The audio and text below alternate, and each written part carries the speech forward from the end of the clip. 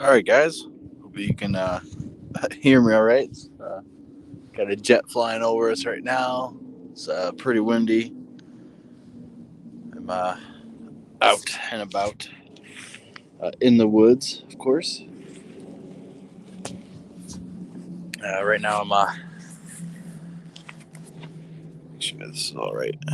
Right now, I'm on a bridge over top this creek system right now, uh, surrounded by swamp on each.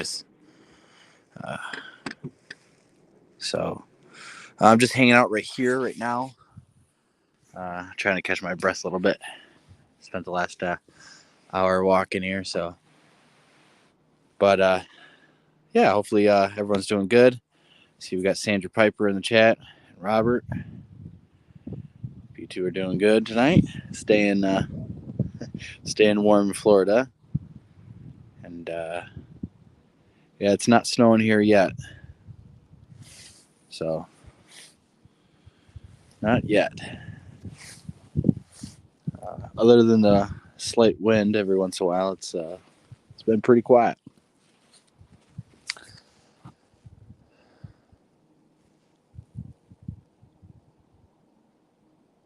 So we're gonna go walk around and stuff. Be out here all night. See if something happens. Of course, get it live. Try to capture it on the thermal camera. I mean, night vision camera. Sorry, night vision camera. And then I have my audio recorder going at the same time. So should be a pretty good night. Definitely feels great. So I tell you what, I'd rather be here in Michigan with this weather than getting my ass chewed up with bugs in Florida. I've been there, done that. Yeah. It's just so beautiful. I wish I guys could just see everything that I'm seeing, even without lights on. You can see pretty good distance.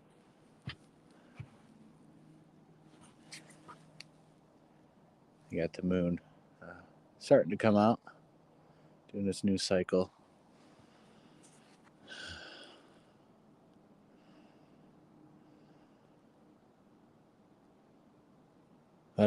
Packing kind of heavy and stuff. We're gonna put some miles in. Put about 8 miles in. I'll probably guess, maybe a little less. I brought my tent just in case if it gets too windy and too cold. I can set it up real quick, quit, and get it get warmed up at least. Or at the very least, I can wrap it up myself like a blanket if I don't want to actually put it together, and that will keep me warm too, if need be.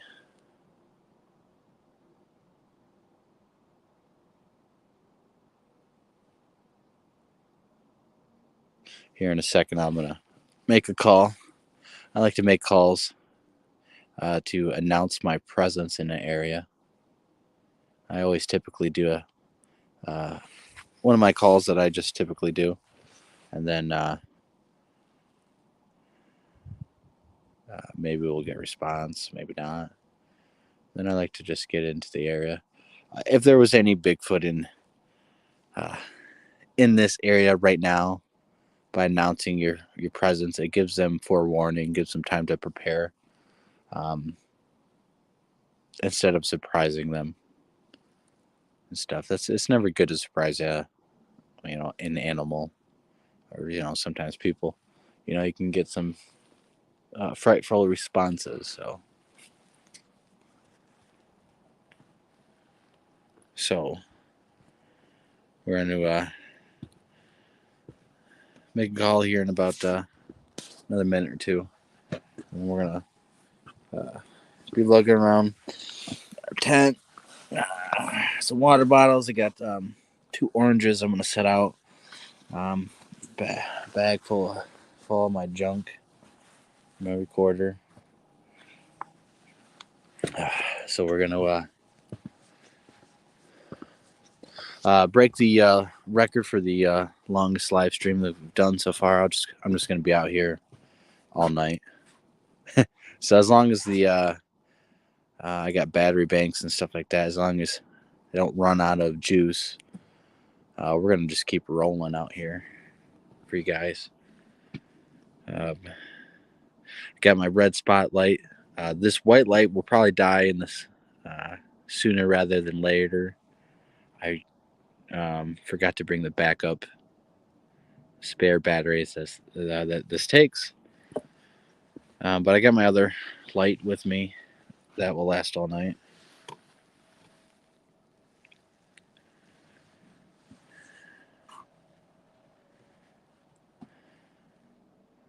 We'll be on the trail, then we're going to go off trail in some of these spots as long as it doesn't get too windy out. There's some gust of 40 miles per hour earlier in the day, and it's possible. Right now, there's just a gust of about, 20 miles per hour plus. So as long as it's not too crazy, we'll go off the trail in the middle of the woods.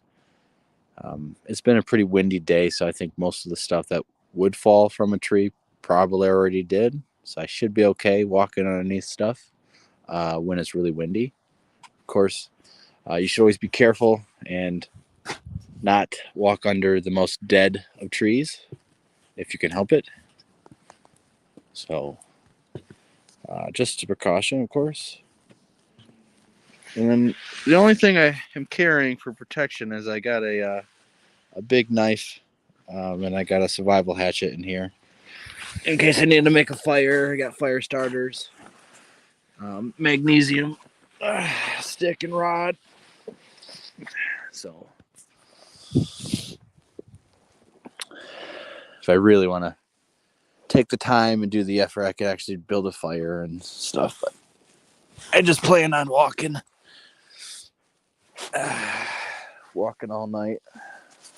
Maybe resting, wrapping the tent as a blanket to rest. That's probably about it. So we're in the prime time hours right now of Sasquatching. It's from 10 to 4 a.m., 10 p.m. to 4 a.m.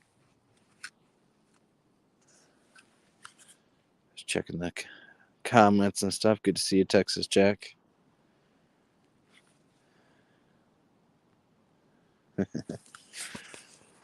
I definitely will be sleeping tomorrow.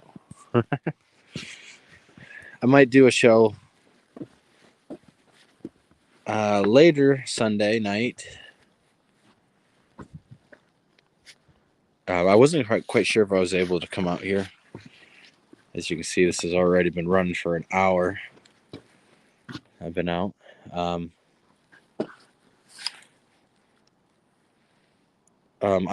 was gonna do a show if I wasn't able to go tonight, being too windy and too crazy out. I was gonna do a show on AI photographs and AI enhancement of stuff. So I got a show lined up. So we might do that tomorrow night, or Tuesday or Wednesday.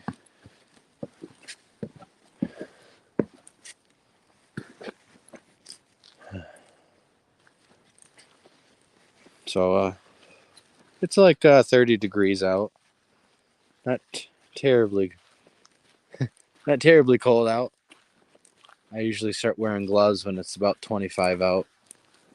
And if it's snowing, you gotta wear gloves because you get wet. So as you can see, it's gonna be kind of thick in some spots, but there's no leaves or anything yet, which is nice.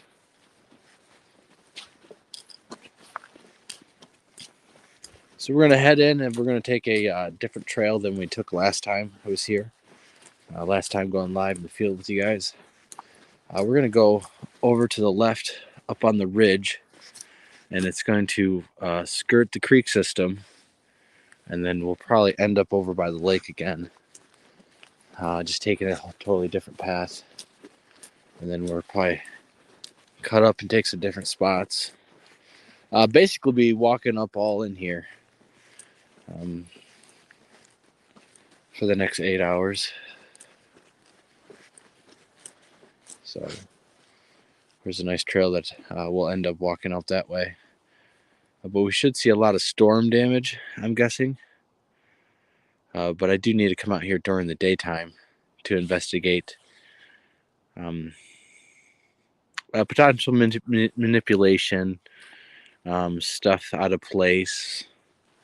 Again, it's been really windy out today, so it would be really good to be able to get out tomorrow night or tomorrow. I won't be able to, but to investigate the whole area, to take notes of what's fell and where it's at, and then over the next week or two, if you're able to get out, check to see if any of the debris is moved, especially if there's no storms, there's no more wind. If the debris has been moved around and then manipulated, you could tell that it fell by the storms, and then it's been moved and manipulated out of that spot that it fell. And the only way to do this is continue to go into the same spot over and over again. And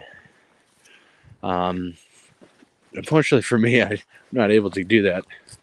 Being a dad and with the family and all that, as much as I used to, but seasons change, and I am able to get out a lot more now, more regularly, in the field and live, actually, which is really nice. Being able to go live with you guys is a big step up, and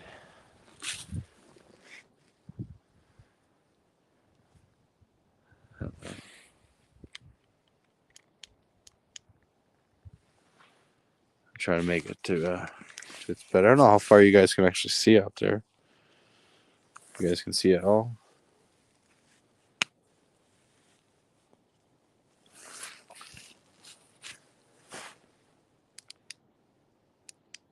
It's as bright as this light will go.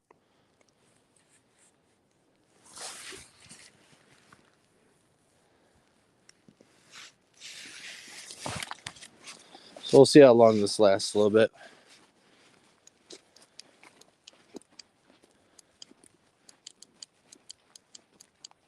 So I want it to last long for you guys. So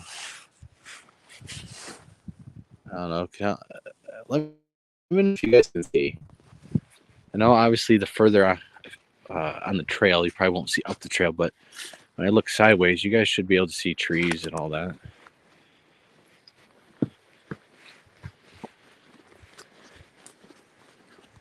So I got to go up and down these ridges and up and down. I haven't been on this section of the trail in a really long time, actually.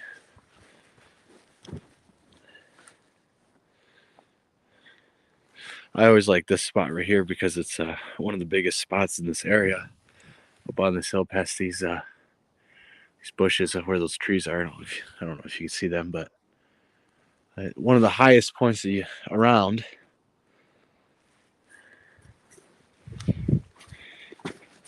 In Michigan's, a lot of flat spots here in Michigan.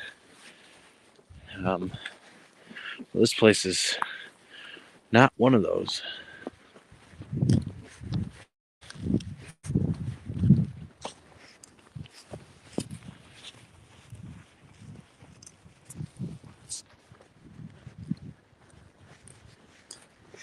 And of course, like always, it's just me out here, going solo, doing what I do best.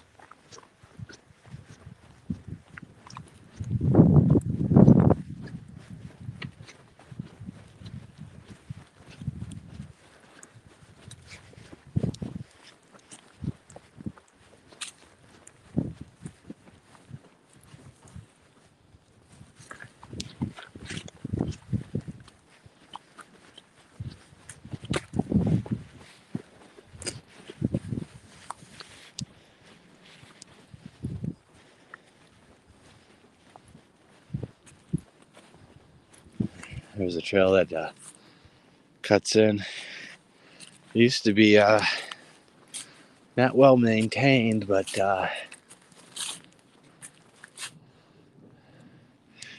the looks of it, they've started to maintain it. So, but we're gonna go this way along this creek. The creek is gonna go around and circle, just because it's a very nice ridge system with different levels and points where a Sasquatch, from my experience, in my opinion, is going to have more favorable terrain and barriers to stop me from be able to chase them and stuff going up and down this, and also the creek system. They like to have that as a barrier. Also, having something being able to move through the water, potentially hear that, is good. And I'm up on the ridge looking down, so might have a better chance to spot stuff.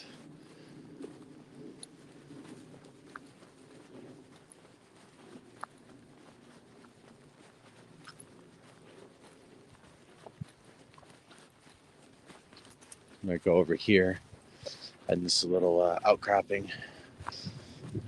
I'll make a call. I had to get out my other headlamp to get that ready too.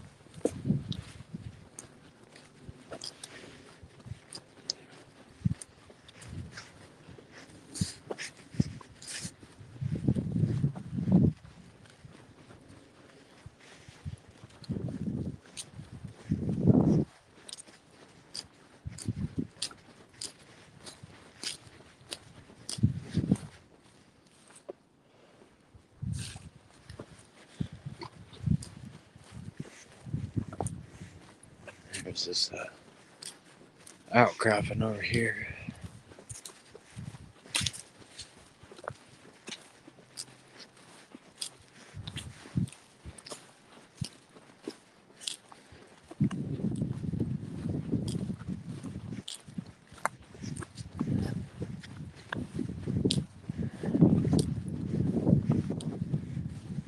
Sometimes people have fire right here or over there, but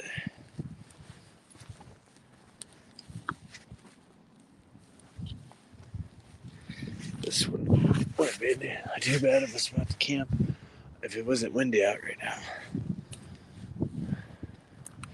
I don't know if you guys can see down in there, but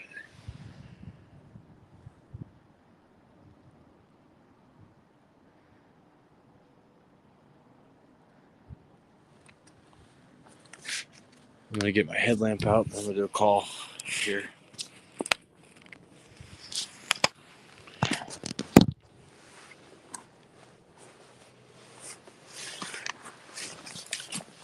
I wouldn't say I'm brave. I just, just doing what I like to do, going on an adventure and searching for the truth out here, trying to document it. Regardless, I think this is just really good for the mind, body, and spirit being out here. Even in, daylight, in the dark, doesn't matter. I think just in the dark, you're just more on edge, more alert and guarded, and your senses are being worked harder and in different ways. You're always constantly on alert. I think it's really actually good for you to be able to experience this stuff, because the more you do, the more you don't get wigged out. You don't get as scared, and maybe you react better in a situation from having some experience of just being out here.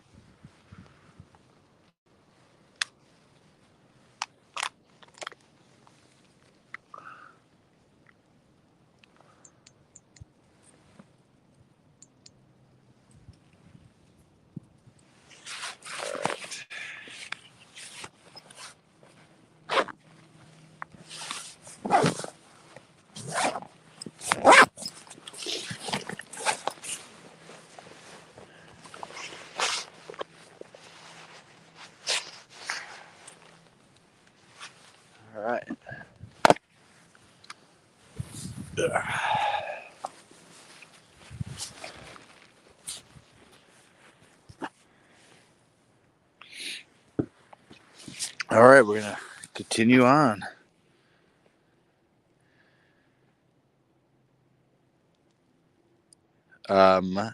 No, Robert, there's no campsites at all around here.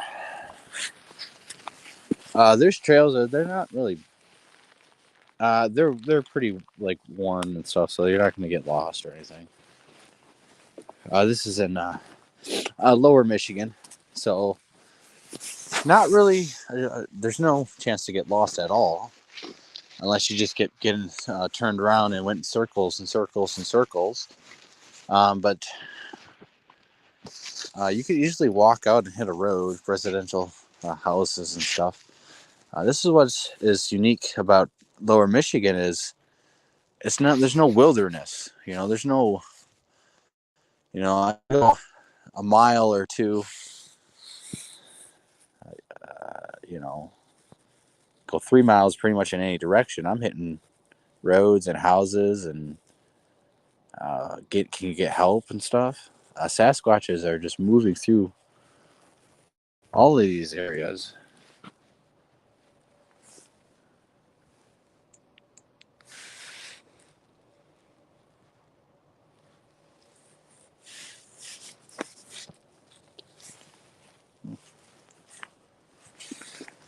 See, this would be the only type of markings, and this is actually more than I've seen pretty much ever. So that's about it. I mean, yeah, it's about it anywhere and stuff. There's no signs and stuff like that. On the trails up north and some of the other spots, 2 tracks, they have signs for walking and motorized trails, but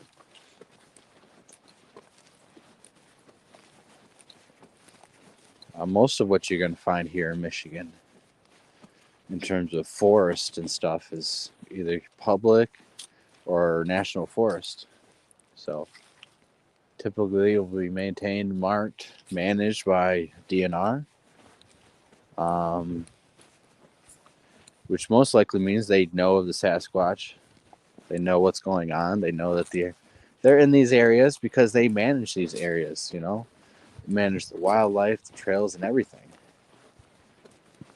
I mean, you guys, it would be pretty dumb if they didn't know what was going on.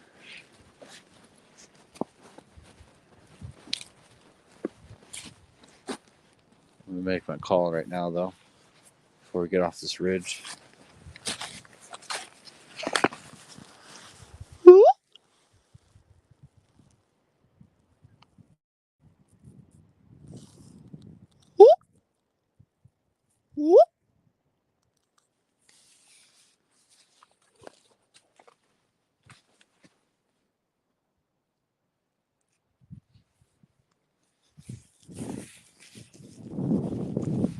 So those are just 3 little. The middle one was pretty loud, but 3 low whoops. Very short.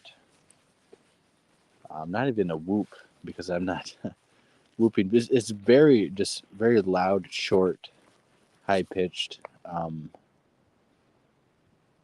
I guess a quarter whoop or a half beat whoop or something like that. Looks like this. Got some blowout from this tree. You can see it fell from there. I don't want it to happen, but don't want to be around it. That's just gonna fall down. Now we're gonna start to curve around, and then it's gonna start descending down the ridge. And I'm gonna be going lower. This is mixed hardwood and stuff, softwood. There's some pine in the middle of this, very unique pine, and there's some valleys and some pretty cool spots during the daytime that are just really breathtaking. But the pine is also surrounded by more mixed wood, which is mostly of what this is. And then the low spots, there's swamps. Pretty interesting spot. Lots of different terrain features and spots for Michigan. It's not all just flat, and it's not all just marsh and flooded spots. And you do have some old growth trees and stuff in here. There are a few.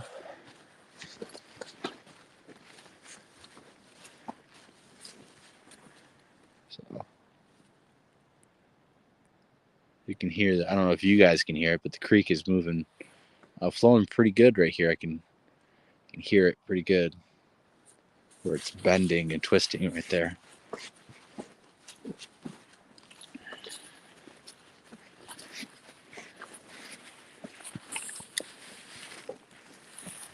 Be nice to find a nice footprint out here. The odds are not in my favor being at nighttime and me just moving through areas and stuff without really searching. I have found some prints in here a number of times. I have pictures of them on the Facebook page. I have found a single track that went across the trail like this and went that way, and they got ran over by bicycles and stuff. I showed that to Cliff. He thought it was interesting, but the most simplest answer would be a black bear. To which I said there really are no 100% no confirmed black bear here at all. But that doesn't mean that they won't move through this area. So here I am going back up.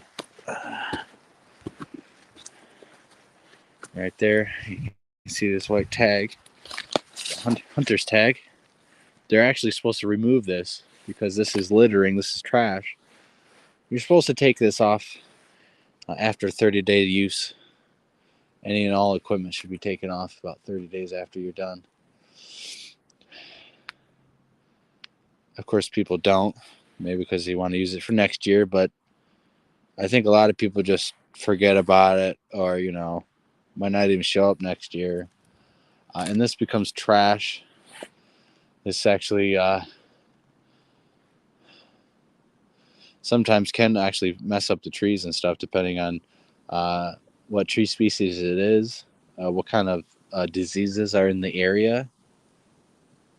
And there's a lot of different diseases hitting oak trees right now, hitting pine trees right now.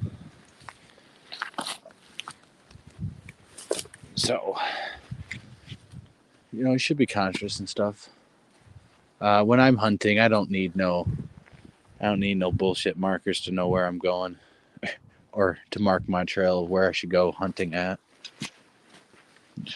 You should have a brain. You should remember where you walk into at, even at nighttime.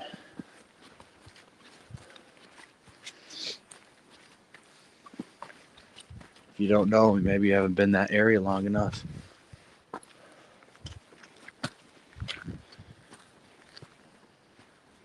I'm kind of particular about hunting and stuff. I've hunted with groups of people, small game, and did not like that experience very much for a number of reasons, but fantastic with other people, of course.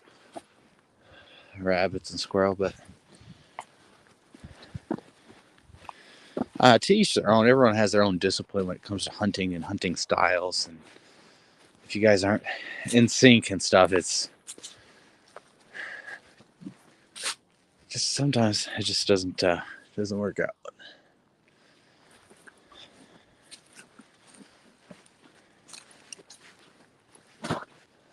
It's also why I kind of like being alone and doing Sasquatch and stuff too, because I can do what I want to do and not get focused on other things, or not go as far as I want to go, not put in as many miles as I want to put in.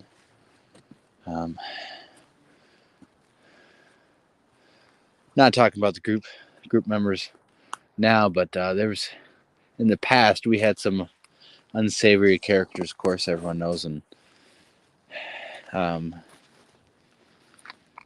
people just didn't want to go out and do the work, or wouldn't be out long enough to experience anything before having to take a break or go back inside. When these people are physically capable of doing so, it's not like they're disabled or anything.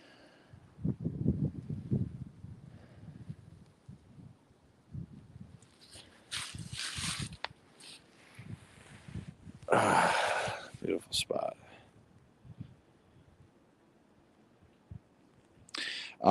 This is an area of Sasquatch and not too far from dogman sightings, actually.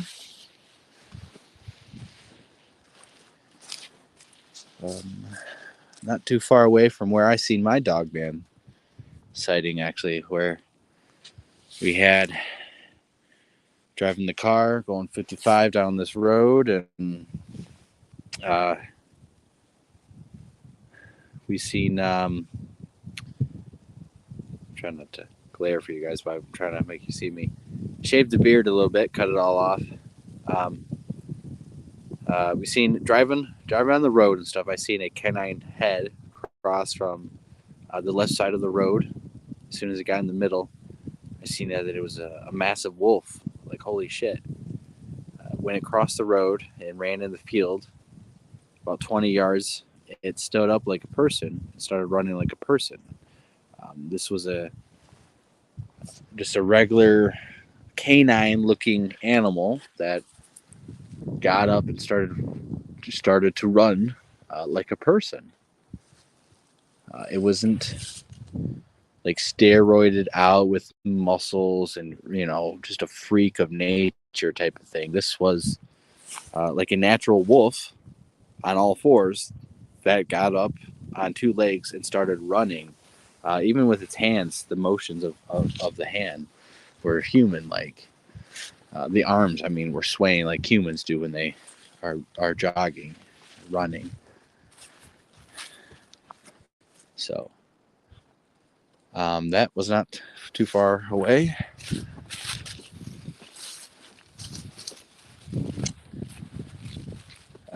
So the possibility of that being an area, of course, is never zero, I guess.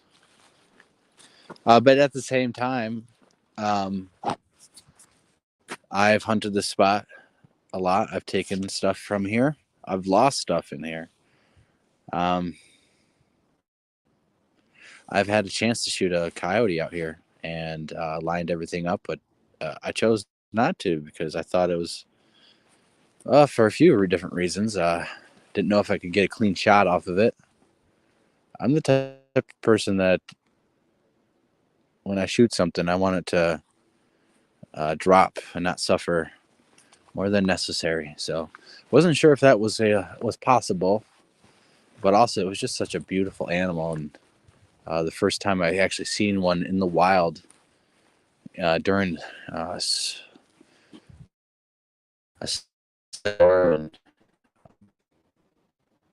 I guess it just took me off guard. I was just so surprised that I was able to sneak up onto it without it hearing me. And then I seen it come out and it went into the swamp, frozen swamp and stuff. It was very beautiful, but I could have shot it behind the ear. I chose not to, though.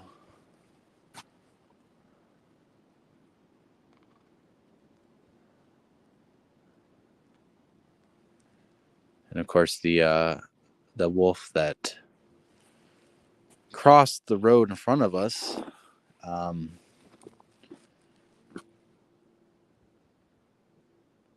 wasn't the same one or nothing. Doesn't, but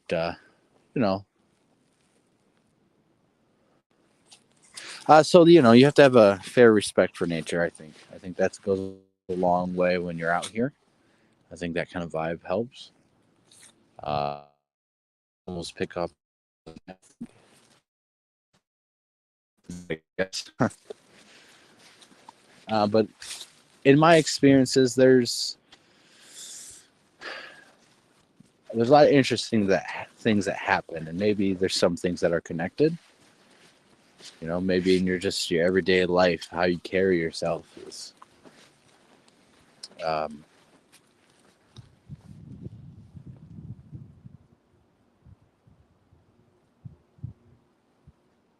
is important, even when you're out here carrying yourself. Having discipline, having faith. I think. I'm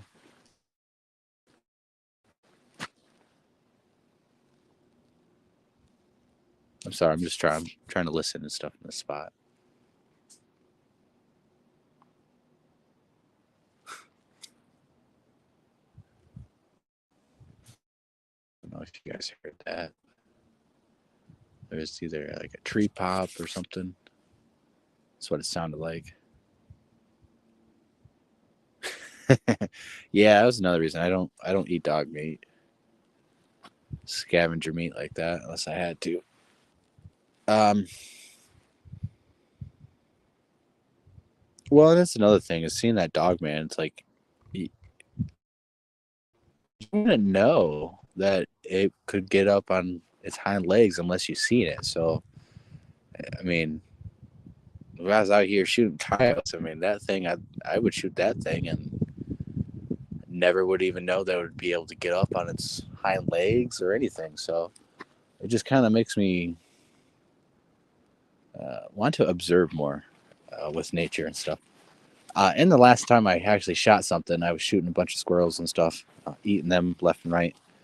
Um, the empathy kicking in stuff and having the squirrel look at you as it's dying, and it doesn't have a very good look on its face.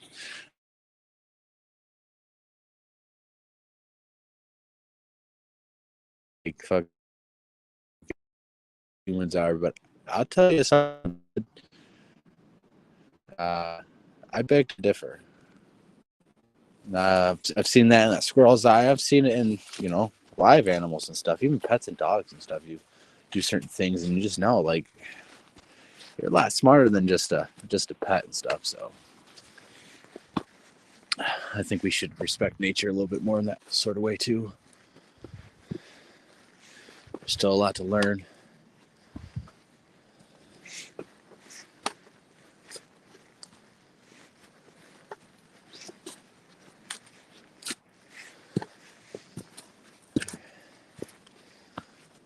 Got the street. Now, don't be fooled or anything by having these rocks be up here. This is a well-worn trail, and I would see no reason why a person wouldn't do that, because I believe there's another spot over here where there's another rock on a peg, if it's still there. If this was Sasquatch and stuff, the only way to be able to confirm that it was is, say, if I passed it by, there was nothing here. I came back and there was something here this very night. That would be significant. Then you would, if I was to suspect a Sasquatch actually did this right before or tonight, there could be possible oils on it and stuff. You would actually want to collect the rock without touching it with your hands, using gloves. Collect it, bag it. There's oils, possible trace DNA on it, and fingerprints and stuff too. So when you do come across real evidence that you think, don't grab it, don't touch it, don't handle it first.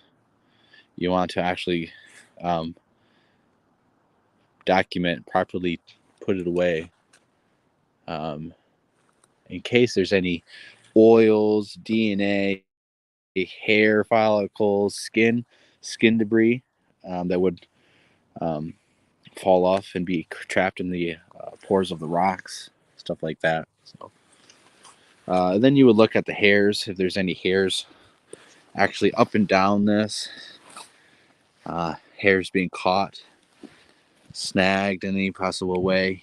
And then, of course, you would want to bag that up. And don't rush anything. If you start seeing hairs, don't, make sure you have steady hands. Take a deep breath. Take a minute or two to collect yourself before you collect the evidence, so you don't mess it up. But I just think that people, and until something exponentially changes that situation, the most simplest answer is probably the right answer.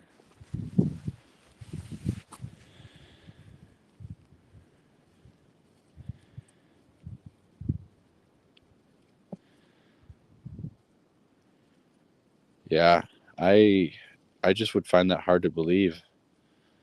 I mean, I've had people out with me witnessing stuff at the same time, and it can't happen in both our heads at the same exact moment. I've experienced stuff by myself, which I could have had the capabilities of going live all those years ago, but I mean, I've been yelled at, I've had stuff happen. Now I'm just trying to capture it on film and on audio. I mean, I ain't fucking crazy, man. It's so fucking stupid that everyone hounds on us and demeanors us and just fucking spits on us, looks down on us and shit. Even people who are in the community who half-ass believe but want to be smart, skeptical jackasses, just like, look down at you and, dealing with that for a long time, it can make you question yourself and ask, why are we out here? Shit, like I'm gonna spend 8 hours out here freezing my ass off, getting cold, walking, getting sore, getting tired. There could be a lot more better things to do, right?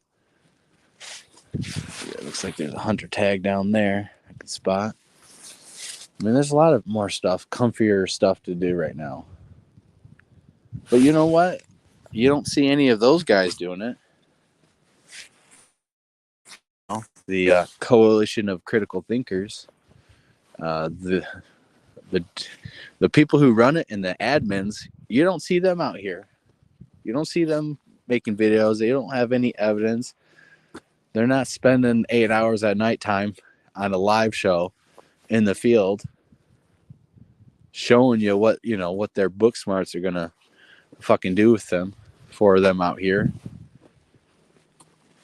But they're gonna hound us for just simply being out here. I'm just out here with the camera and audio. Like, ain't nothing special going on. The only hard work is having the endurance to be out here. Not being scared, just be out here. This is a nice spot that I like to look at. This has got washed away right here, though, but during the daytime and stuff, it's a nice, peaceful spot. I mean, tonight's been pretty quiet. It's still pretty early, but I mean, most likely there's nothing that really will happen tonight because the odds are just not in my favor. But if I keep coming back here every weekend if possible, or every other weekend, at least, one of these times, something might fucking happen. And I hopefully will get it on camera. If I keep coming back here more than enough, often enough all year, stuff should happen. I've had stuff happen here a number of times, so. And if they're the same ones who keep coming to this area, they should recognize me, prompting them to hopefully do more stuff. So there's a lot of factors coming into this. It's just not going out every time to have stuff happen. I mean, that's partially why I don't put videos out of just me going out in the woods and there's nothing happening, because I'm not a content creator. I love these live shows with you guys because anything could happen. I'm doing what I would normally do. But if nothing happens, at least have you here live, and the possibility for it,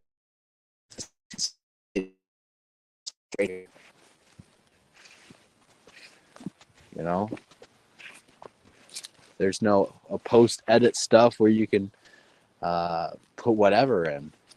If something's happening, it's going to be here live. I don't have to draw a red circle around it. Either you're going to see it and experience it, or unfortunately the camera won't capture it. I'm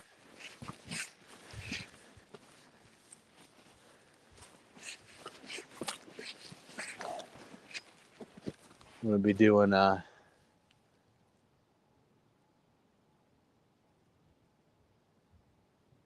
hear the geese over at the lake.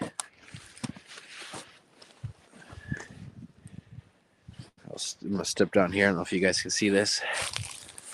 Try not to drop my phone. See if you can see how steep it is and stuff.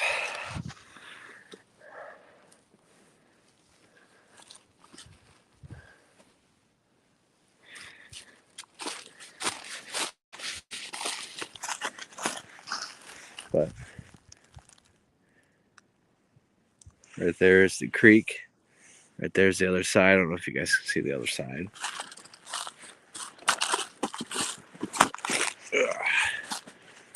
But,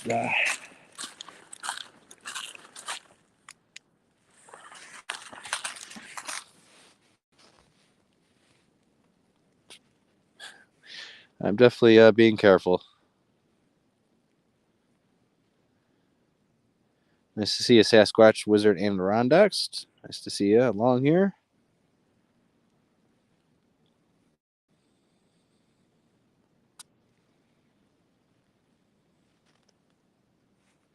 I definitely agree with you there, Sasquatch. Boots on the ground is the only way to go. If you can't do it, you can't do it, right?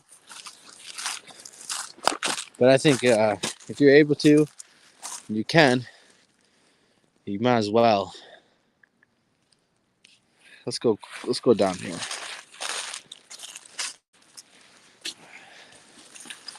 Be careful not to break any bones and lose the phone.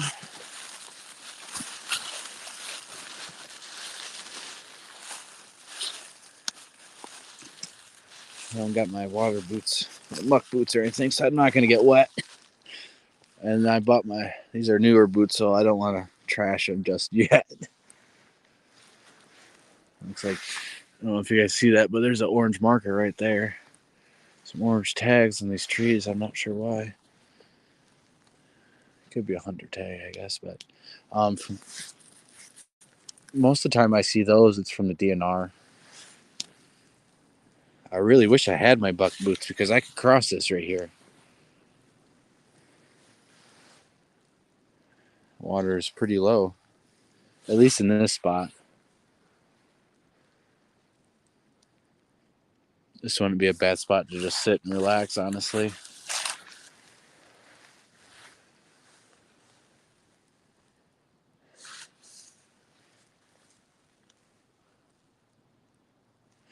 But we're going to put miles in, so we're not laying down just yet.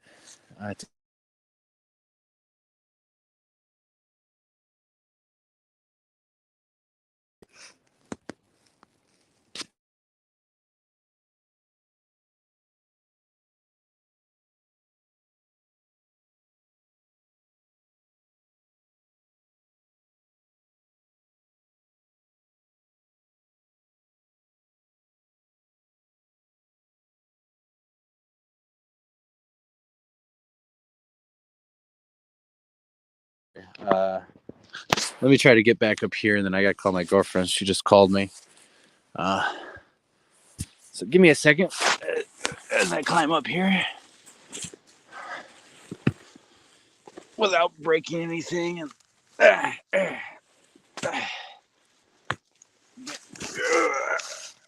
stuck down here.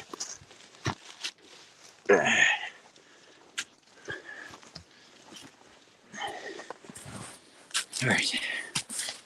All right. Let me call her and then I'll be right back.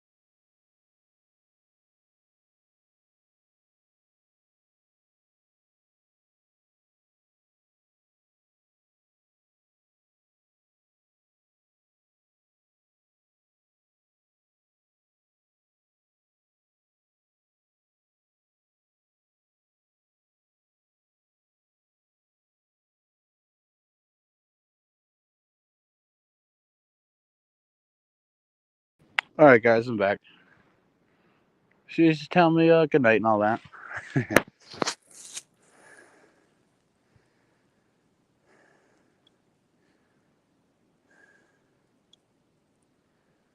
Catch up on the chat for you guys. How you doing, Rob? I see you joining us and stuff.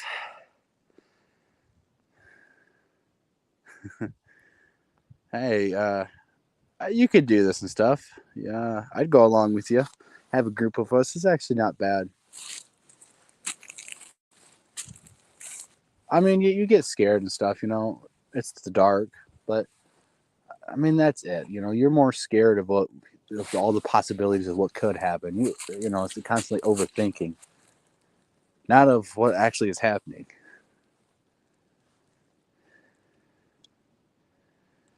Sometimes when activity is actually happening, um, sometimes I will actually feel like there's someone watching or there's something going on. But that doesn't always mean anything either, though, because um, sometimes you have to know the difference between intuition and the bush willies, being scared and having your perception changed based on your fear. You hear stuff in a different way. You might feel like there's something watching you because you're scared. Intuition is your instinct and senses actually picking up on stuff, being in the environment with you. And that is not based on your fear. That's not based on your emotions and stuff. So there's a difference.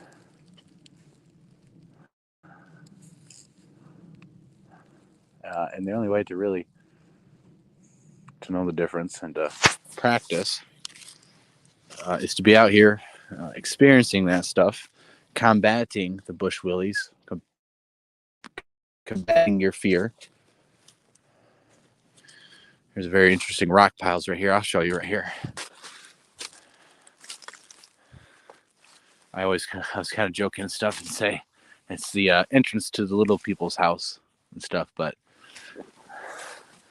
I will be completely honest with you. Is I honestly think that there's a lot of rocks right here. There's might be a rock mound here, a Native American rock mound, because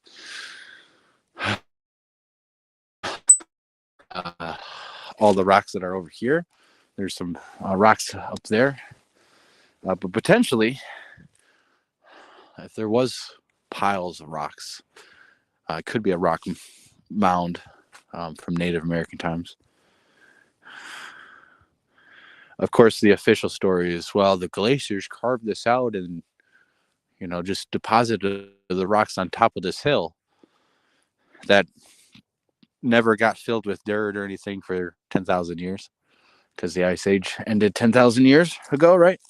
So all the rocks and stuff that happened were 10,000 years ago. So you would have 10,000 years of soil and dirt and erosion going on. But some of these rock piles that I personally have found, and we have come across in other areas, and other people have found that they suspect, I've never been there, but they suspect it never has 10,000 years worth of soil put on top of it. So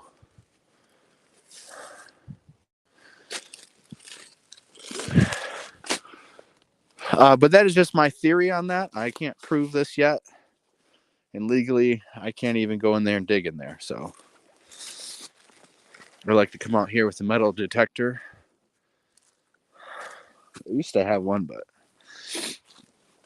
I need to get a newer one, and it'd be nice to scout that out. And it'd be nice to hook up with some LiDAR teams, because there are some mounds and spots that I would love to fucking LiDAR and see what is in them. Because I know there's a handful right now I could take and go.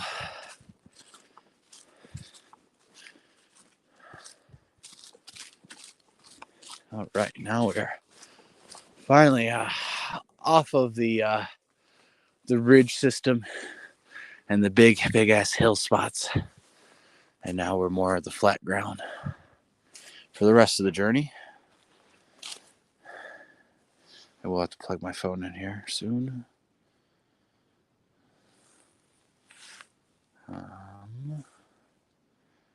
Catching up. Hey, Central Florida Bigfoot. How's it going, Matt? Don't flag. What do you mean by that? I'm not sure of your Southern Florida terminology. I'm a Northern Michigan boy, man. Sometimes we speak different languages. I was catching your live show a little bit, getting ready, prepared before I headed out. It was awesome seeing you guys, doing the work, putting the work in, and talking about the thermals. And then, yeah, you got to have some pretty decent thermals and stuff. We had that, but that one government guy just stole it from us, and he stole equipment from other people too, which was funny. But that's the past. We move on. Doesn't matter. If they're desperate enough to have to steal from poor people, then I'll let them do that. But yeah, if I was gonna have actually one of our members, he has it's a flare. What is it? It's a 650 resolution flare. I can't remember what it is actually called, but it was like $1,500 or around that price.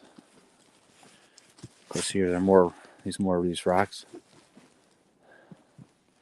There's a number of these rocks scattered on these hills, and in different spots that I've come across in Michigan. When you find a random boulder like this that's on the hill, that's not covered with moss, or that's not covered with 10,000 years of dirt from where the glaciers deposited it, it seems out of place, or it seems not as old as the official narratives would be. And this is my theories on this, and my findings is that some of these rocks are pointing to other rocks, and are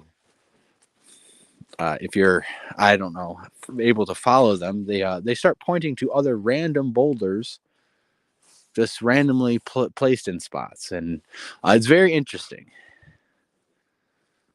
And I have also found rock mounds along following these lines,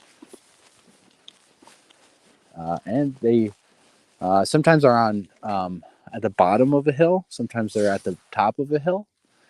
Sometimes they'll be next to a water source. And depending how the rock is pointed, and sometimes it's the feeling of my gut intuition of where I should go, I actually will go and find other rocks and boulders. And I have documented this in older stuff, in older videos. But I'll show you what I mean and stuff. So here's a rock here. It's covered with moss and stuff, so you could tell that it's actually been exposed and covered for many years. But right here, what we have is a deposit of all these rocks, and this is probably about six foot across by maybe 8 foot in length.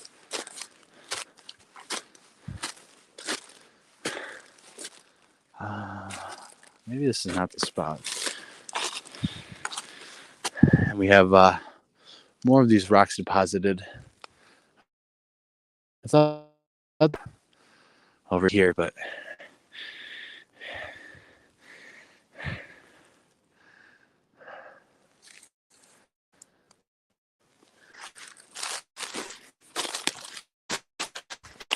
I'm not a rock expert and stuff. I don't know if these are granite or something. And they got this kind of crystal stuff in there. Put that right back.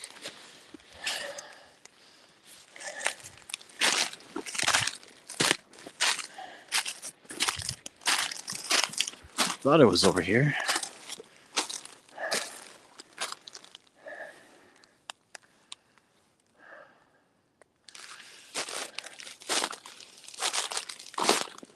There's a hunter tag right there.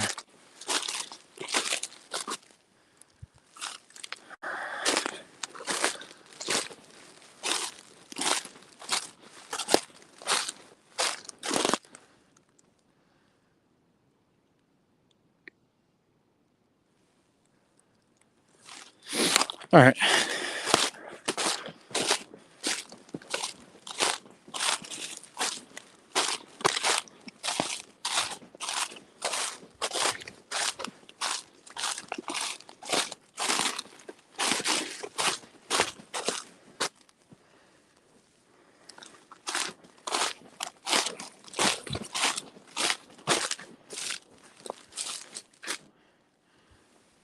Huh.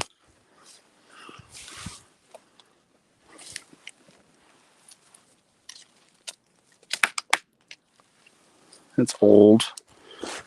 I just thought it was interesting that both of those were snapped over, but it's old and it could be just natural stuff. I mean, unless it really catches my eye and there's unexplainable stuff that I think caused it.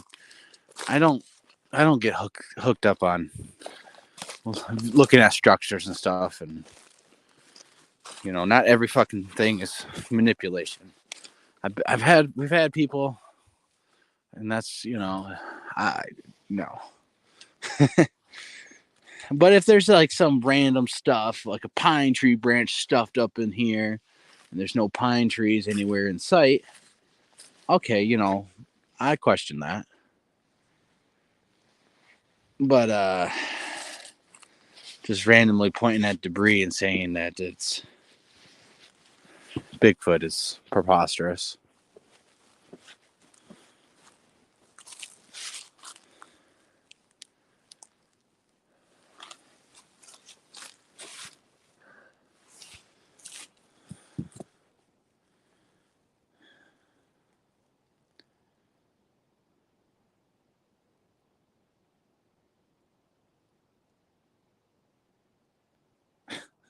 You flagging to mark the trail? Is that?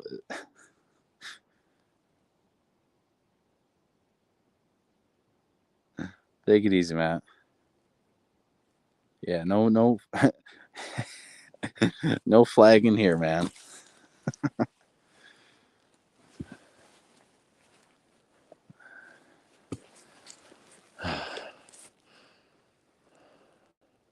Nope, no flagging here, man. I, you know, to, you go in the area during the day, you investigate it, you investigate the crap out of it a number of times to where you can pretty much can find out, not get lost, be able to get out of the area.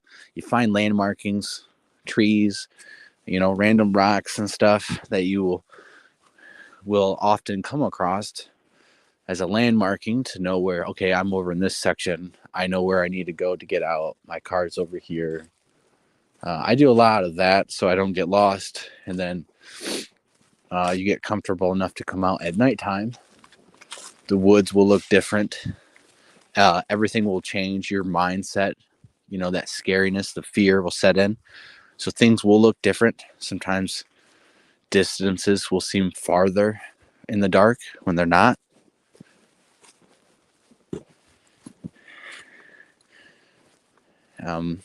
But you learn during the daytime, so you can come out at nighttime.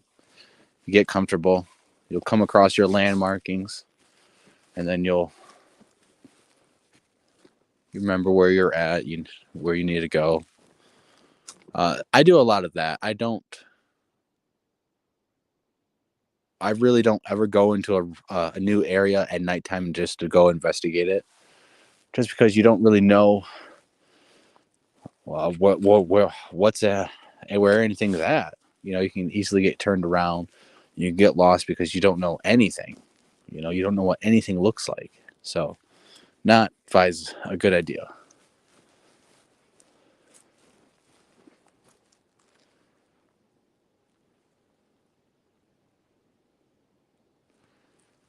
It's pretty quiet out. There's not even birds or nighttime birds going.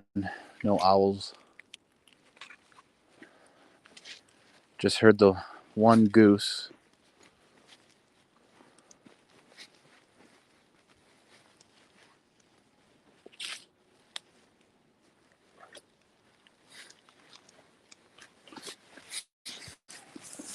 That's my phone at.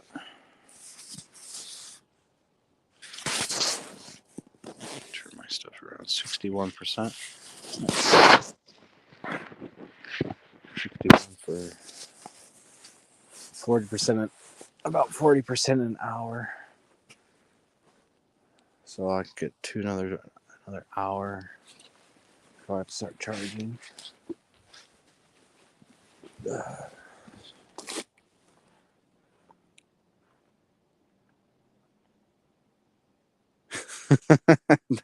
That's hilarious, man. That would be funny. Love that. I love that.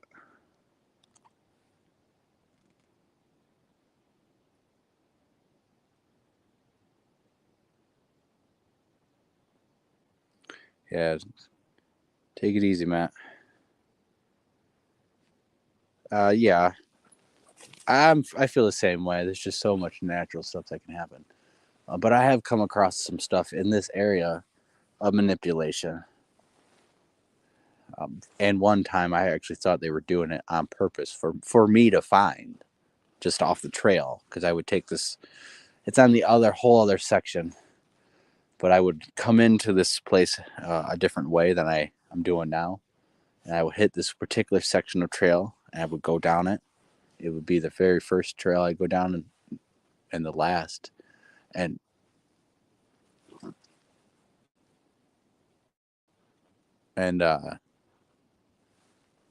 I would start finding manipulation and stuff out of place, basically pine tree branches placed into stuff where there's no pine trees for 200 yards and 200-yard radius.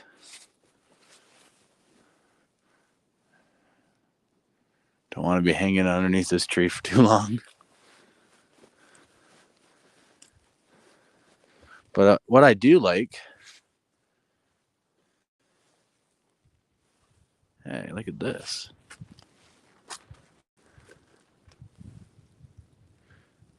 So now this, I would definitely say that this is probably placed up in here.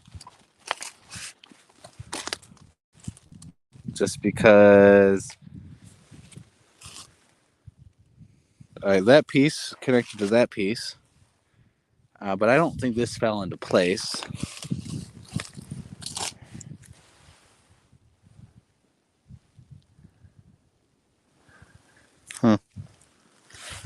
That's definitely just random. So this is the stuff that does catch my eye. But it's so next to the trail that a person could have done this. Now, and see, you even have this right up in here, which is interesting. Now, this could have just fell and got caught. It is right next to this trail, right? So a person could have. Now, why would a person do this? Are they trying to fool Bigfooters like me out here? It's one reason why you'd ever give up your location, because you don't want people to know where you're at to try to fake you. But just say common sense, an average Joe person hiking on this trail probably would not take the time to lift this up and line that up, put that there. What are the odds of this falling out of a tree, falling here, splitting in half, the other piece is right there, and that stays there. And then that one just falls after and catches right there. Okay, but where did this come from, right? So you take a look right here. Of course, you look around at the debris and where everything's at. So we have this right here, but this has been on the ground and has moss growing over it, so it's been on the ground for a lot longer than this. So when you come down in here and you look, is there any root system here? Is there and you can see that no, there's no root system. That this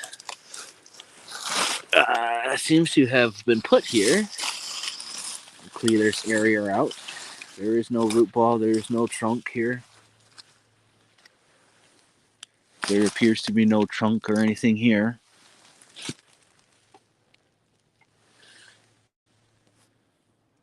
I just wish it wasn't next to this fucking trail, because, you can't rule out people. But this is one thing that I find interesting. Maybe it's a hole in one, a 1 in a million shot of nature. It could happen, right? I'm trying to look in and try to find any fibers or of hair. Maybe hair or something. So next we're going to look at, I'm going to lift this up. Okay. So you guys can see the impact right here broke this and split this, right? Move this out, Sarah. So this might have just fell. It fell into place like that, snapping this off like that. Later, and again, this is, I don't know where this came from. This was placed or fell, maybe. This is a standing tree. This is not a tree branch. This could be a tree branch, I guess.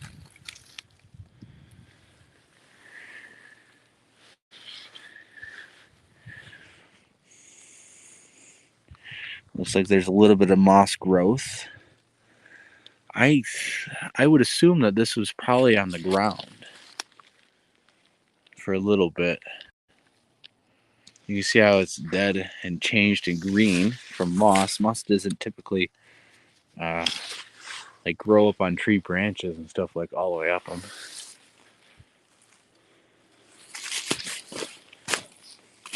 What do you guys think? It's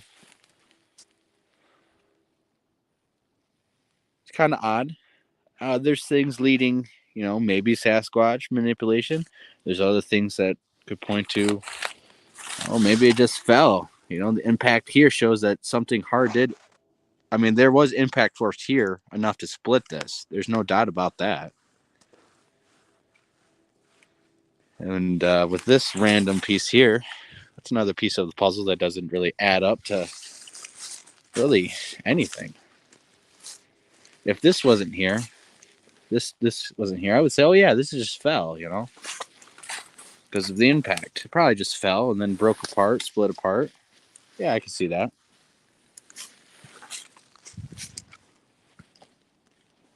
So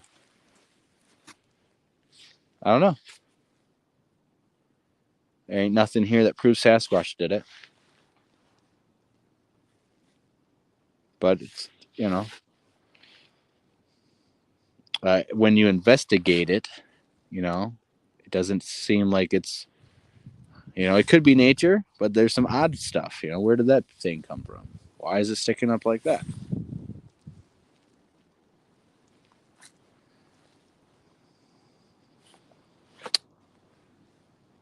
And this is where you're left, and this is what you're left with when you actually investigate or some real deal stuff, and you find some odd things. You're just left with odd things. You don't have an answer for it, right? A person could have just actually did this, you know. Maybe he just picked it up, slammed it on there, it broke the branch, whatever, and then he laid that up there for who knows, right? Just a random reason.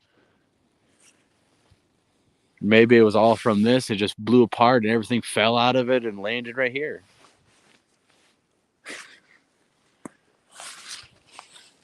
That's about, you know,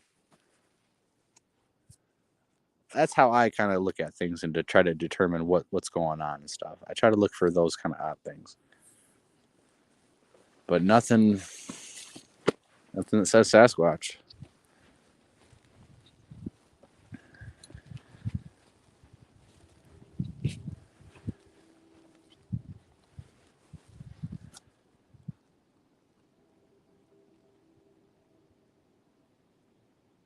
Well, I try to be aware of my surroundings because if you're not, you're going through life unguarded.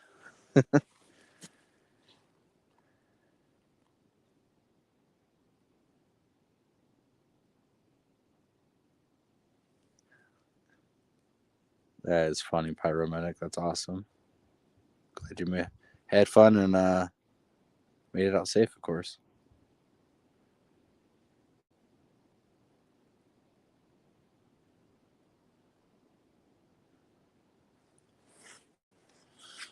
All right, let me turn it back over for you guys.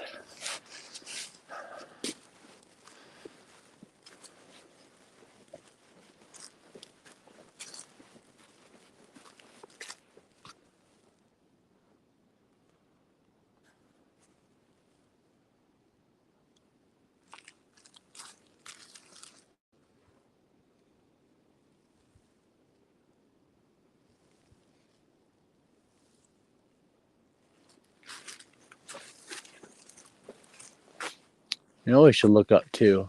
I have a bad habit of sometimes forgetting that.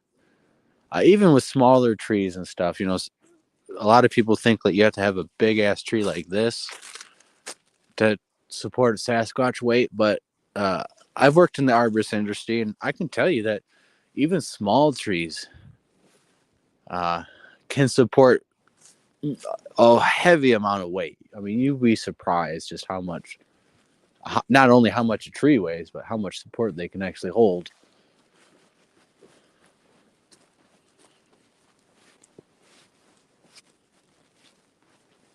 So I'm always constantly trying to remind myself to just glance up every once in a while.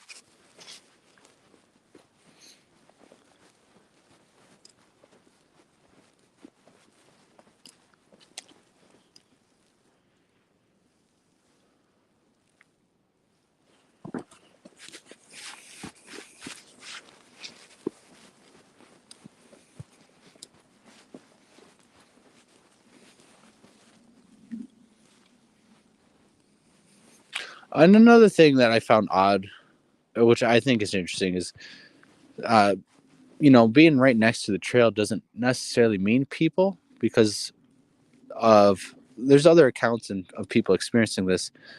Some people think they put markers right on the trail or next to trails for who knows why, but they find a lot of stuff that's uh, along the trail and stuff. So they're just a broken piece of stuff. But what is interesting is how that this is all.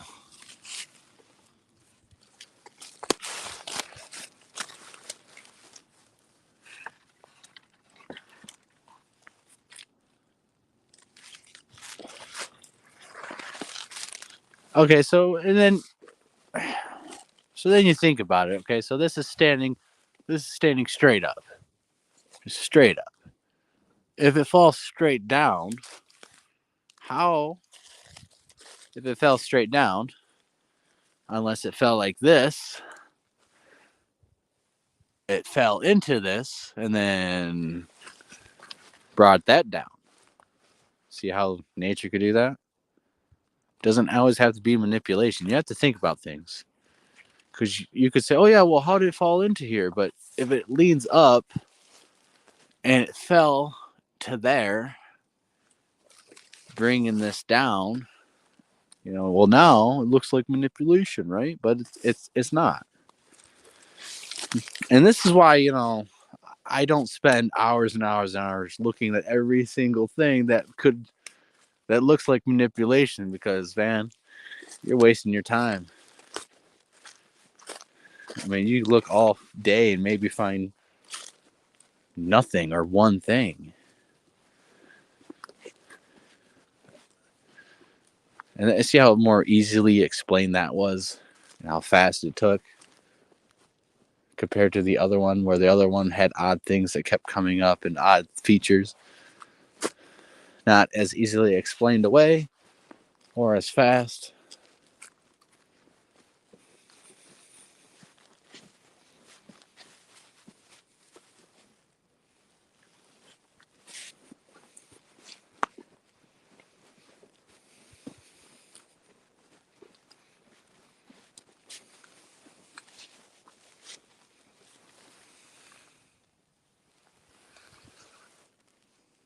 I really need to start looking into rocks and stuff. Especially when I'm in these other spots with more of these mounds, I think.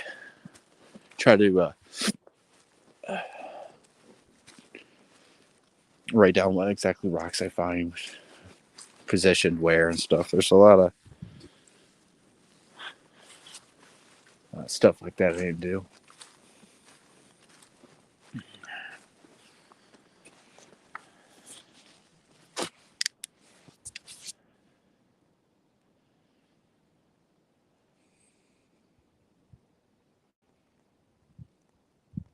Oh, that's probably why. I flip it that way. You guys won't see my finger right there.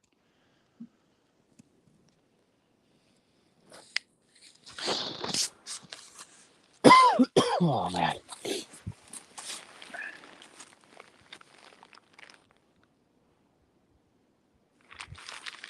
There's something on the ground. It looks like a hunter tag.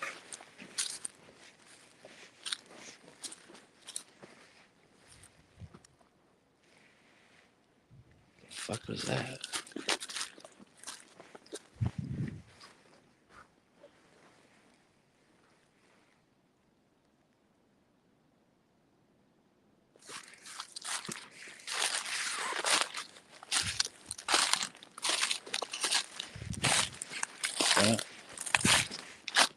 Another hunter tag.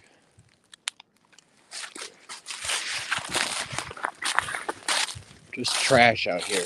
That's what the fuck that is. Just trash. Bullshit trash.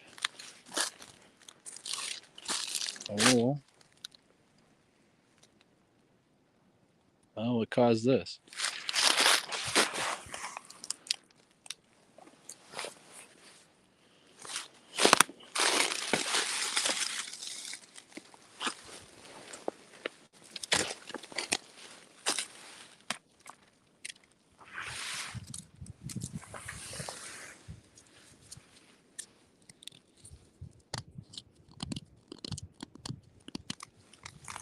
Feels like it's rotted.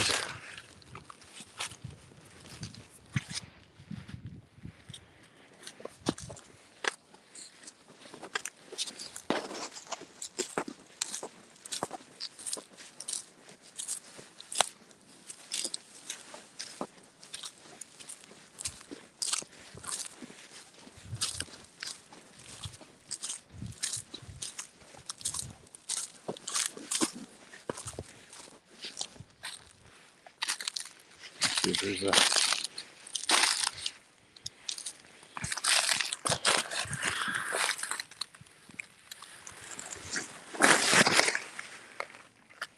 Oh, that one's not too hollowed out. Sometimes there's animals up in there. You can you can see a spot.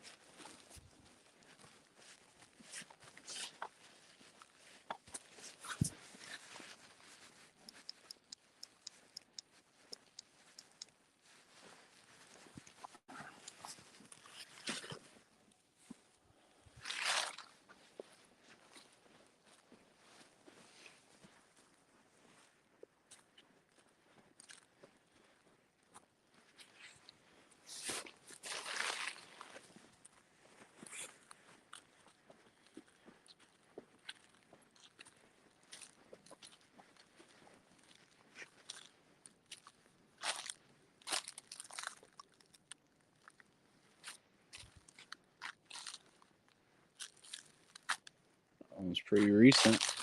I like to check out underneath these trees and stuff. I actually like looking for rocks under here, just because these rocks haven't been exposed for as long as the tree's been there. I don't know. Sometimes I just like looking for colorful rocks. But there's old stories of giant skeletons and skeletons being found under these trees. So I always, gotta check sometimes. Wishful thinking, I guess. How funny it'd be just to have a random Sasquatch skeleton sticking out of it. It's like, oh, yeah. Here's the body we all need, right?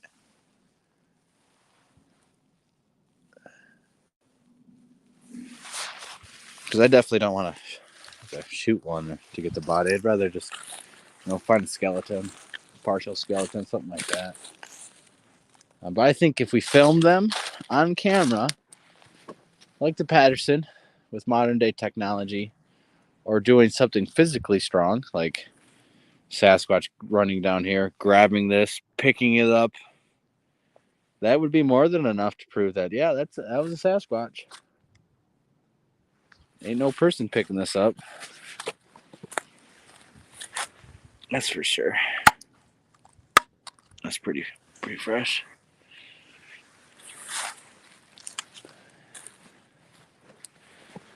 Yep. Fresh.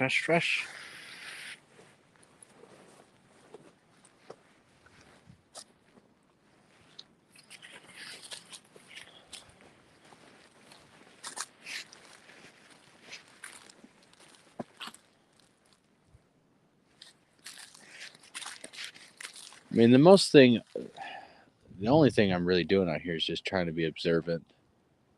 Just observe stuff. I'm actually being really loud, obviously talking to you guys.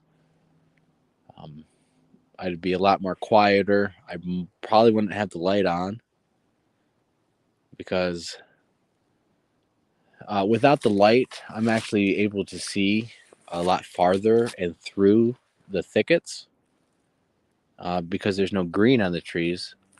When your eyes are adjusted, you can see through the thickets and are able to see any big black mass or objects in the surrounding areas and stuff. So, but with this light on, I'm not able to see through the bushes, and my peripheral vision, I can't see nothing because of the light, which puts me at a little bit of a disadvantage in terms of if something was actually walking up on me, I have to have the beam focused on it to see it. Whereas when my eyes are adjusted, I actually could see something moving up on me. I can't see details of it, but I'd be able to see something move from my peripherals. Of course, you guys wouldn't be able to see nothing, but it's all give and take.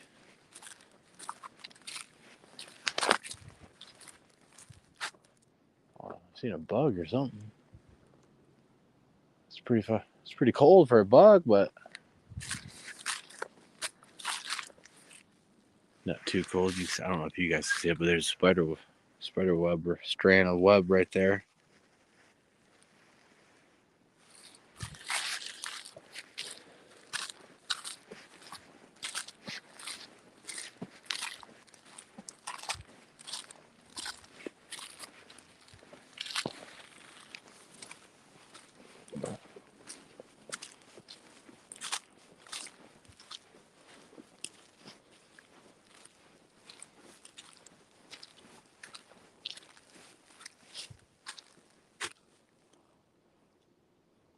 I'm trying to remember if this is.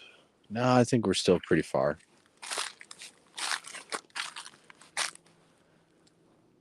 Yeah, I don't think that's the trail I would take. I'll have to make sure because otherwise that must have just happened today, honestly. Yeah, it looks rotten in the inside. Plus, usually when I can't remember what this is called. I think usually when that stuff starts growing on trees, it's pretty like dead on the inside.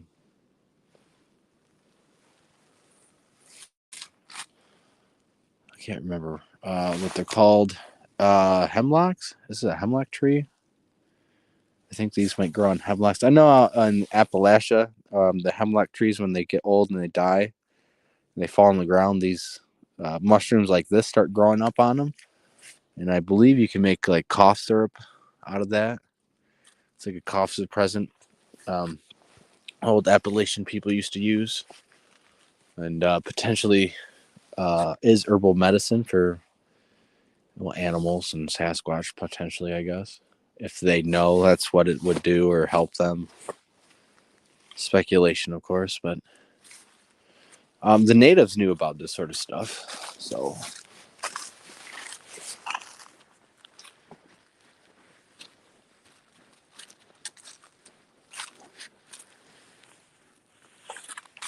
My night vision just kind of dangling and stuff, doing its thing.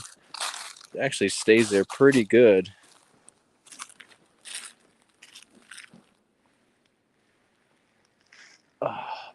I got backup batteries and all that, but I don't really shoot with that unless something's going on. I got 3 hours worth of SD card on that, so I can't run it all night. I gotta use it sparingly.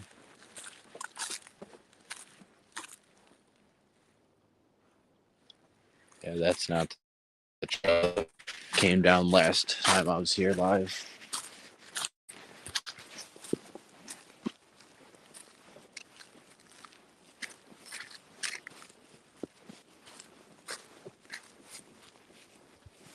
Oh, it was. That was actually the trail. That was that trail then. That must have happened today or the last couple of days. Because when I was here, guys, we've seen this, and this is interesting because the the bottom of the standing tree is placed up in there, guys. Now, did that fall up there like that?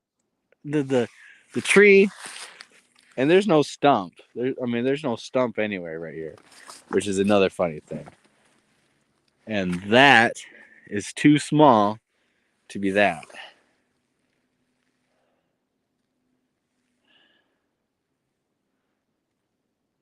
I mean, hell, even if it was connected to that tree, again, how does that piece get from there to up there? But we came over here already, and I believe that this is wider. And I will double check again. I want to make sure. Oh yeah, this is definitely wider. Let me back out of here, guys. Sorry. Is that trunk is wider than that base of that. So how did that get up there? And you know, it's wedged up in there and put in there. So it didn't come from that tree. It didn't come from up there. So this is again one of the stuff that I find interesting. I have to check the video, the live stream last time to see if this stick was here. See how this comes through here? And it's placed up. So look at it like this way. It's gone through here. And it's wedged up right up against this. So it's snug on this so it ain't moving. And that's wedged up in there. I don't know. I'm not quite sure if this was here last time. I have to. You guys can look at the video yourselves too. Because the more often we come out here, the more often we stop and look at this, if there's a Sasquatch watching you look at this and manipulate it, and you come to an area often, they might add stuff to it. They might take stuff away from it. So we're going to just keep coming back here and monitoring this and see if this stuff changes significantly or not. It is right up against the trail. But the unique thing about it is it's on a bend of the trail, right? So, and it's almost like blocking here, blocking you from accessing the creek system, creek edge right there, basically. Pretty odd, I would say. And of course, you have this that got ripped off and probably placed up in there. I want to say that this was here last time, but we need to study this and try to make sure that next time we come here, if there's some more blockage and stuff here, that maybe that would key into more actual manipulation. But very odd indeed. That's the sort of stuff that right off the bat you can tell, oh yeah, that's not nature. That's not normal. You could place something there and see if they manipulate it. I try to see if they add stuff to it. I think if by you noticing it and studying it, looking at it, if a Sasquatch is there to watch you do that, they might change it up a bit to see if you notice it again, or what I think it is if you're able to pick up the subtle changes, like if they are actually doing that and you are picking up the subtle signs, they might make more subtle signs for you to notice, which I thought they were doing at one point. I was coming here every single day before I had kids and stuff, and it seemed like there was some subtle stuff along the trail in different sections. Pine trees that were manipulated and stuff there was no pine trees. Different stuff like that.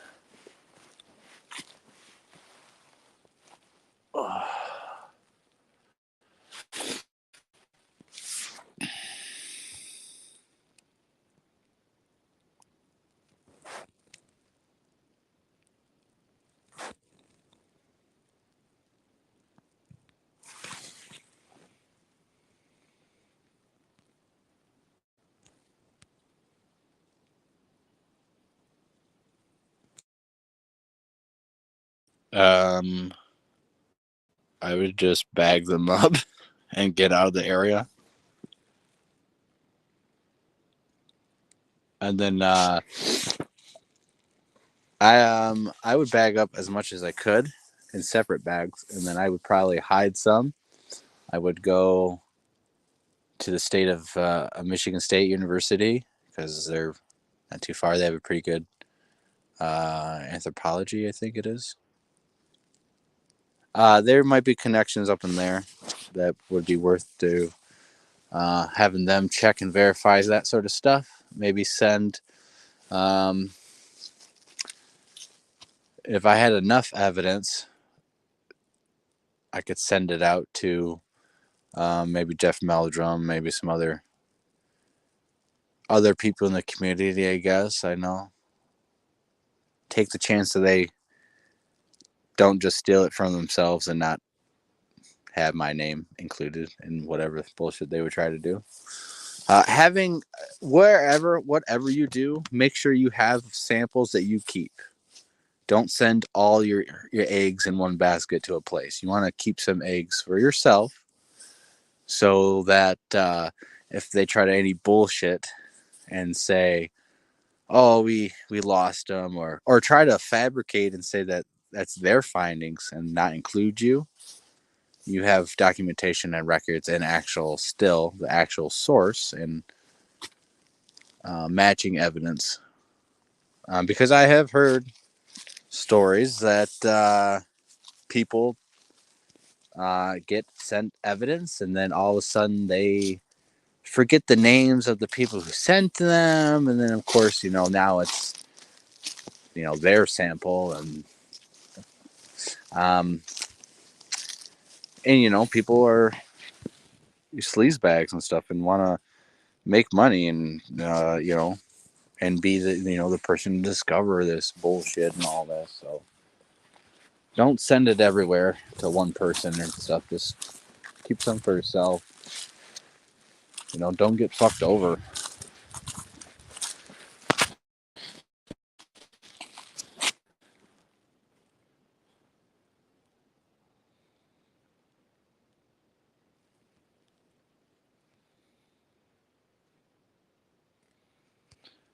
Um, yeah, Kreider was up in the UP with us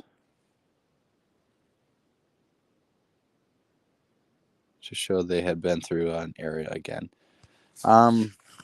Yeah, if you're working with a group and stuff, the more often you're in an area and stuff, the more likely you'll have to be around them, and the more you interact, the more signs they might show you.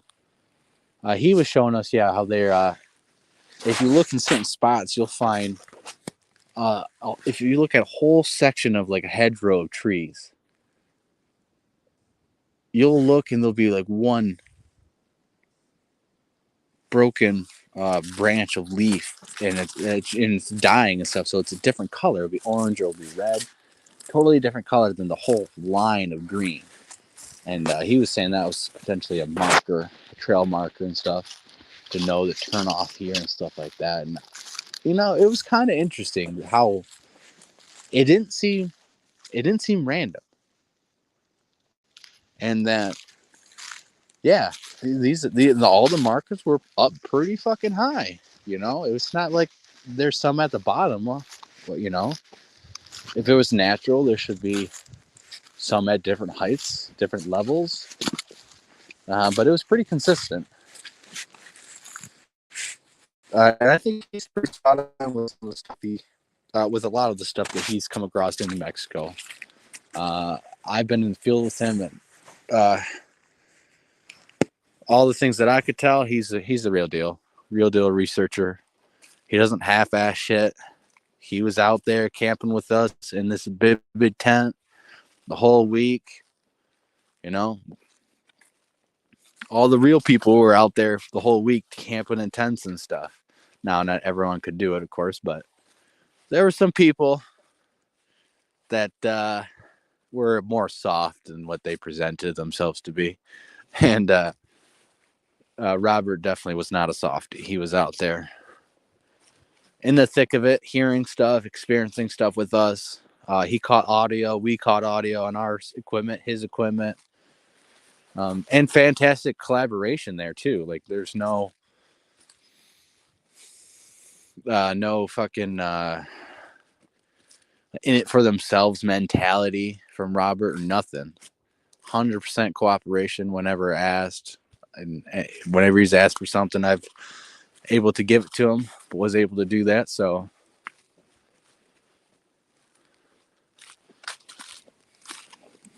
I would love to have him here again with next time, though, not with all the jackasses that we had with us that we don't have anymore.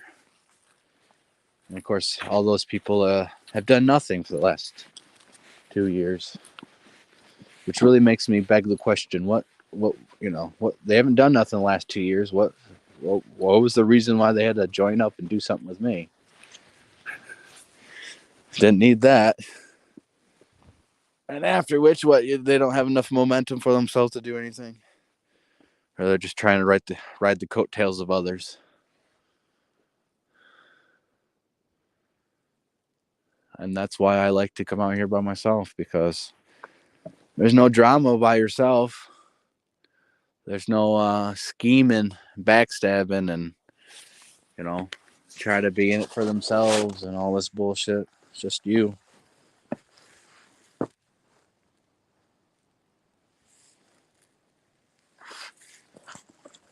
Yeah, it's so unfortunate too, because I thought we had a good thing going on, but people are people, and very few people in this world you can actually trust. And that's from my unfortunate experience in this life. I met so many untrustworthy people. Sometimes it's hard to find and to know a good trustworthy person, honestly. I mean, it takes a while. You can't, a smiling face is not good enough. A pretty face, that's not good enough, of course. Sometimes you don't know until you spend a long time with people.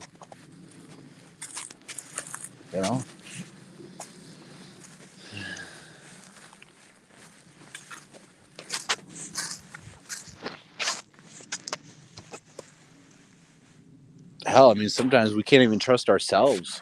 Sometimes, temptation is just too strong with certain whatever it is, and so.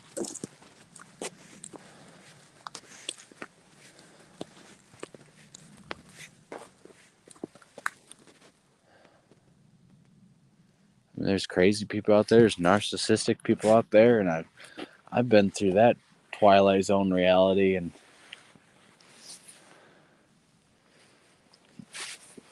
sometimes you just don't realize it till it's too late. And fuck, man.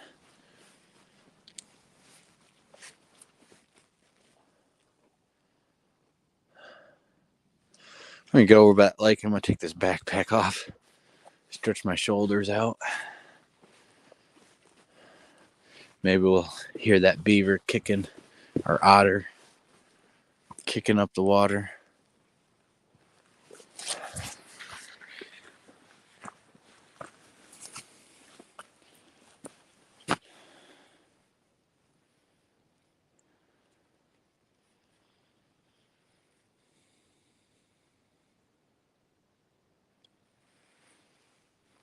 Yeah, I don't know how he would.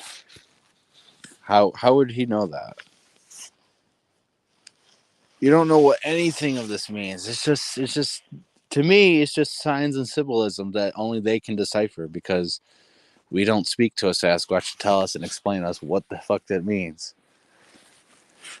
X means keep out. X means a village. I mean, a village. A village means construction. Maybe he's onto something. I don't know. I know. But I'm out here all the time, man. I'm telling you, if I fucking knew what these things meant, I would tell you. So I find it hard to believe that any random people walking out here, seeing the same things that I just showed you, can decipher what the fuck that means. Like, you can't. Now, he might go beyond the X and he finds a nesting spot where he thinks a village is. But is that cause and effect, or is that just coincidence? Like, does an X actually means that's where they're going to be hanging out, napping? Or is it just coincidence that you happen to go behind the X thing and there was, a nesting spot? Oh,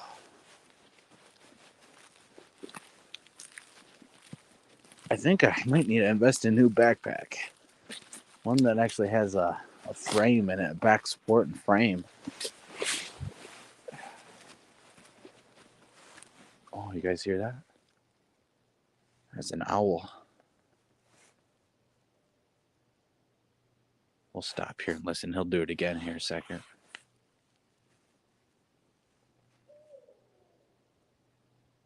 You guys hear that?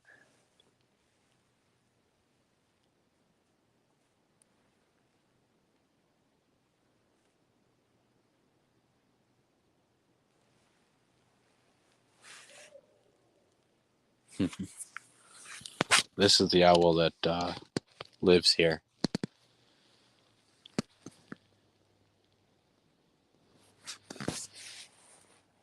This owl lives here in this area. And yeah, so that's what you'll hear if you hear this. Oh, listen, they're going to start whooping like monkeys, but they're owls. They're barred owls. Woo-hoo! Woo, woo, woo, woo. Woo, oh, ah, ah.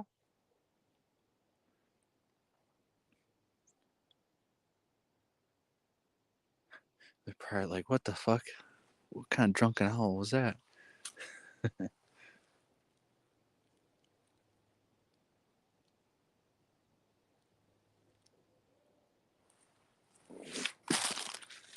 What I am noticing though, that there's a big ass like tree that fell down, or there's a lot of dirt right there.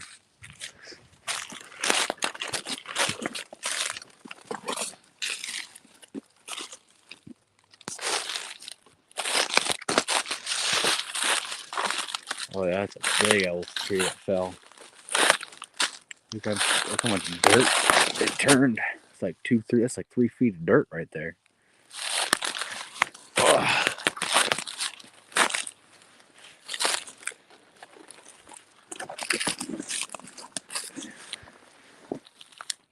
I don't see nothing.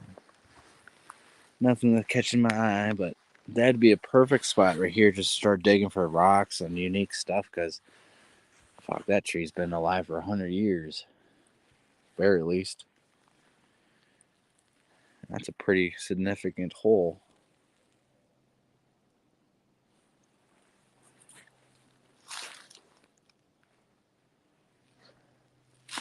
All right, let's go over here. Over by the lake. We'll get closer to the owls.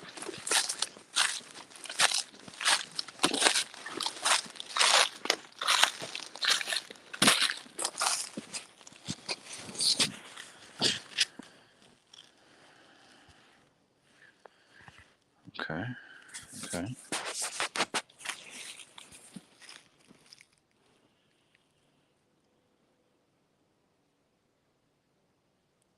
Uh.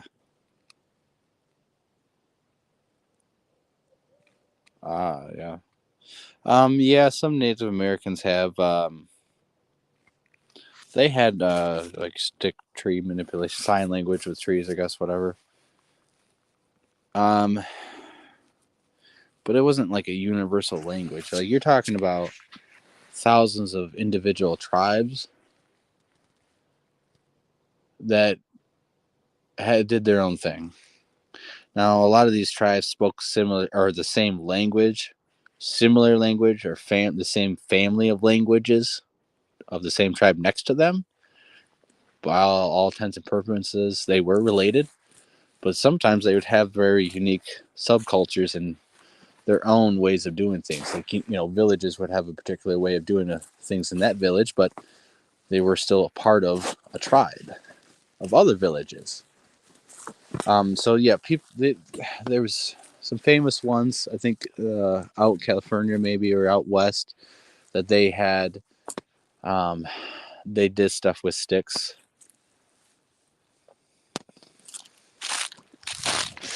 So what I'm talking about is random rocks on the ground and stuff, not covered in leaves and stuff. Look at that worm. I better cover him back up. He's getting too cold. A lot of them will be like this, but bigger, much bigger. But I think they're all always granite marking spots, marking water.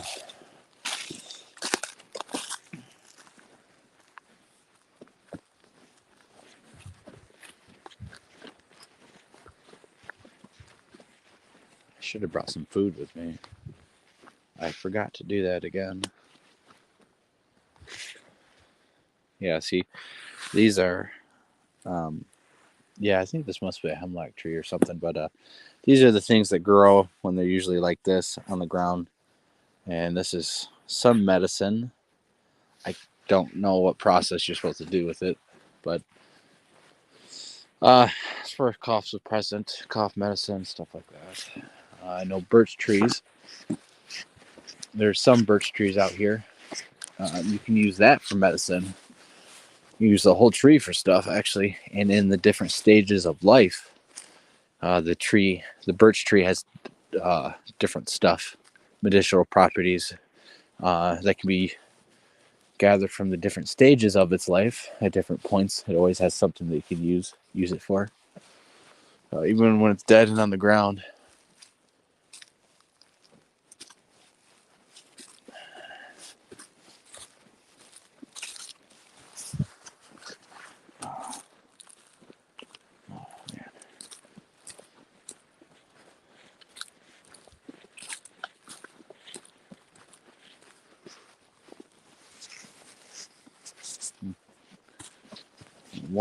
Almost 1:30 a.m. here, over here in Michigan. For those of you who might not know, we're in the Great Lakes state, here in Lower Michigan.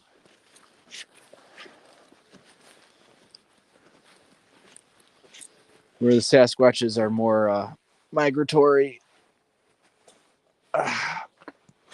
I'm gonna sit down right here for a second, because carrying all that is getting to me.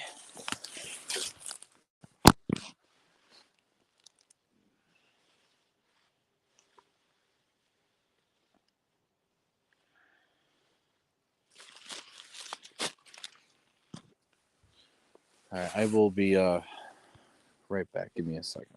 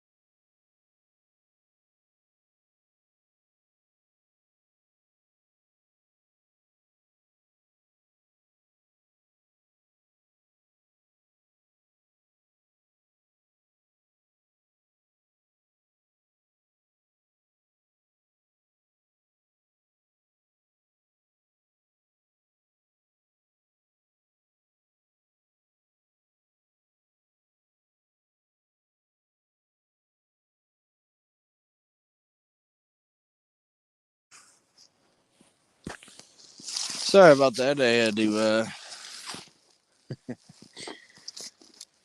What is in my pocket? Is this my other phone? Oh shit! Did I really bring it? I didn't mean to do that. I'm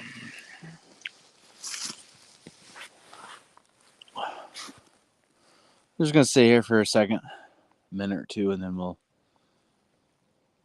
press on over to the lake.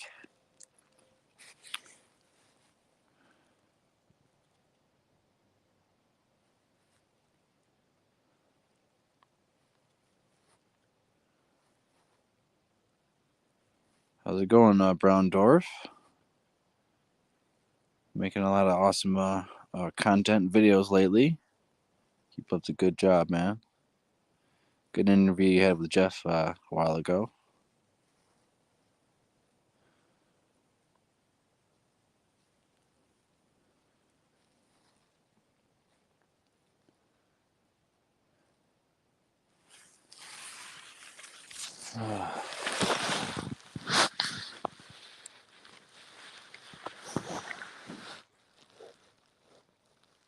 Oh man, stretching your back so good.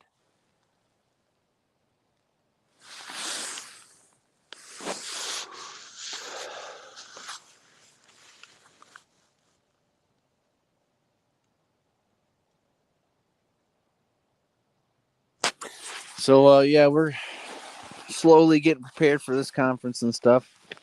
Has some setbacks in my personal life, of course, and family comes first, and so that really is what matters. But I'm definitely determined we're getting this all set up.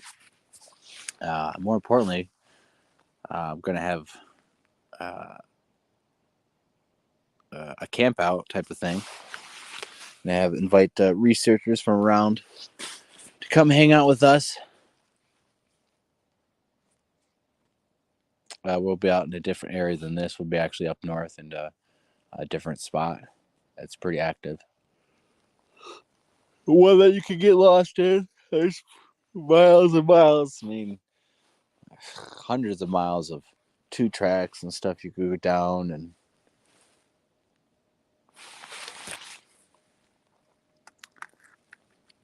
but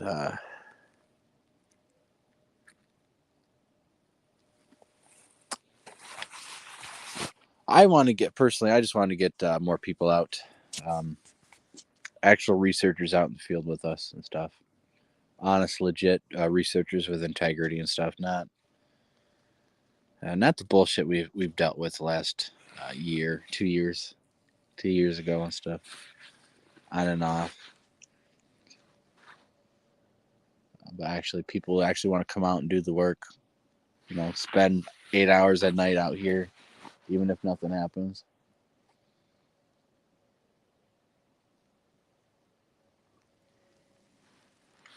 We definitely want to invite you guys over here. Get out for a whole week, honestly. Camp out for the whole week. Try to get stuff that happens. Try to get researchers with equipment out here so we can get as much evidence as possible when stuff happens. If it happens, but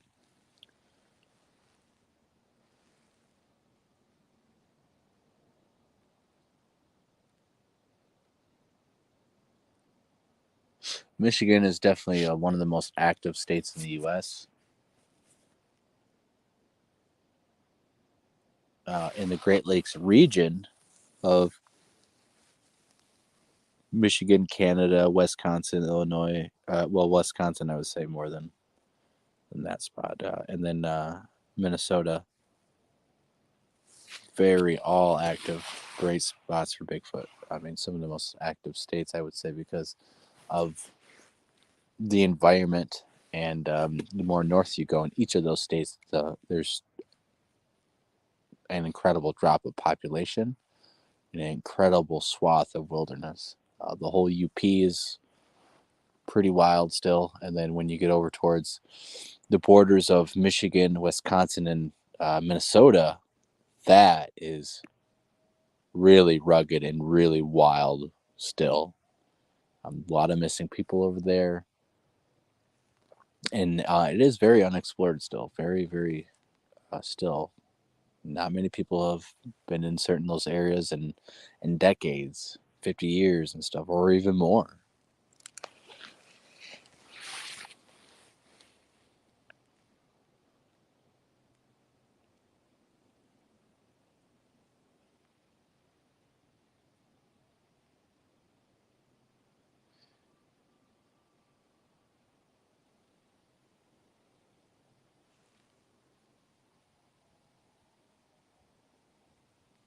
I don't know if you guys can hear that, but coyotes that just went off.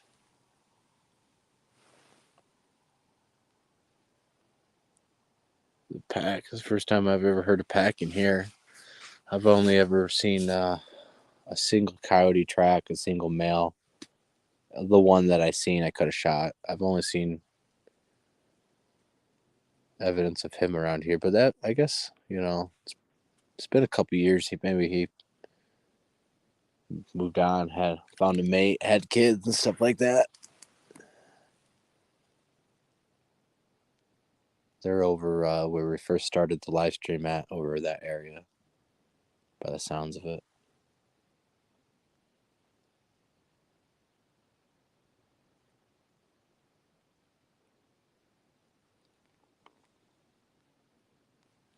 Let me make a little call right now, actually.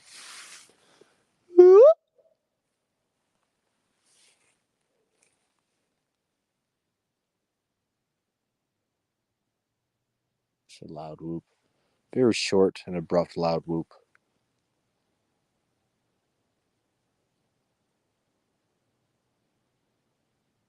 Yeah, the missing people in the western Upper Peninsula and the Wisconsin border are pretty crazy.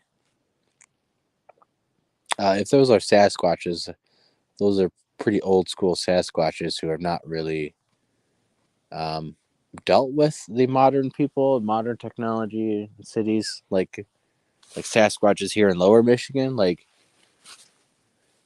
for them to survive and thrive here in Lower Michigan, they have to adapt to humans in our modern ways. They can't be viciously attacking everyone that they come across because there's millions of people that will swarm. They have to stealthily be patient with people because they don't have any fucking place to roam and hide.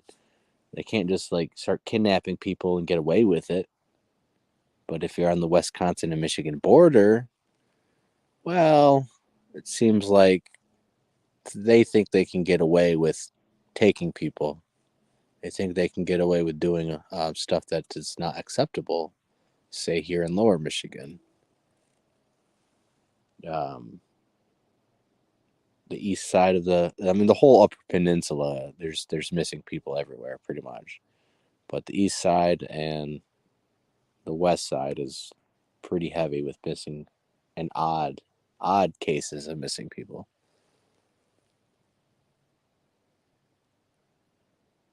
I've been in these areas where there's missing people, and they don't sit right with me. There's one I want to find, but it's a very sketchy area.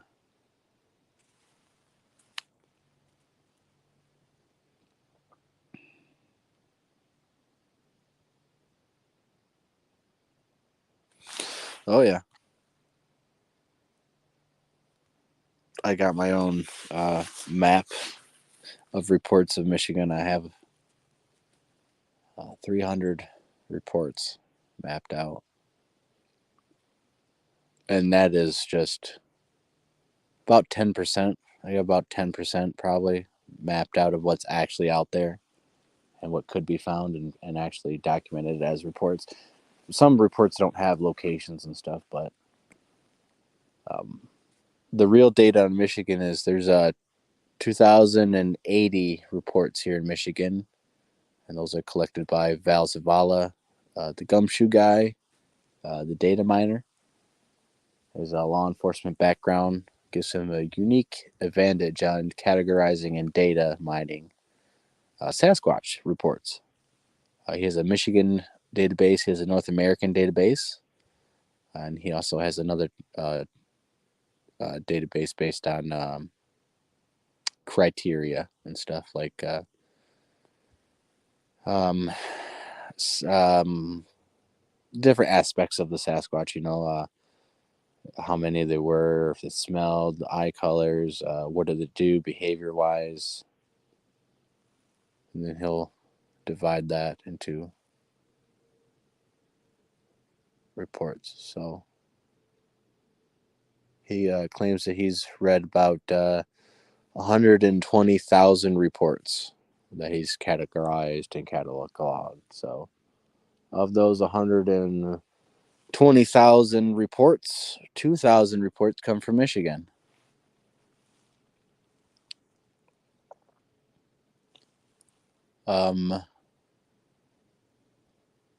About 1% of all reports he categorizes have some sort of element as aggressiveness or violent actions. House slaps, stuff being thrown, window peeking, staring at kids, property damage, stuff like that, harassment. He has about 15,000 reports of that sort of stuff, which would roughly make it about 1% of all of the reports that he's read has some sort of aggressive nature to it, which is pretty low. That's pretty low, but 15,000 encounters where something aggressive is going on is a lot. It's definitely a lot, but on the grand scheme of things, it's still very low chances.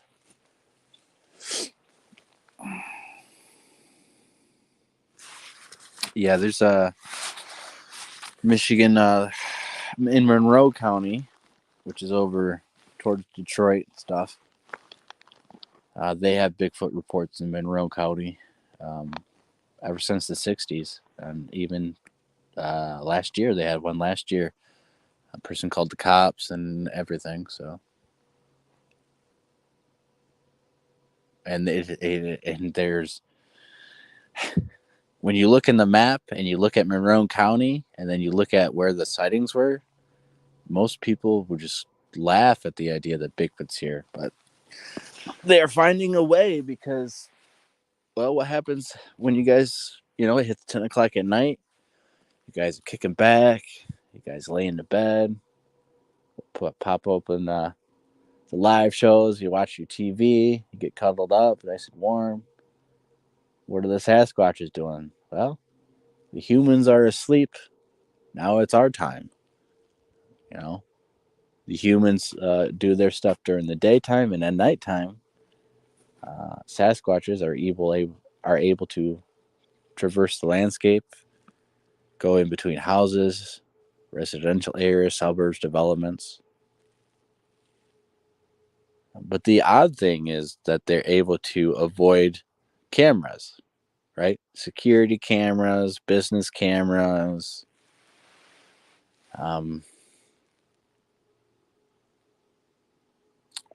even cameras that don't have IR. There's nothing being projected out. Just regular CCT cameras, just regular daytime use cameras, no IR, nothing that they could actually see, and yet they avoid somehow. They seemingly know how to avoid all cameras on buildings, on houses, road cameras. I mean, you name it. They're not being picked up.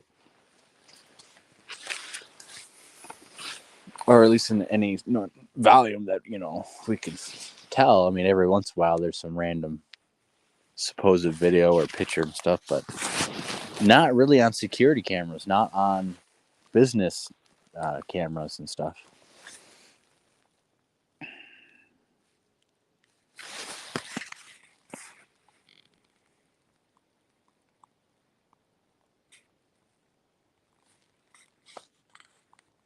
Yeah.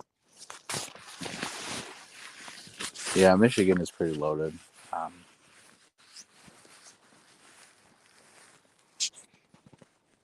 in the last 100 years, Michigan has the state of Michigan has done an amazing job on its conservancy efforts, and our forests are.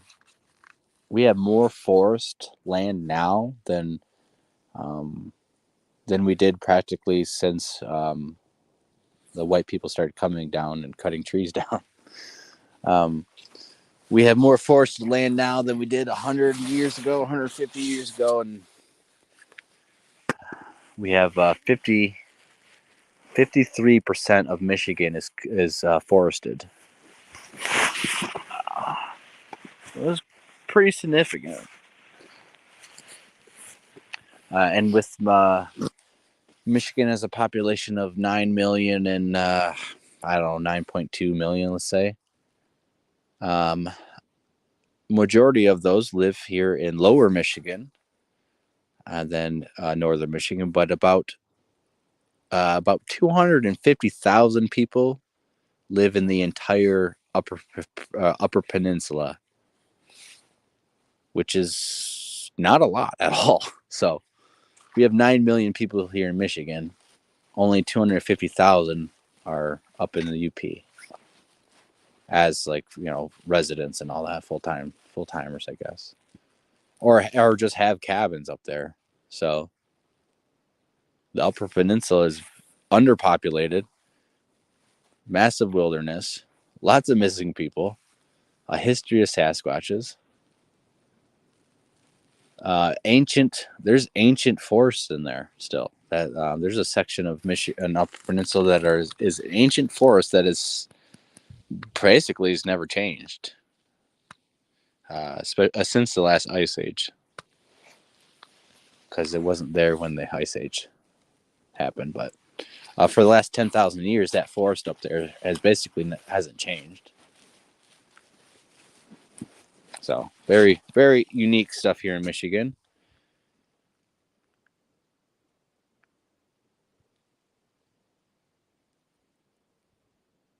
Well, that happens is the government knows these things exist. The government doesn't want us to know about them for whatever reason. I'll go a little longer. I gotta charge. But 100% of the government knows. I've been told this by government. Been told this. It's just very interesting and stuff. And what I was told is that basically, as soon as a body is found, or as soon as you start contacting people, as soon as it gets to be where other people can intercept your messages, you're going to be visited by the men in black, basically, I guess. Probably be threatened, body and everything else be taken away, and all that good stuff, which would only mean that it is top secret, Homeland Security, national defense stuff. Which means, what the fuck is going on then? Right?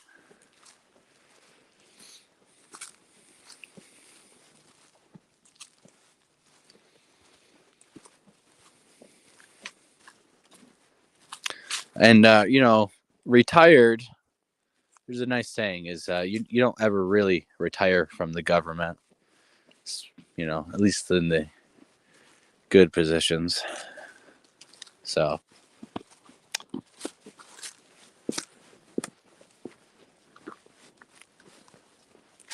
I also learned that government experience and all that good agency jazz looks good on paper, sounds good in interviews, but it doesn't really equate out here, though. That's kind of funny, but at least that particular individual did not equate out here that well. Untrustworthy individual, of course. But that's what happens when you learn to lie, cheat, and steal all your life in government. What else do you expect? You can't turn it off in the civilian world, is what I've learned from those kind of people. So yeah, I honestly would look into the people, look into some of these people who are in other groups and into the backgrounds. Yeah, I think you might be surprised at how many official retired government people we have in the Bigfoot community, but unofficial people who are hiding uh, their positions. I think that's one interesting piece of this puzzle that is not being talked about or explored. But I believe that there's quite a few individuals that seemingly belong to that boat. Some you would probably never expect. Now I can't prove some of these people, and I only was told information, you know, by someone else. So, you know, if I were to believe that person, then I would have to believe that as evidence. So, but some interesting odd things, some interesting coincidences, I would say, but nothing I can 100% prove. So, I can't name names and can't throw out stuff that it's just, you know, hearsay, basically. But it's definitely something that I think we should be aware as a community is who is in our community and what is their backgrounds and why. If they're agents or retired government agents, why are they now in our community? What was, you know, oh, they just have an interest now all of a sudden? You know, something they could never ever deal with and do when they were working. Now all of a sudden they're just randomly allowed to, and it's all good. They don't work for the government no more. Okay.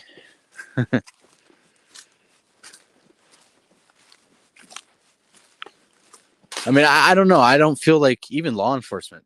We know that law enforcement are when they get reports of Bigfoot and stuff, they don't take it seriously, or you know, it's not. It's covered up and stuff. You know, to not incite public panic.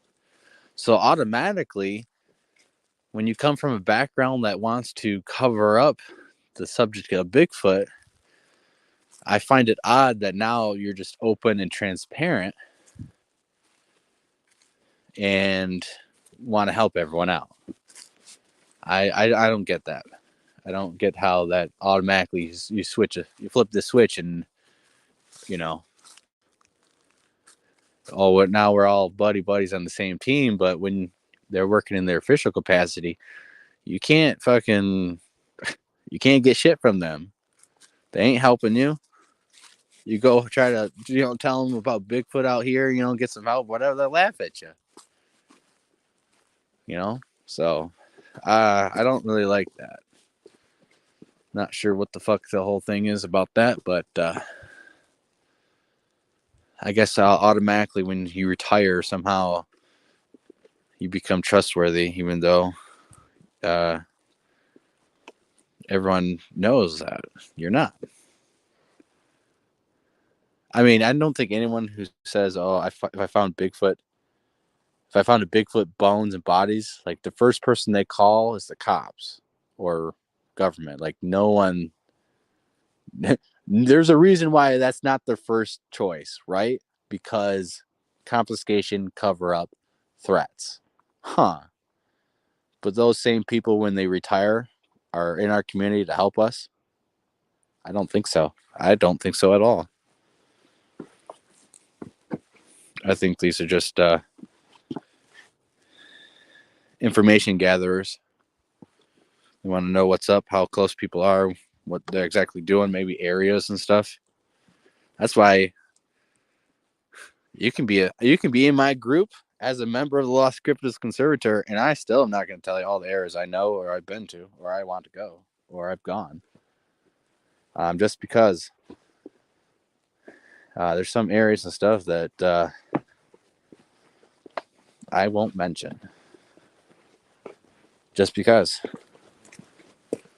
I don't want anyone coming to these areas and messing things up. Fucking with a group of Sasquatches, then I have to come in. Now they don't like me, or they, whatever it is, start hoaxing, putting hoax stuff in here for me to find, and it's jeopardizing my research and findings and stuff. So there's too much complication and drama when you start adding people to your location. And then, oh, you guys aren't friends no more. Now he knows your spot. Now it's just fucking drama, man. So I don't got areas that don't tell people, got areas that I invite everyone to. But the best spots and the best areas in Michigan are private property. A little old lady's private property where her and her family haven't been in the backyard for 15 years. Those are the best. Oh man, it's getting cold over here. Holy shit. Yeah, it's cold.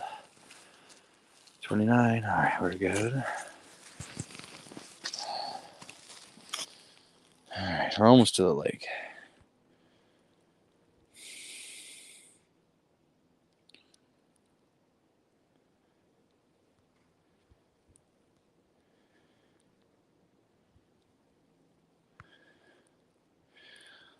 The one from the one guy who was on, the guy who joined my group.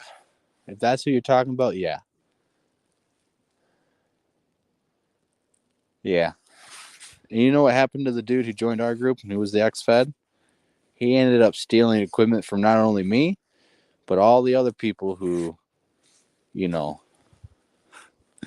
try to fuck the Lost Cryptids over. What happened to all of them when they did their own thing together? They stabbed each other in the back. And now they all are not doing anything together. They're all not friends. And that government stole a couple $1,000, multiple thousands of dollars worth of equipment from everyone. So, and he dresses up like a cross-dresser now. Which, I really don't care. This is America. You can do what you want. But for him, yeah, he's crazy fucker. Something's wrong with him. That's the good old government training at its finest. You turn into a crossdresser, which is, again, nothing wrong if you want to do that as an American. But that individual, yeah, fuck him. So I don't, yeah. And there's stuff he told me that I don't want to say, stuff that, But let's just say that he said that there's there's other people. Now I don't know if he was saying the truth or not, but at the same time, it's very odd how he came about, showed up, and what he tried to do, and all the grandiose plans and stuff that I don't think were ever made to really work out. And that's why I listen to my gut instincts and gut feelings, especially when I meet someone. Because if I meet you and I have some bad feelings without even talking to you, I'm usually right. And that whole situation proved I was right. Proved my girlfriend's intuition is right too, because she had amazing intuition with all those shitty characters with no integrity. So I trust her judgment when it comes to meeting people, because sometimes my judgment is not always clear. And that's why I don't like, in this community, there's a lot of people who just talk a lot, the gift of gab. We had a drunken person as a member who I overlooked some of that stuff because I thought he was a friend. And he had the gift of gab. The only thing he knows how to do is sell you stuff that will never happen. Sell you ideas, grandiose, amazing sounding ideas, but when you put it together, it doesn't happen. It doesn't work out, and it's all about money. So,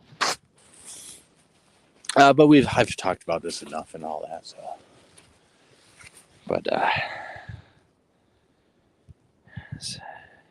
nailed it, Arnold's.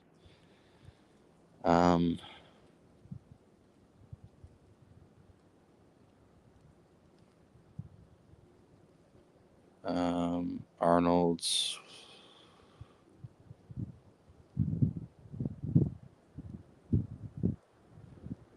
For the 168.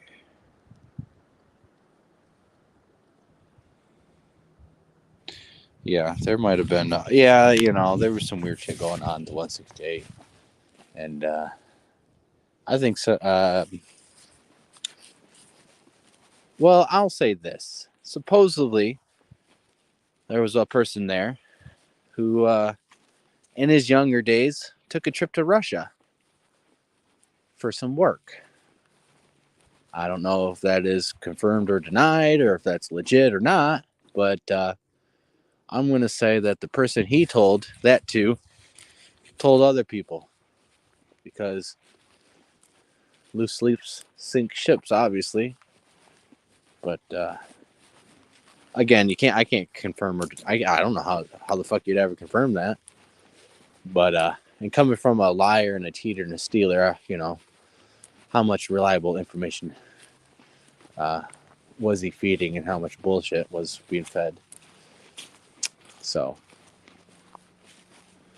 but I'm sure he wasn't the only one in this community, and it wouldn't be surprising, honestly. I mean, this is one thing I have never talked about, but I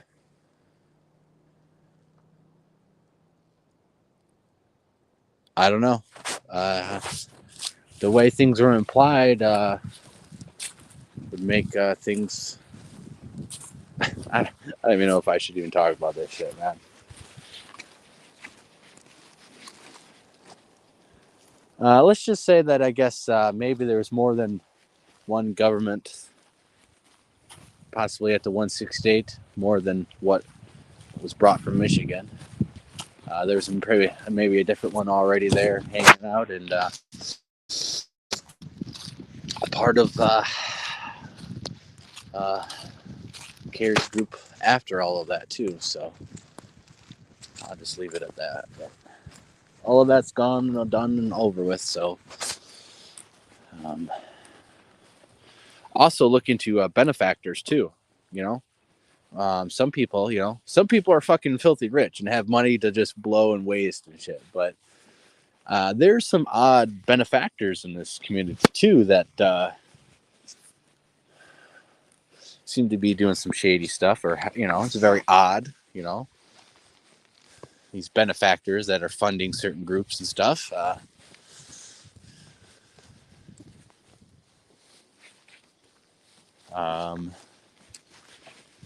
Yeah. Anyways, I guess we'll almost to the lake. We'll get started on something else.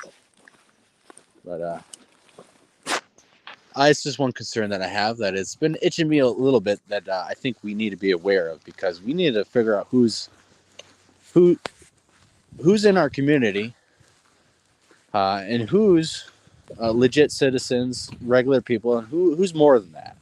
What's their backgrounds and why are they in this?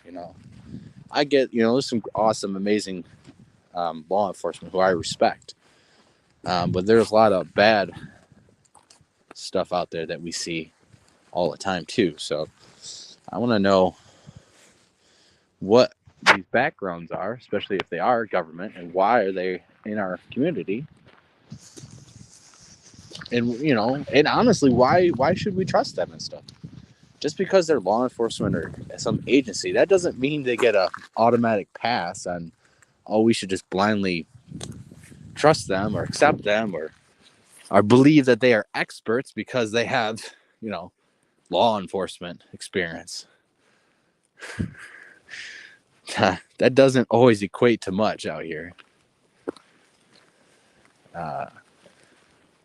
There are plenty of fat ass, low IQ, brain dead cops who are able to wear a badge and gun. That doesn't really mean much. So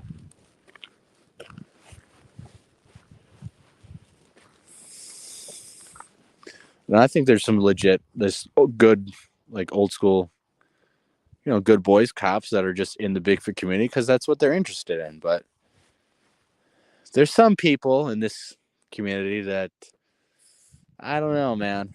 I don't get good vibes from.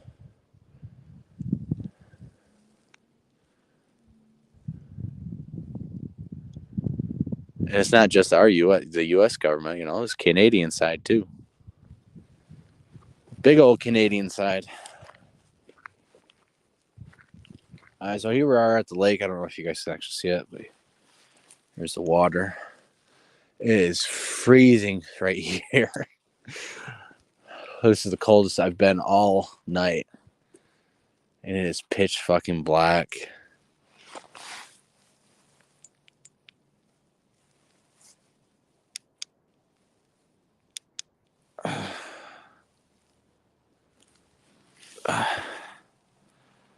I got the red light out because the other light's dying. I'm pretty sure. So this will pick up animal eye shine. You guys hopefully will see it. I'm not sure.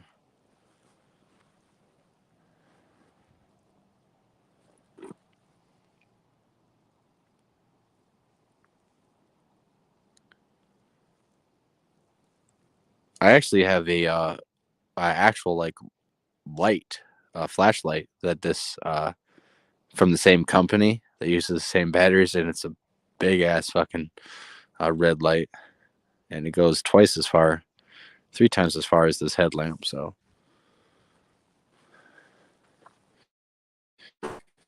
but it's an expensive piece of equipment that I don't just carry out and get scratched out in the woods. That's actually for you mount on your hunting rifle scope, and you actually use it for scope rifle hunting for the coyotes. So,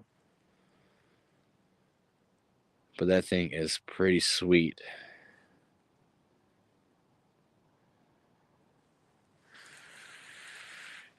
Oh man,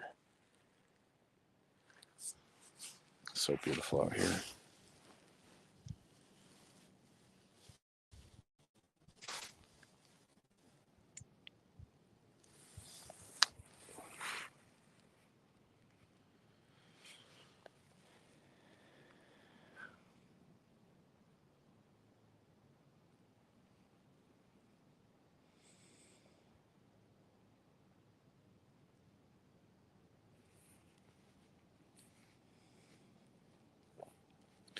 Yeah, same here. So I mean, sometimes sometimes you overlook things because you really want that person to be fucking true, man. Like because it's like that's how humans should be. We should all be have integrity and be truthful and fight for each other, not backstabbing and squandering each other's shit and greed and like it, obviously the world would be so much better if no one did that, but in this community especially, it's so cutthroat. It's ridiculous. Everyone's trying to just be famous. I gotta get my battery bank out. Everyone wants to get the best footage, the best evidence, blah blah blah, and they'll backstab you, they'll do whatever for it. And it's like,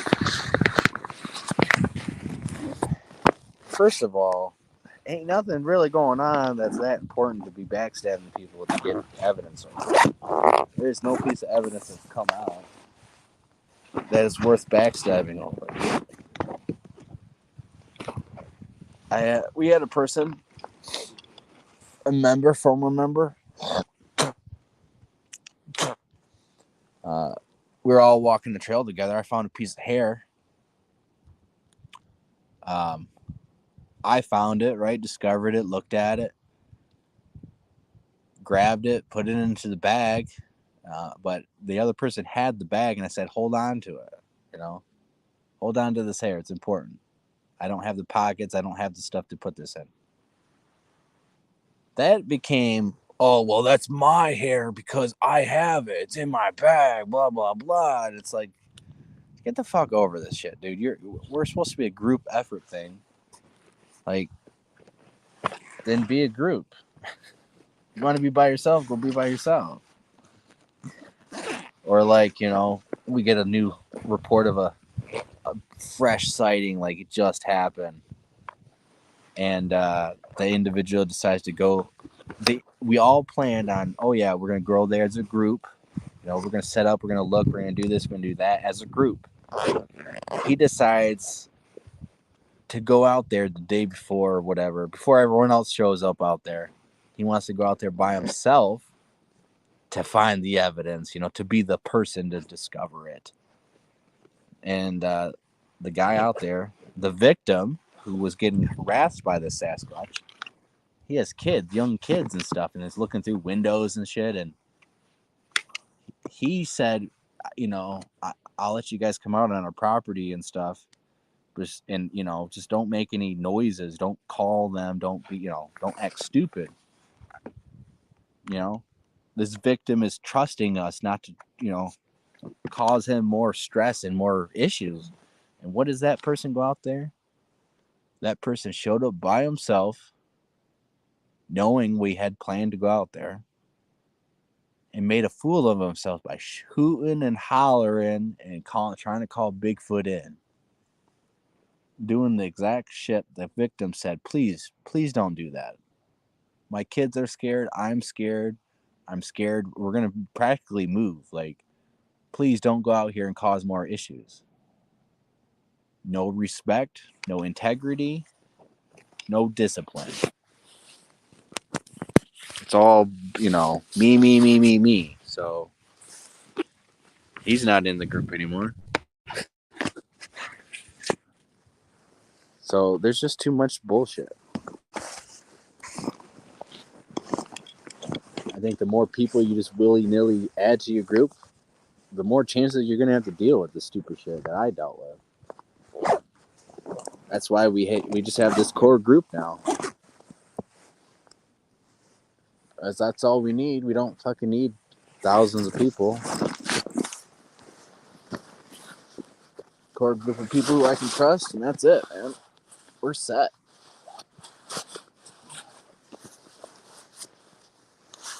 People who are disciplined about how they conduct themselves, not, fucking drunk out here. Are disciplined about themselves, that they want to push themselves to work harder.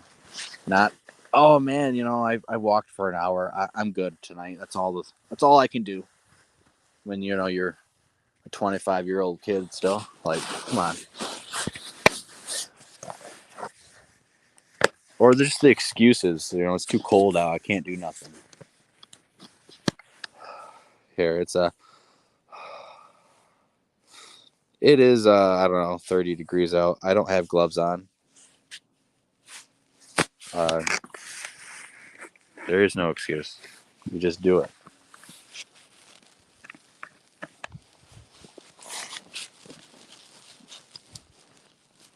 I know I might sound like an asshole harping on other people, not doing the work. Because I do want to get a rise out of people like that. I want to get a fire built under them, help refuel that passion that maybe they're plateauing on. And if I can piss a person off and say, yeah, to do a better job, and it makes them focus and gets them to like get off their fucking ass and get out here, then job well done, mission accomplished. Because otherwise they'd be sitting on their ass still doing nothing. So what the fuck is that gonna do? Again, if you're disabled and you can't go out and do nothing, I'm not talking to you. I'm not talking about you. I'm talking about the physically capable people who want to go out here and find stuff, who play a role, make content, and are not actually doing anything out here. They're, it's too cold. No, it's too windy out. Yeah, a tree, something might fall on me. It's too windy out. It's raining out. I actually think if it's raining now, that is the best time to go squatching. If it's raining, that is the best time to go Sasquatching. Why? Who else is in the woods when it's raining besides hunters? Who else is going to go outside looking for a Sasquatch in a downpour? You think a Sasquatch is going to expect a person to show up in the middle of the woods and during a downpour? No way. You will be able to catch Sasquatches off guard by going looking for them in a rainstorm, when it's raining, when it's a snowstorm, when it's a heavy snow out, because they're not expecting a person to be doing that. You got to think outside of the box.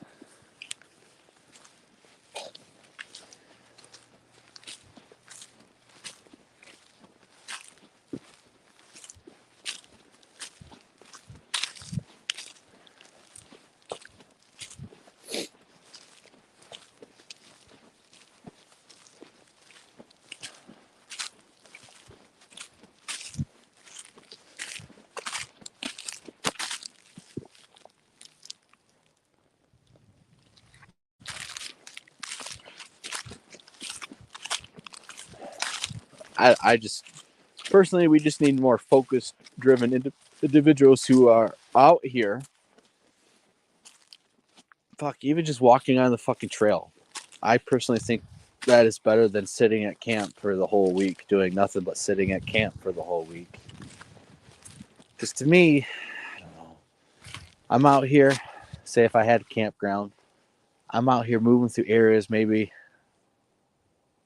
they could spot me and follow me back to camp. Whereas if we're at camp the entire time, yeah, they know where we're at, but what really makes you more interesting than any other random camper at the campground? Like, or if you're at a campground with a dozen other people, like, what makes some Sasquatch want to go mess with you or be around your campground compared to everyone else?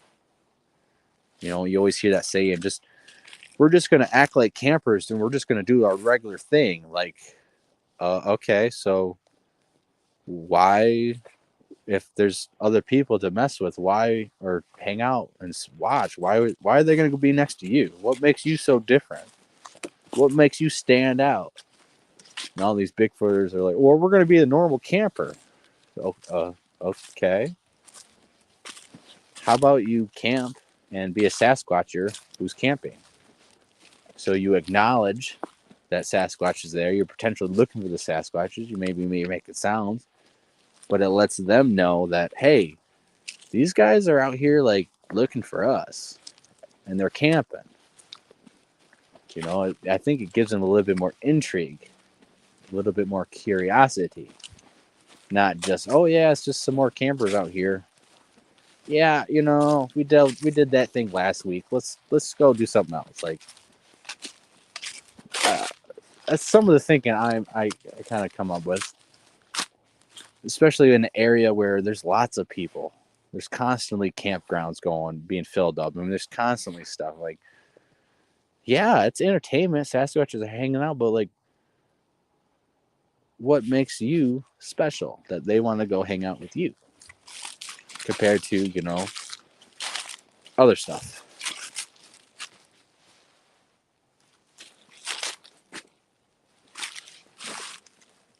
So here we have this. Let me put the camera better. Sorry. Here we have this laying here in the middle of the trail. And I'm just looking up to see where it could have fell.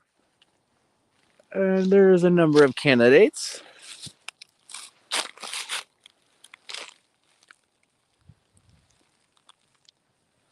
Just interesting that it's the only branch I found laid up against this trail. Basically the entire time I've been here. But whatever.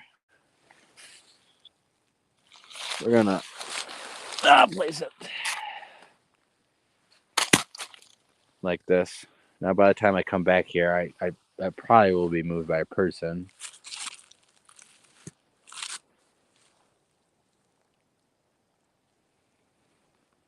I'm just trying to look and see what else is around here. See if something might change. Maybe I'll just put this over here.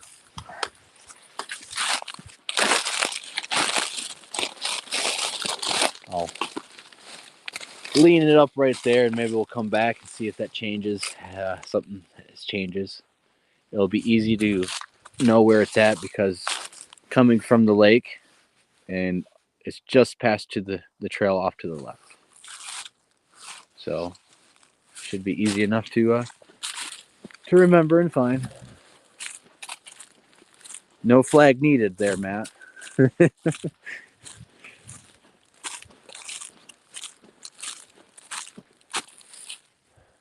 Let's see if my phone's charging adequately. Okay, yeah, it is charged 9%, so that's good. It's 2:17. We're at 3 hours almost. So an hour and a half. At 4 hours and 37 minutes, I think, is our record. That'd be awesome, Sasquatch. Adirondacks.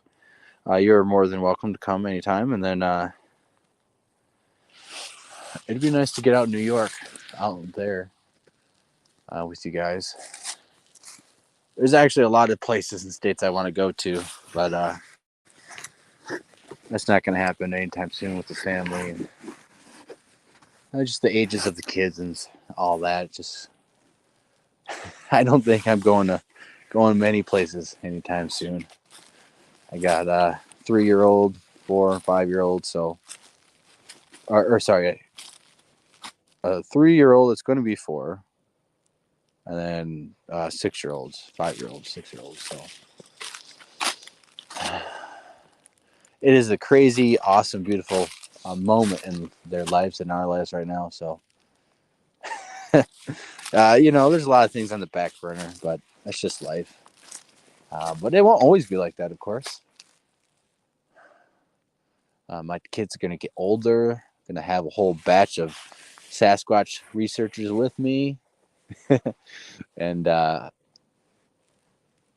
just can't wait to get them out here more and stuff.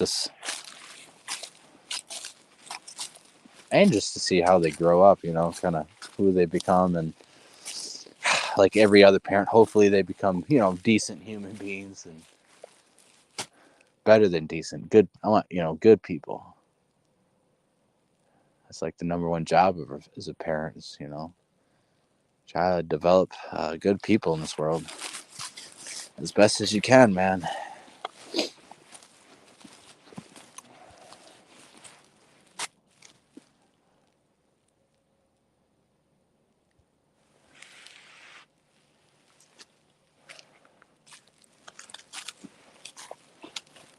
Got my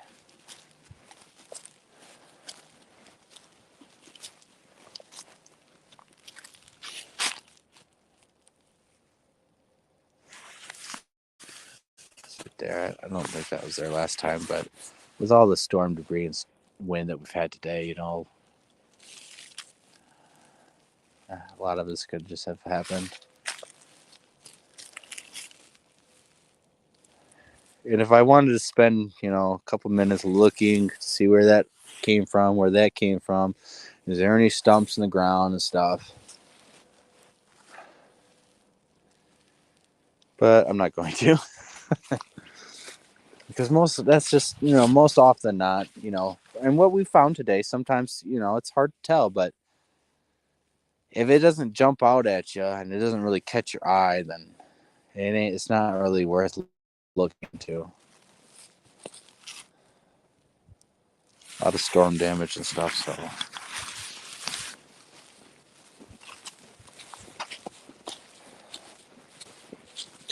One of these times, my girlfriend's going to be tagging along. We'll be in a different area, I think. Area where she's seen something crawling.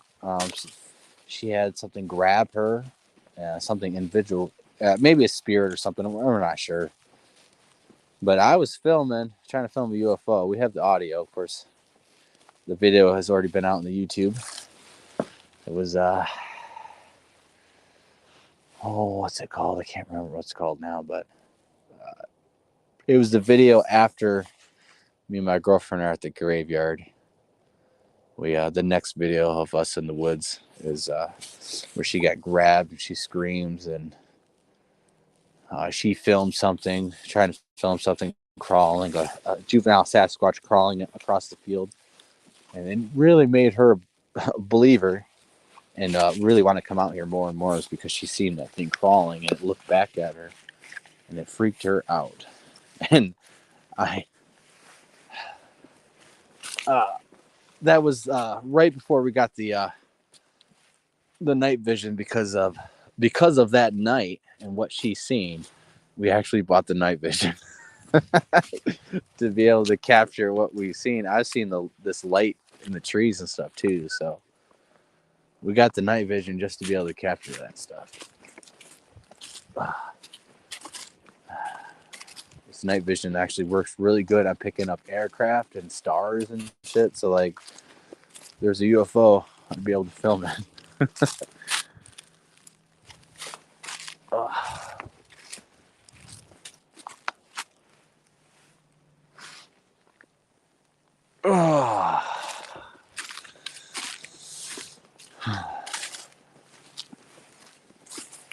Let's see what some of these comments are.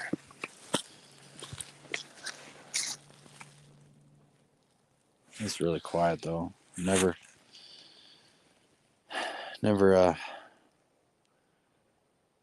oh, you hear that? I think that was a raccoon.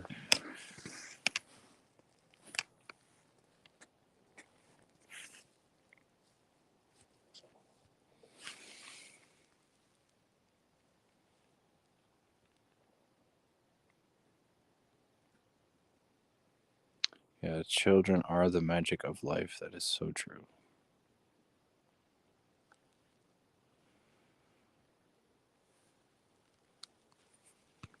100%. We had a windy day, 40-mile. It was sustained 20 miles per hour winds, and then 40 miles per hour gust on and off today. So that's why you should always come out the day after storm damage, take note of what happens, and try to continue to get out there every single day if possible to notice any changes of manipulation. The only real way to study manipulation is to come out every single day, twice a day, honestly. If you want it to be done right, you have to go to an area every single day and document it and see if there's any changes. Every single day. Document the weather, wind speed, exactly. Try to come out twice a day, every single day, once in the morning and once later in the day, to see if there's any changes that happened during the morning or did it happen later in the day. To better, or, at least once a day, you can say it happened that day. But with time, and family life, and everything else, it's pretty impossible for 99% of people.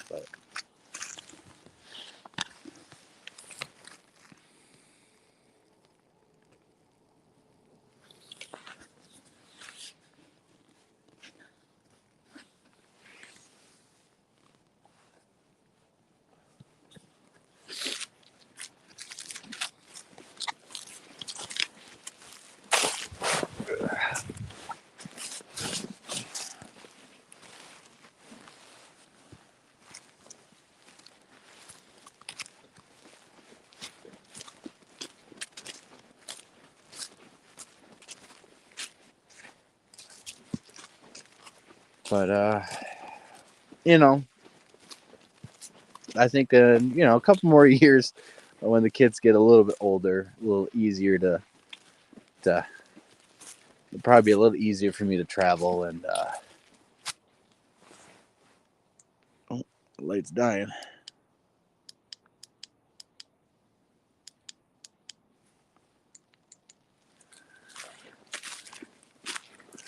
Kind of dying. It's starting to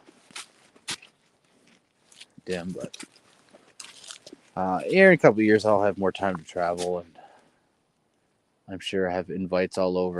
There's definitely want to get back down to Florida hang out with Matt. I'd like to actually get back in the 168 area and go back to the exact spot I filmed stuff, hang out, try to get some evidence there. There's a few areas that I wanted to explore, but just never got to. A number of different reasons. But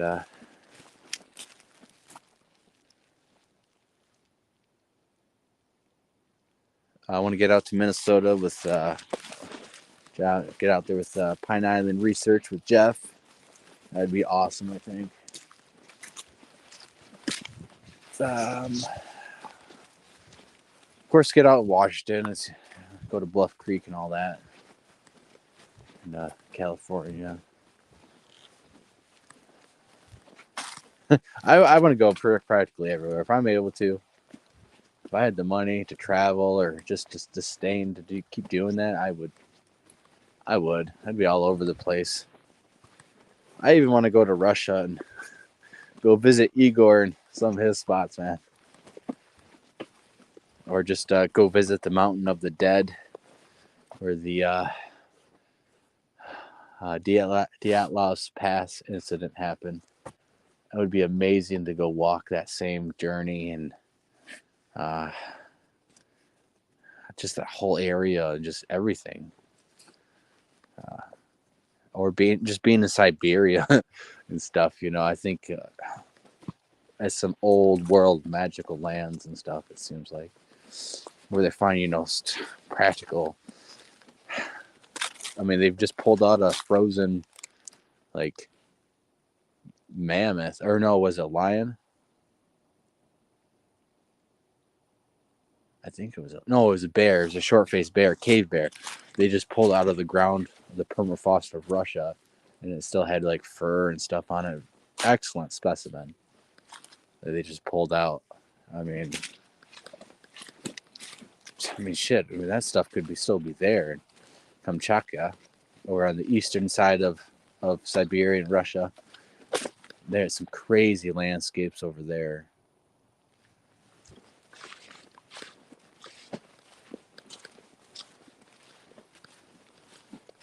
But there's places in Germany I would love to go.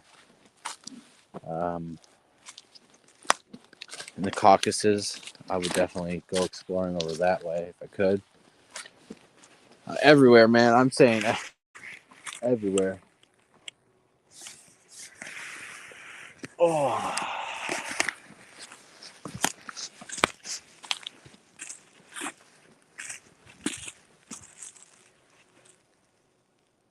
Yes, Texas, the big thickets. Yeah, that's another area I've heard about. And if I go to that spot, there might be one jackass who just moved there. He don't like me. He might not be happy with me going down there. Might be his group's area. His daddy's area. Sorry, it's his daddy's area. And his daddy's group's area. Which is that he's actually a really respectable guy. I have to give his dad credit for that. Unfortunately, his son doesn't have much integrity. But yeah, there's people here in Michigan that get pissy if you go to a fucking public area, and they get all pissy. Like, it's my area. No, it's not. And honestly, it's only your area because you went with other people who showed you, and then you claim that they can't go there. I mean, it's that drama shit, childish shit that is just no integrity in this at all. Oh.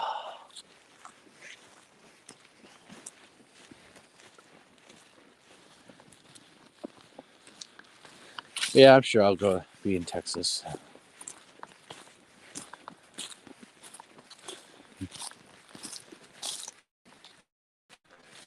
Well, you know, all you need is a good chunk of piece of evidence, right?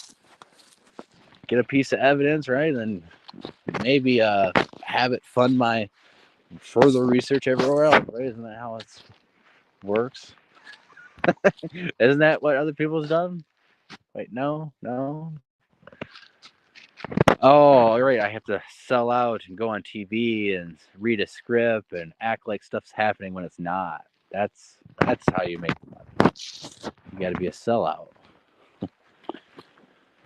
Oh, I guess I'm gonna be poor.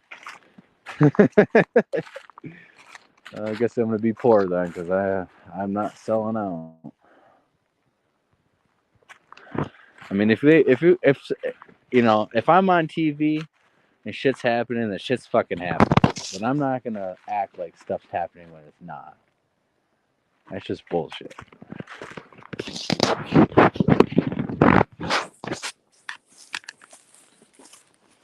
I mean, fuck. I mean, I don't even ask for donations.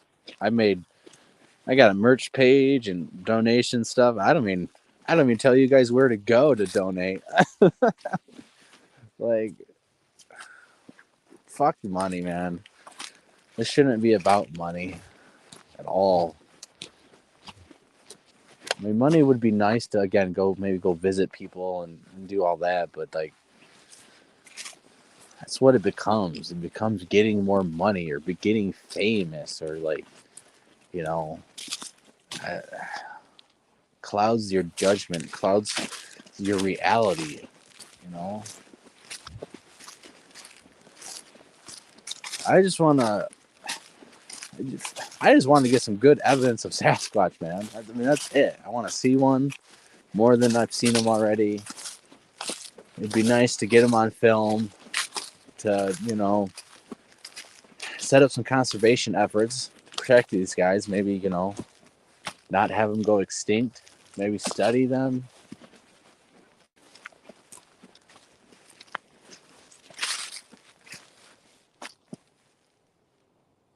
Just find out the truth of what's out here. And then what else is out here.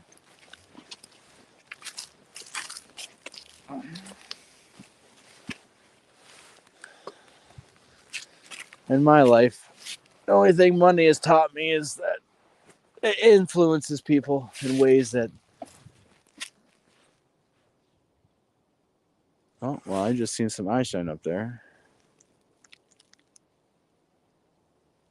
I just seen something right there. Oh, it's a raccoon climbing the tree, I think. We'll get right over there, get underneath of him, or it's a possum. Hopefully, film it for you guys. Oh yeah, he's climbing that tree. He might be too far up with it.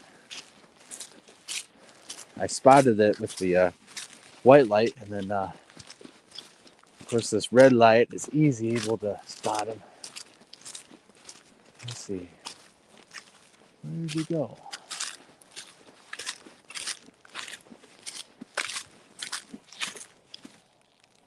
Oh.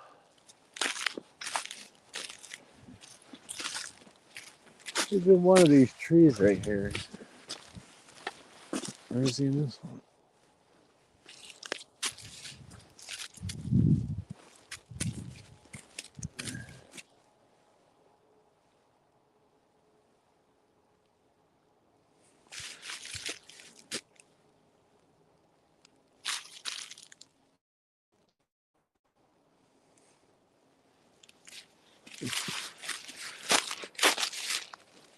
I think he's in this one. Let's go over here.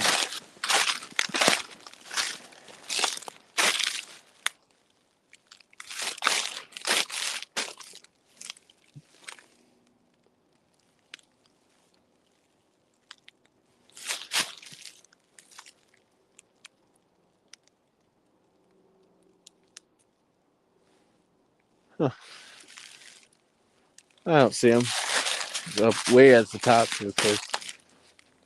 Trying to hide from me, but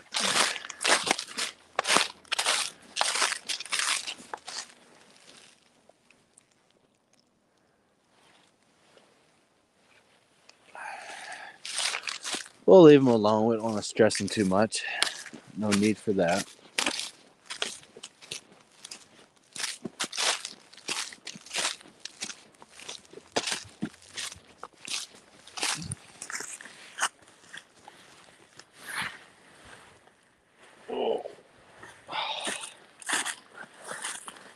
All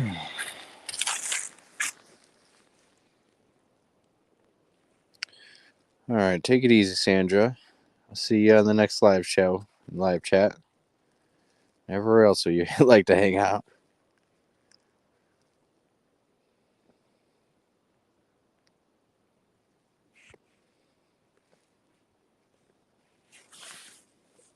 Really? That's weird that you've never seen other Bigfooters and stuff, because I hear a lot of people go to that big thicket area and stuff around there. I know there's a active group that I don't know, they claim to go there pretty often and find tracks and stuff like that. And I really haven't heard about them or anything from them for a while, but I haven't looked either. But I always hear that big thicket area from different groups of channels and stuff.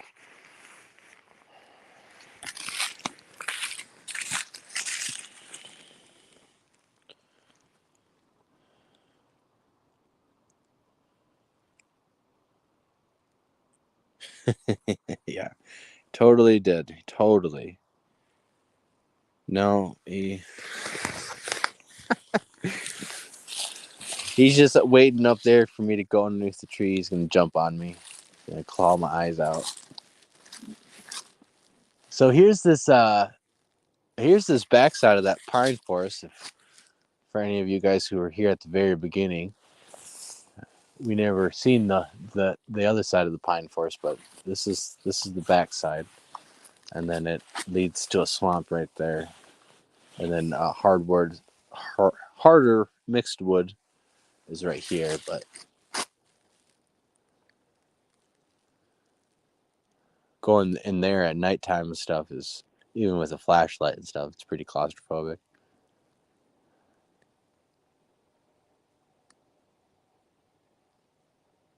Oh, I hear that raccoon.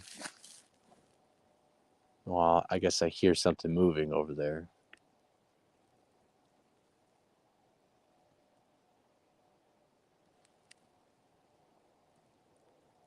I'm gonna guess it's that raccoon. It sounds like it's that area. I'm sure they have stuff to do, so he's not gonna hang out in the tree all night.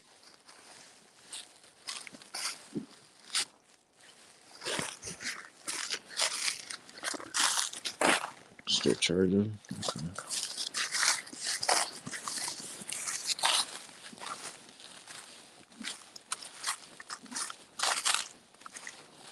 I might invest. I don't know. I'm kind of debating on a few different stuff, but I might invest in a more powerful white light for you guys to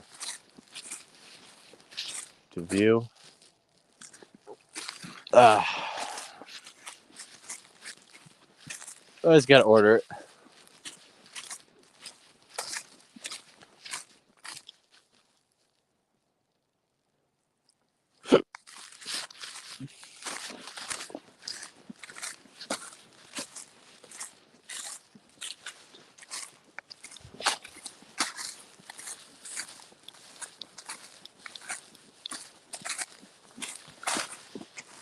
Save this battery.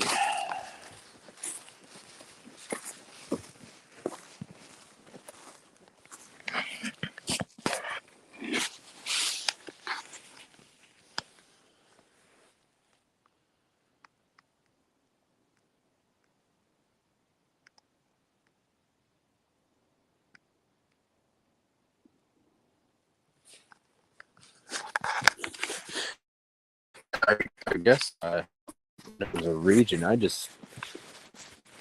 People call it just the big thicket, so I guess it must be that region, and then wherever those individuals go.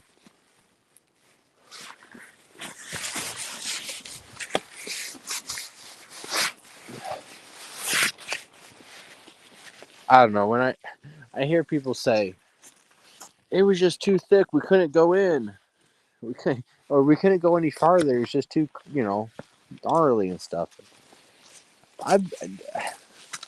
No matter how thick or crazy it is, You can make progress and go through it. Now, you might be crawling on your hands and knees, but you can go through it. You might be getting prickers and briar thorns out your ass, but you can go through it. Might not go through it fast, but you can go through it. Just more excuses from people.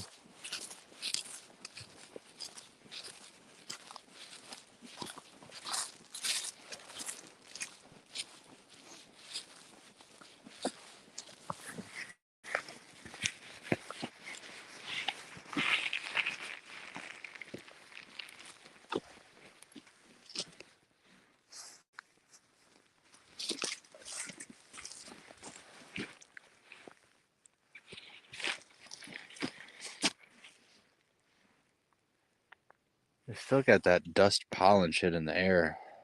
I don't know if you guys can even tell. But it looks like there's pollen. That shit looks like there's dust in the air still.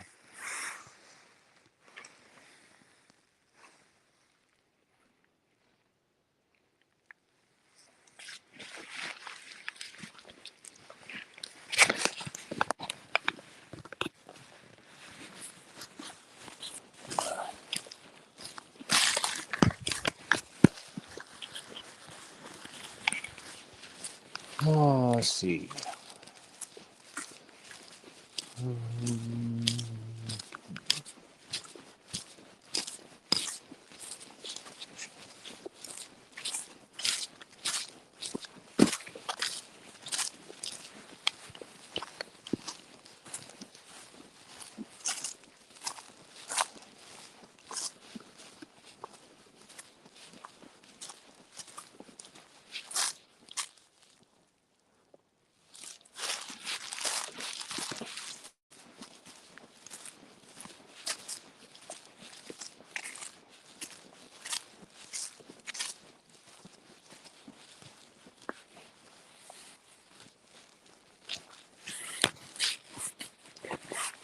This is a nice spot to look for tracks and stuff. You go outside the trail. Either over here, or it might have been the other section. Is where I found. Actually, I think it was right here. We're gonna walk up to it. I found juvenile tracks.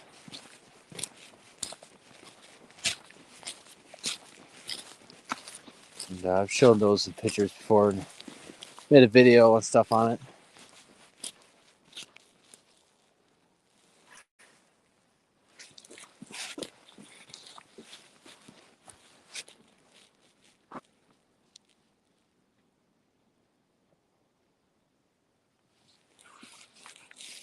I'm looking at these.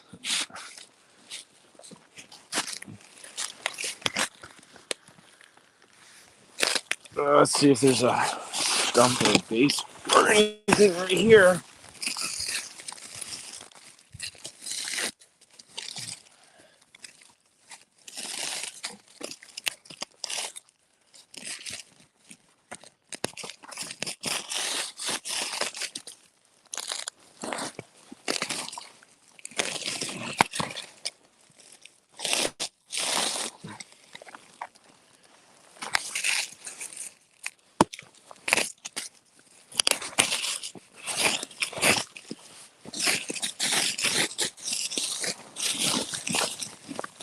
Okay, so there's no stump. There's no base right here. Look at these are.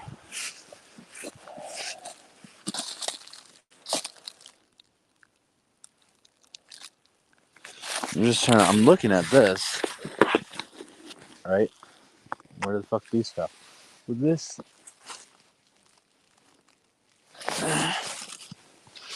Oh. I don't think that came from there. Man, this is another one where.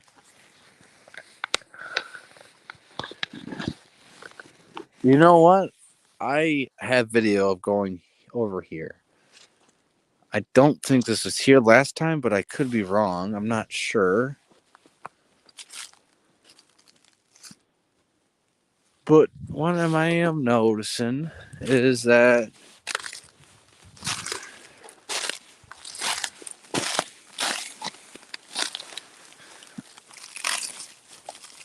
okay, well, if these leaves are here and they're already fell, there's already dirt, so this has been here for a little while.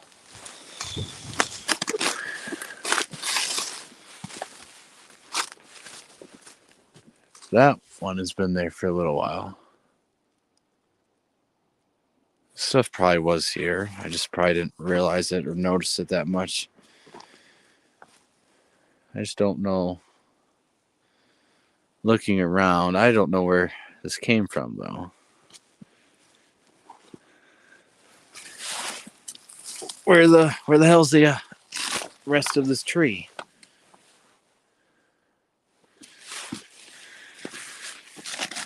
Let's look right here.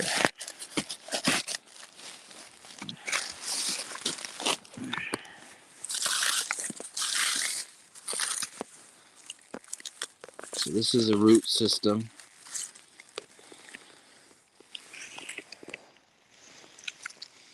So this one. Let's look a little bit more and see if there's more.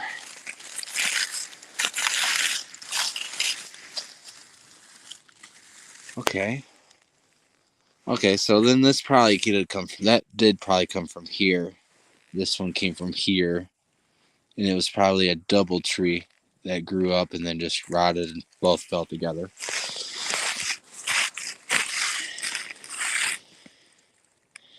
I think that's probably what most likely happened here. And most likely what does that cause, so.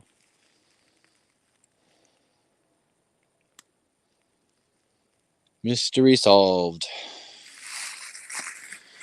And the reason why there's no stump here is probably because when it fell and then kicked its ass end up and over away from the original stump. But anytime you have trees that fall over that are missing a stump, the stump should be fairly close. Now, a tree can fall over and the ass end can kick up and move, but it's not jumping no 20 feet. It's going to be fairly close.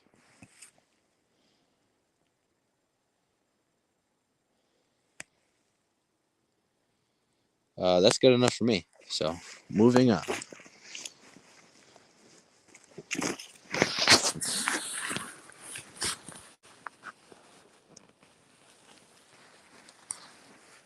A lot of trees and stuff can do pretty interesting stuff when they fall and the ass end can get kicked up. They can switch and move around, and a lot of pressure can be is applied there too when it breaks off. You can see that in chainsaw cutting videos when there's accidents and stuff, and that tree falls over and the ass end kicks up and then moves. It shifts over. It can kill people, and it can move a couple feet in either direction.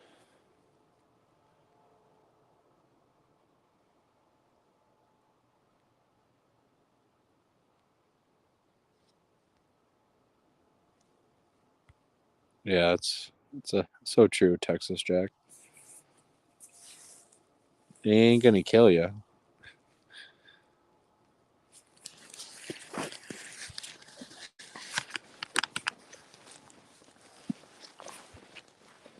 All right.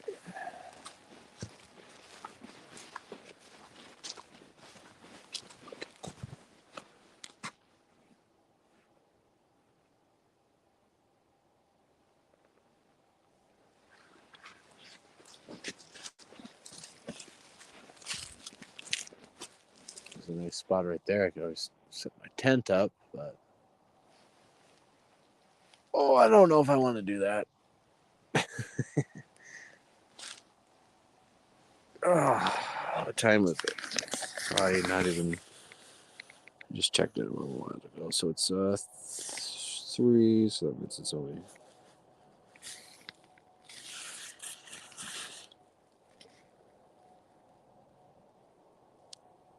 Well, I don't think if anything's happened yet. I doubt anything's going to happen in the next hour. Once it hits 4 a.m., typically all the uh, activity just drops down significantly.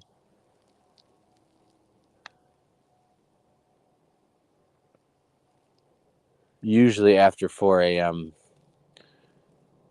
as as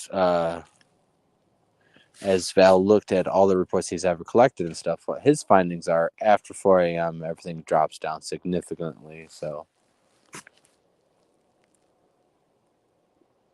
I would probably say that if nothing's happened yet, it's probably not going to happen. But there's still 1 hour to go before everything drops.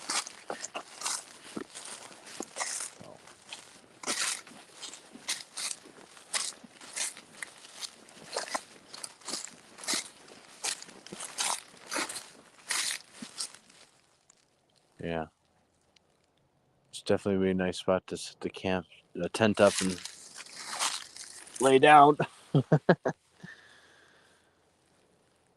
uh,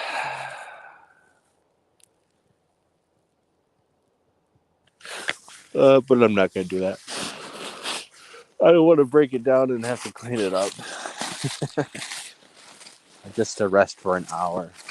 If I was gonna rest.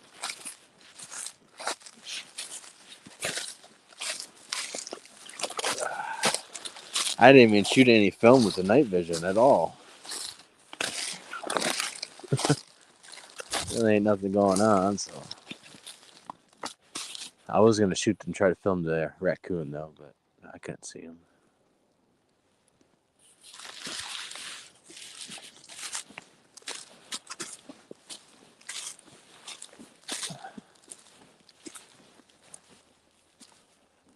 Yeah, it was right here. I think I would say it was right about here. This spot is where I found juvenile tracks. It was coming from over in this direction, crossed over, heading towards the swamp, and picked up a few tracks. It went on the trail, went up on the trail, and then kitty cornered off. Some interesting small juvenile prints.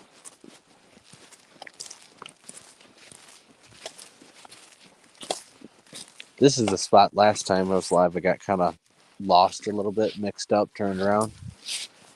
Because I thought I had to go that way. And I still have to go straight. I can go that way, but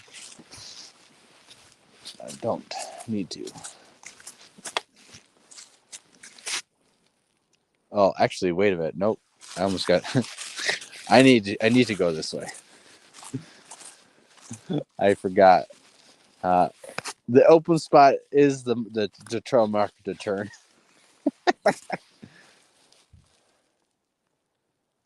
At nighttime, things look different and stuff. And this spot at nighttime looks like this other spot. But I got to turn here.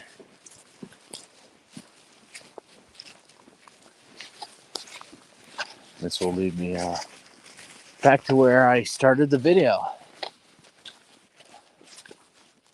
And then I think I'm going to hang out. I guess I could. I think we're going to go and hang out over here at this bridge. Over on the water.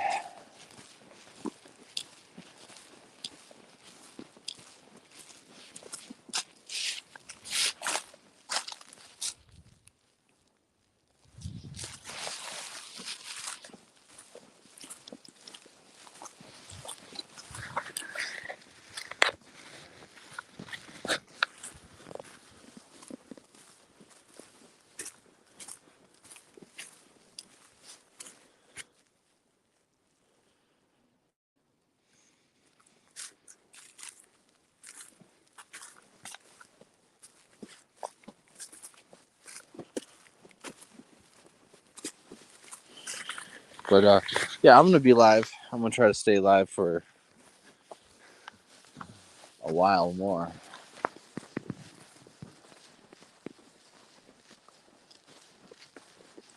I got to beat the record, so I got to go 5 hours. I'm gonna set it to 5 hours now. The record, which is a lot easier to beat out here than sitting down in a chair for 5 hours.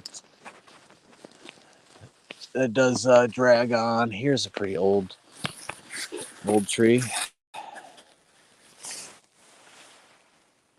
Unfortunately, though, it is decaying and rotting away.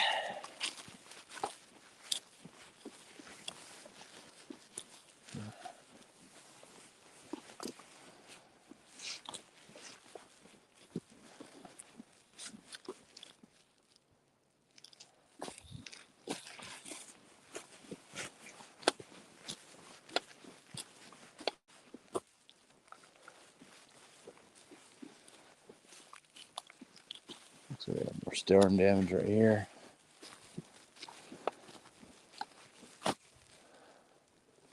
You see where they cut it off. But they didn't finish the job. They left it just hanging here. Maybe the dude was a little too scared.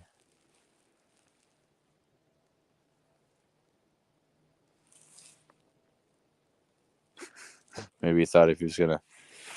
I mean, this is under tension and stuff, and if you don't cut it the right way, it could like pinch your saw blade and maybe kick back at you and stuff. But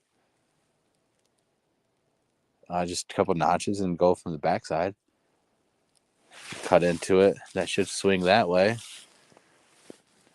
Make a notch, cut it, it'll fold in on itself, cut it. That should swing that way a little bit.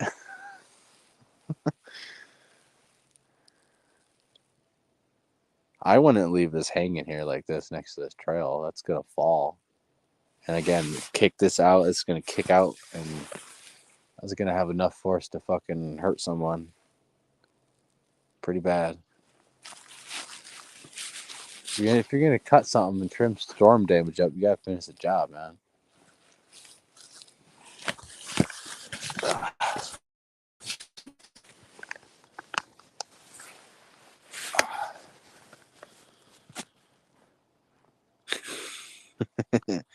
Yeah, that's right. Well, I'm always kind of talking about, people need to do the work and stuff, and I just thought I might as well show you by being out here all night.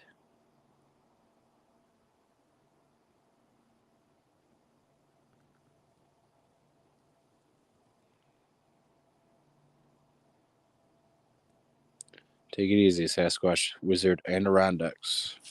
Good night.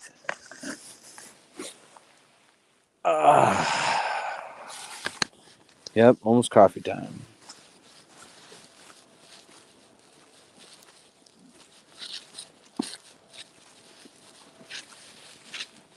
And yep. Yeah, I think I thought I might as well, do the work and show you guys by being out all night. Oh, I could sit here. But I don't like that pine tree. It's not too windy anymore, but that pine tree's dead as shit right there.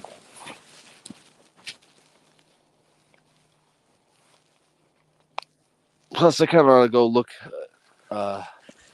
hang out at that bridge, look over the water a bit. In the audio recorder should pick up some pretty good noises from there because there's no trees dampening all the sound waves coming in. Nice open area, be able to pick up whatever. Make a couple calls and stuff. I think I'm gonna bust out my tent out just to wrap it up a bit, get warmed. Then we'll hang out for a couple more hours. I gotta leave by 7. I have to absolutely leave by 7.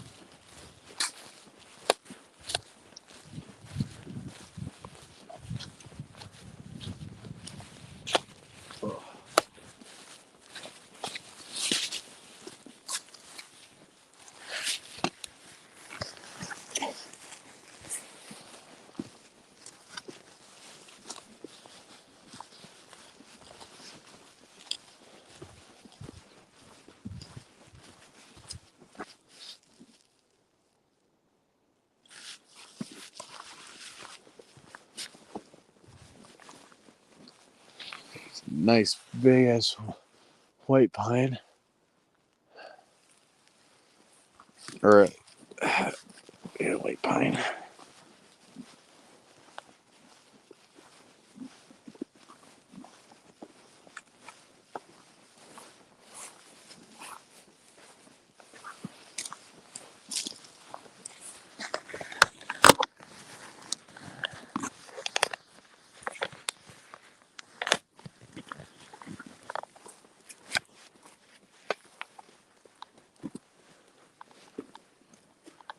A lot of storm damage right here.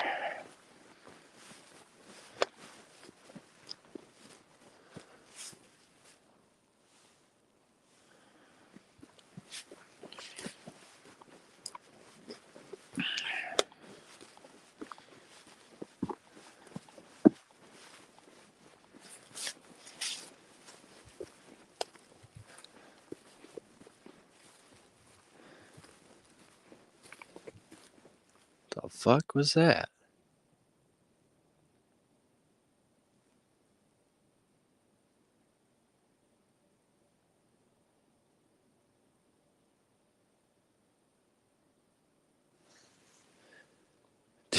I swear it fucking sounded like it must have been a car or something over way over there.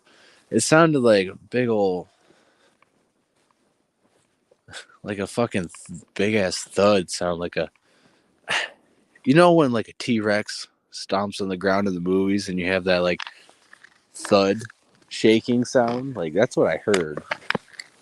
But it must be the cars over there.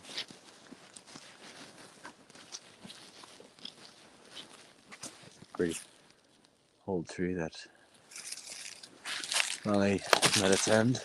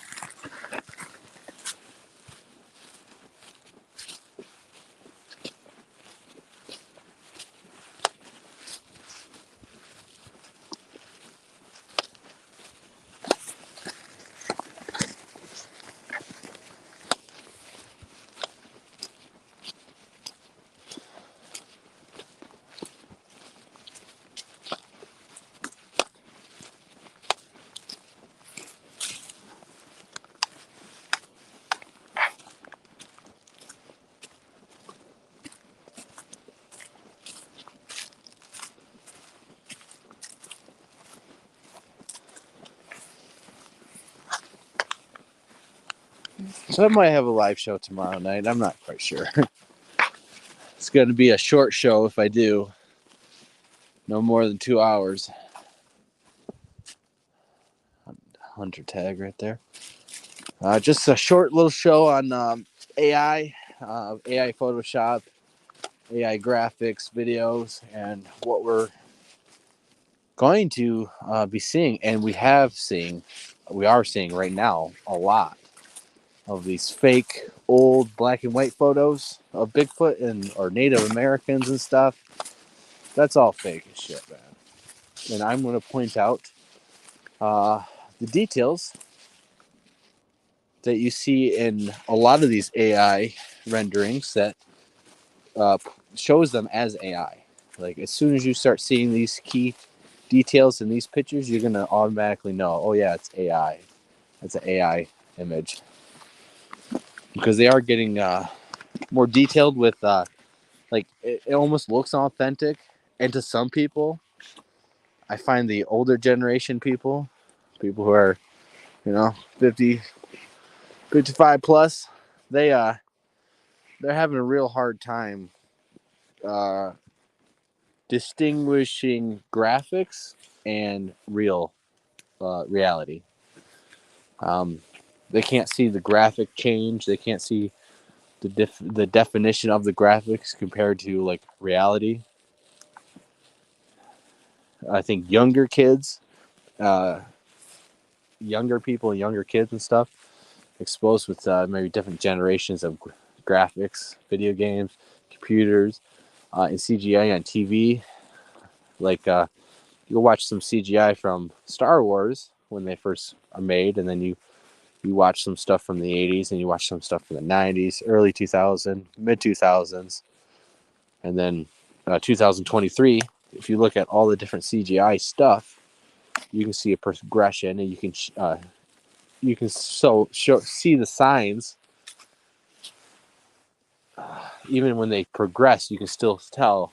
Even though now, once you look at all that, and you start looking at some of these AI images, you'll be able to, oh yeah, that's pixelated. That's really incredible, but it's still just CGI graphics type of imagery, AI imagery. But older generations, they can't really see it. They don't see the. They don't see how it's fake. To them, it looks too amazing. It's too beautiful. It's too real. They can't see the graphics of it. And there are some pretty prominent, respectable people that I feel are really falling just head over heels for these fake images. And it's being pointed out, and some people are getting grumpy because they don't want to be wrong. But I just think that they just don't get it. So that's what the show is going to be about. We're going to take a look at a majority of pictures. I'm actually going to produce a bunch of pictures to show.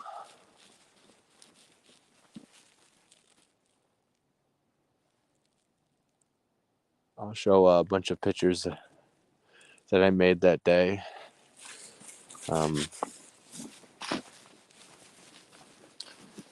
Of different stuff. I guess I was going to do Native Americans, and I guess maybe trail cam style portraits.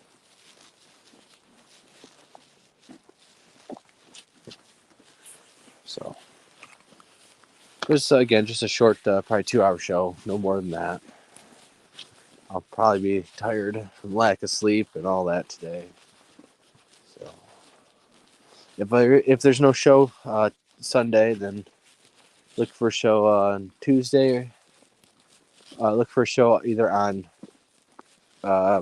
Monday or Wednesday. Most likely Wednesday then. I don't want to jump on Jeff's show on Mondays. He does a good show and always has pretty good guests, so.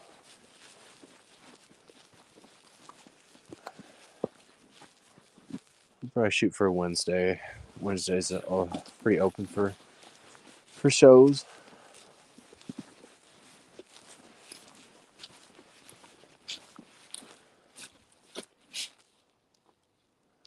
I'm always stopping to listen in case anything's following me, any predators, normal stuff, and just to listen to see if anything pops off.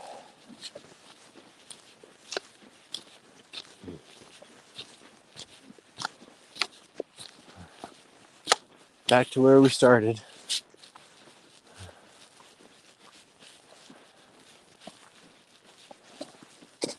How's that? Full circle of this set of trail.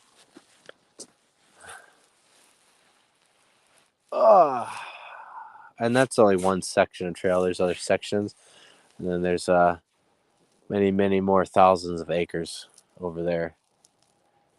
You always hear about the 400. The 400 acres that they got all the Sasquatch and stuff happening. Well, out here, I got thousands of acres, so a lot more than 400. What we just did now was probably 1,000 acres.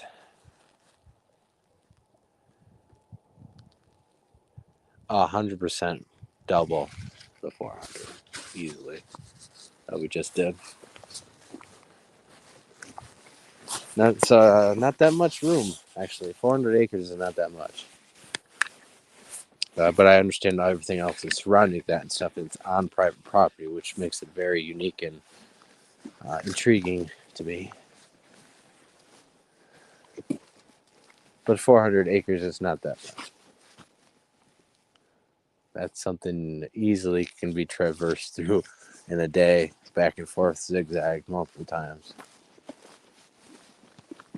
But really good stuff that I believe is coming out of there. I do have some questions and concerns, but they have a lot of people on that project and stuff, which makes those concerns less and less because of more people, more witnesses, more people who I believe have integrity. So it's really good work that we're seeing out of them. I just wish that more of it was presented to the public and not constantly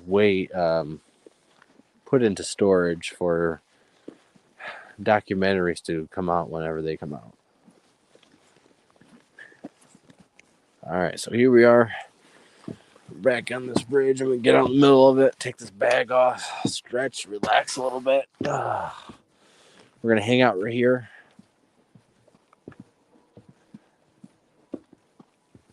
I'm gonna relax for a little bit. Been walking for 5 hours nonstop, so yeah, we stopped a little bit, I guess. So I've been journeying long, an hour before I even got here. So, oh man,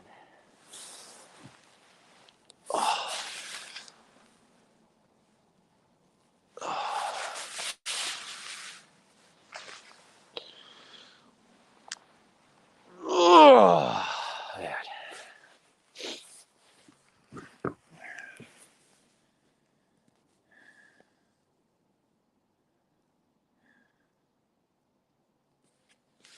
Nice to see you. I don't even know how to pronounce that right now. I'm Rapalia Hans. Thank you for that. And you looked like a new person. So welcome. If this is the first time joining us and stuff, glad to have you here and stuff. We're just live out in the field, of course, and looking for Bigfoot. Not much has happened earlier in the live stream, and with the last hour, well, yeah, with it being almost 4 a.m., I doubt really anything else is gonna happen. But we're gonna be out here for another hour at least. We're gonna beat our record, and then around 5 a.m.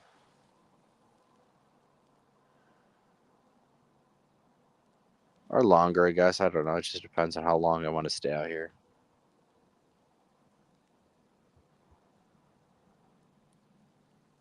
I can be out here for until 7 a.m. So that's like 3 more hours or something ish.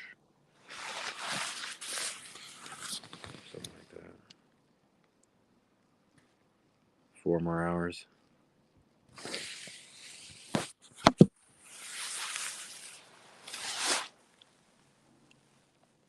Oh, I guess I could just go walk this whole other section again, and that would be about the time it would take. Another 4 hours.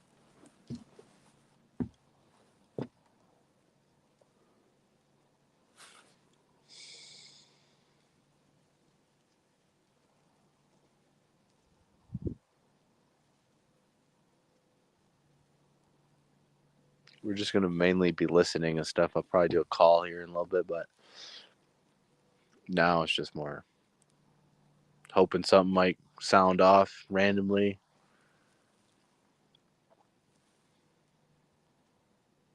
I mean, there's definitely possibilities that are not even in this section at all. They're not even in these thousands of acres right here. They're just totally somewhere else right now. But if I come back here as often as I can, which seems to be at least every other weekend. I'm coming out here, so I'm trying to get it every weekend to come out here, but just with family and stuff, it just doesn't work that way. But every other weekend, it seems like that is feasible. So hopefully, one of these times we should have some really good activity. Um, February is the least is the month with the least amount of sightings reported each and every year. Is February for Michigan, at least, I guess. So February, March, and stuff, it's still kind of slow, and then it starts picking up with June, and then in July. July is the most reported month of the year, and then the second most reported month is October, coinciding with all of the hunters really going out. July being a very popular month for baby crying sightings of reports of babies being heard in the woods and stuff. July is it's a massive month for that. Which some people might think that it's when they're giving birth, or they give birth in June, and July is when the babies and them are more active and running around and all that good jazz.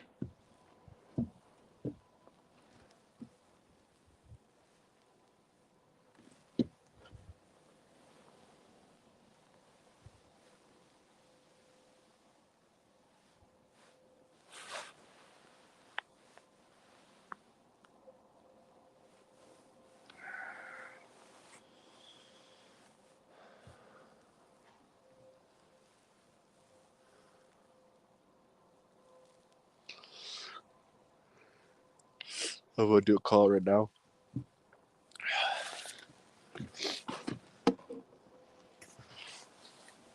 I'm gonna do a big ass call actually. Give me a minute to warm up my lungs.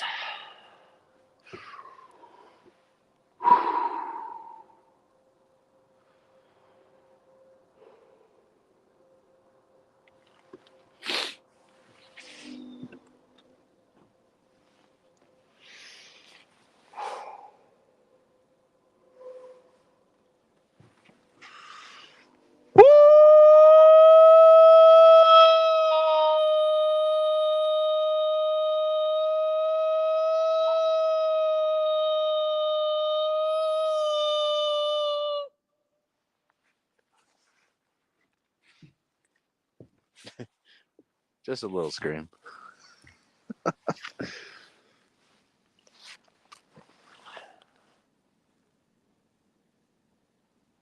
a Hail Mary.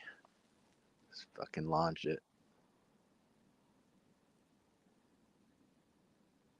Just hoping something just fucking screams back. Last ditch effort.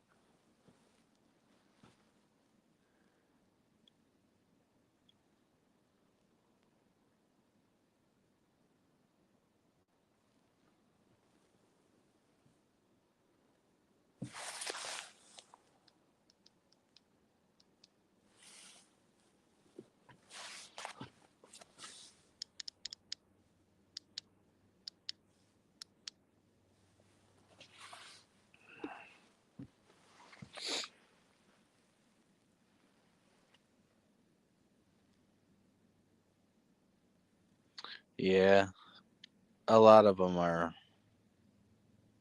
There's nothing. Either there's nothing there, or knowingly they're just trying to fake. But the AI stuff, we'll see more and more and more.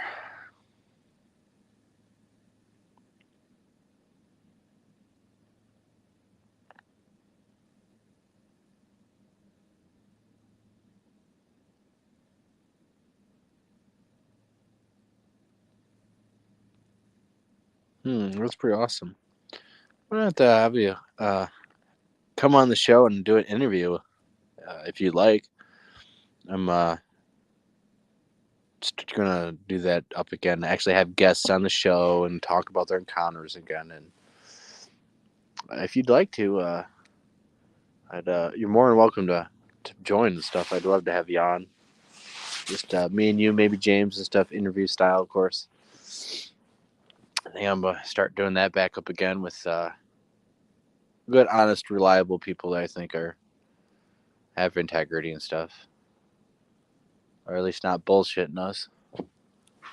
But hell, if they're if there's people bullshitting, it's nice to have them on video so you can see how they act and what mannerisms they do and stuff like that. So we're gonna probably get that back up and going. I'll start sending the messages out, asking people if they want to get interviewed, stuff like that. And if there's people who want me to be on you guys' show or get interviewed and stuff, just ask. It's a little hard with the kids. Any shows that are before 8 p.m. Eastern U.S. time is extremely hard for me to do, and most likely will not happen. So 8 p.m. Eastern and later, I'm available for shows. Um, any day of the week other than Tuesdays and Thursdays. Fridays out too, just because that's always kind of a busy day, and sometimes I just don't have time, don't get back in time. So at 8 o'clock, I won't be back at 8 o'clock sometimes. So.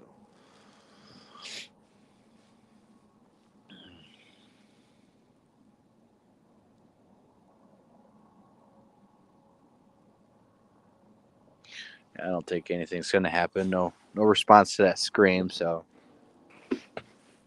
I don't even think they're here.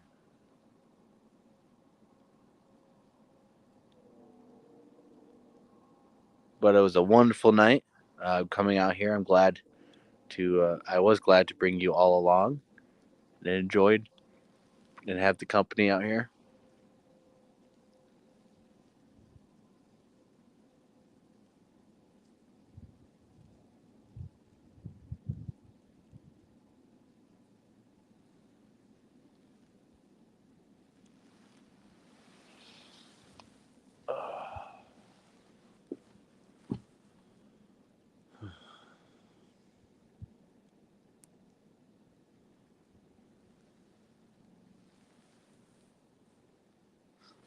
Should do some fishing out here. Actually, that'd be pretty sweet.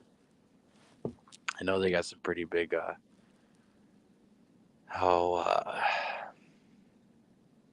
like trout. I don't know. I'm not really a fish guy, so I don't know all my fishes and all that other bullshit. But it'd be nice to get into.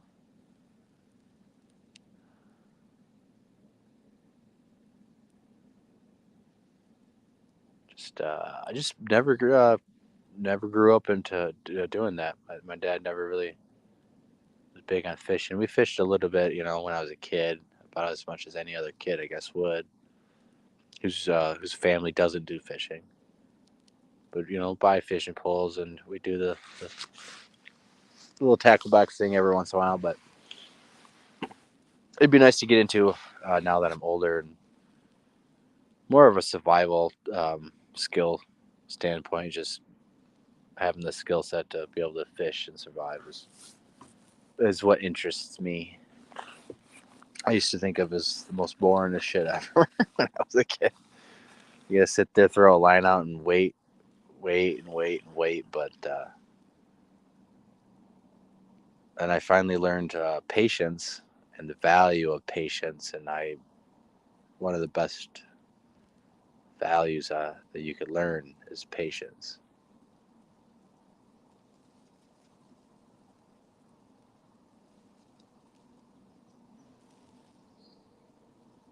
And I learned patience as a young 7-year-old kid.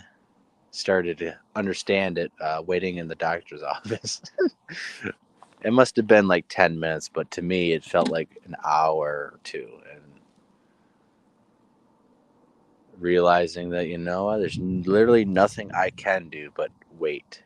and I might as well be patient about it because there's no need to get worked up. And ever since then, the value of patience is just so glad to have. Trying to teach my kids that though, good luck, man. They're still young though, very very young. So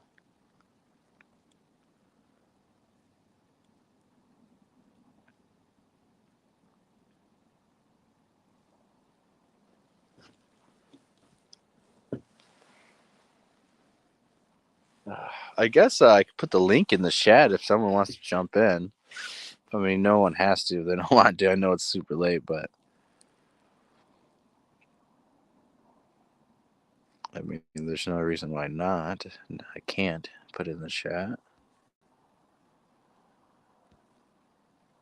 since I'm not really walking around anymore right now.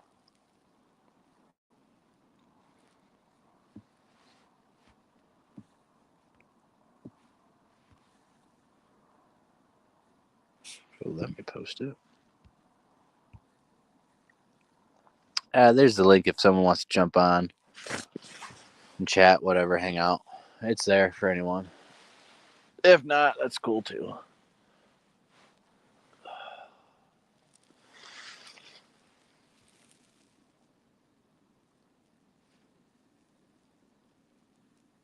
Hey, that's all right, Texas Jack. You can come on. We'll, if you want to do a show and stuff, we can come on and hell, I mean, we just talk about your opinions and stuff on the subject and different stuff like that, man. You just got to fill up an hour at least. That's about it.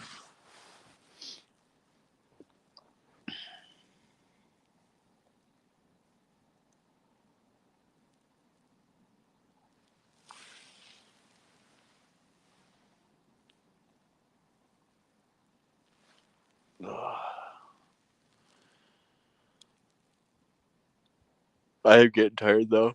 I feel my body. I'm not moving and stuff. And I put that work in. Now it's like, oh, you can rest, and it's like, no, we're still out here. There's no resting yet, man. I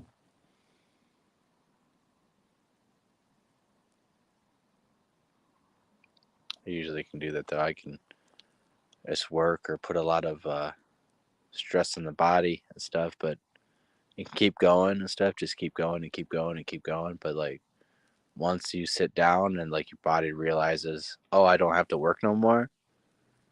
Sometimes that crash is pretty bad. I don't know. I know some surprised some of the guys who done some manual labor and stuff, intense 12-hour shifts, 13-hour, 15-hour shifts. You know how it feels, fucking coming down and crashing after you don't have to work. Put that do that work mode,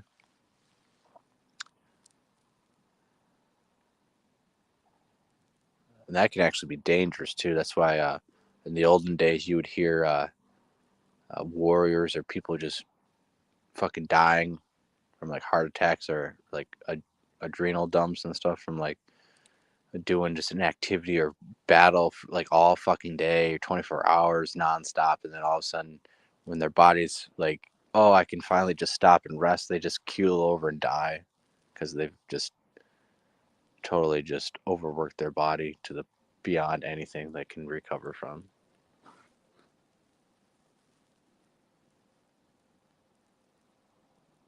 It's crazy how the mind can push your body long past its breaking point and keep going. It's amazing.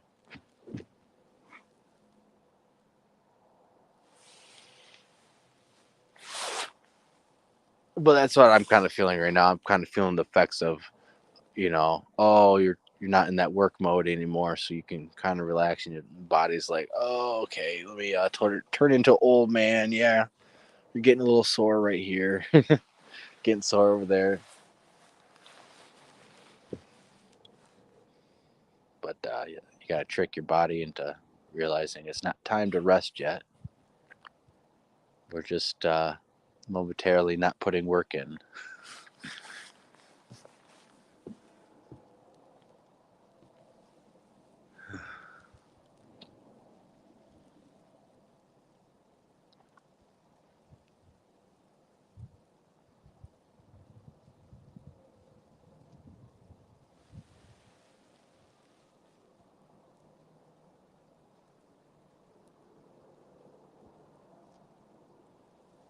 Here's something. It's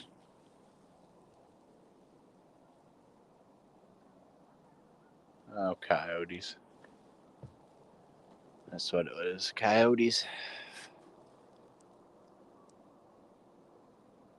Looks like they move out of this whole area,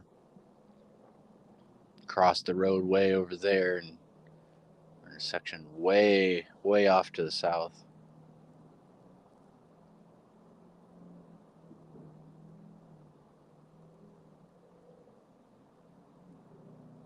We got some jackass driving his fucking truck away out there, gunning it. There's too many fucking deer around here to be doing that, man.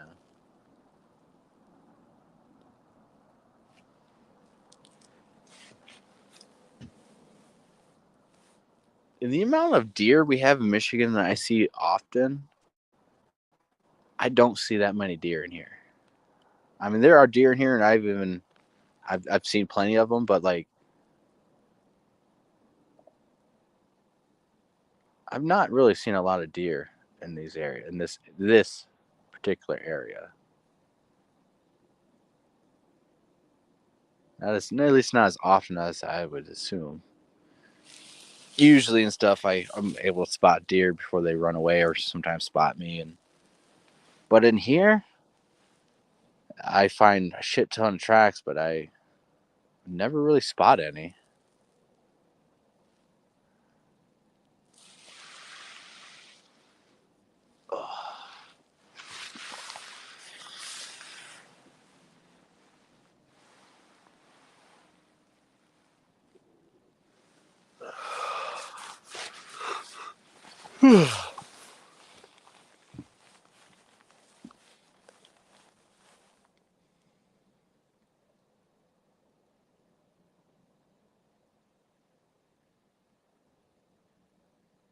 I could go out here. I could pass out right now out here.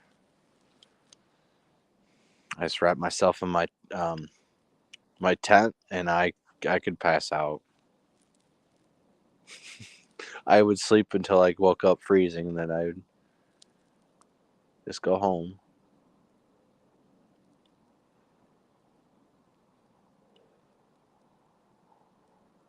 It's not that. I mean, it's cold, but it's not that cold to me. I don't think I'm gonna get like frost or hypothermia and like fucking die and all that shit from taking a little nap out here. I've taken naps out in the winter before. Yeah, you don't take the nap when you're fucking freezing to death though. That's the whole point.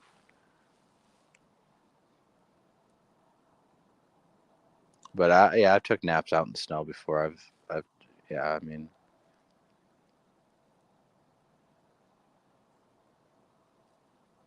camping up in the up north in Michigan last year, um, last July when it was -5 out, -10 out, tent camping in a sleeping bag and all that. That was fucking cold, and we were bundled up and everything. That was pretty fucking cold.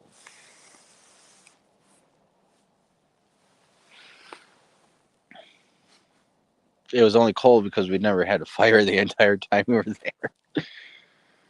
Uh,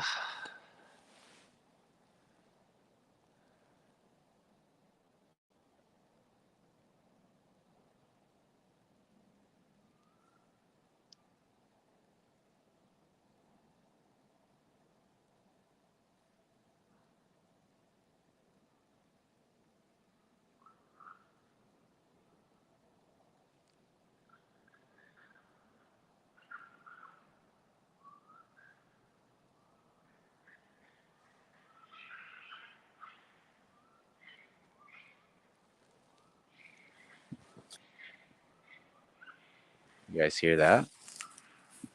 The raccoons fighting.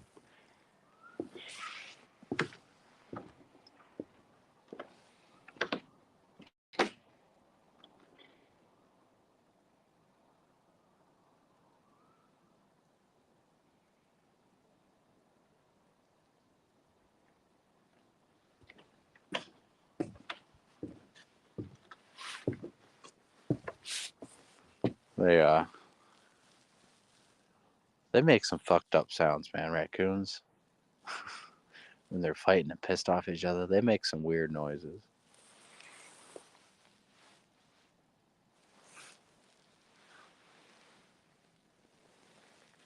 Oh.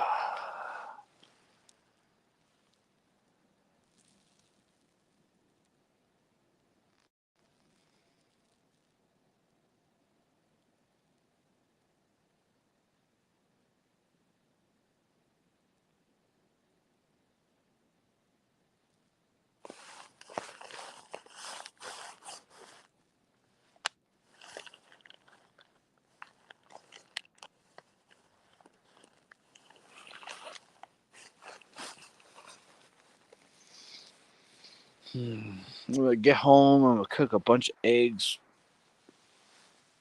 Cook up some eggs and bacon for the family. I think that sounds yummy.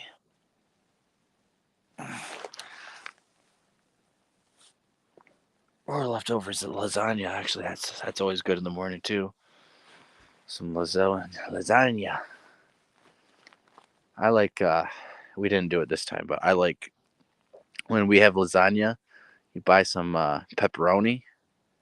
You throw some pepperoni on, layer some pepperoni in that. Oh man, dude, I add some of that kick. To me, lasagna needs that pepperoni, and then you got to burn a little bit of it. I love the burnt cheese lasagna. That's just me. Otherwise, it's too fucking plain, man. That cheese got to be burnt a little bit. Got to have a little pepperoni in there. That's so fucking good.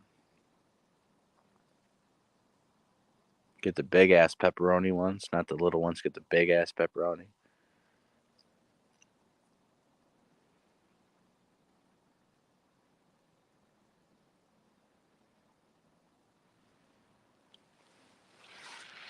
Oh.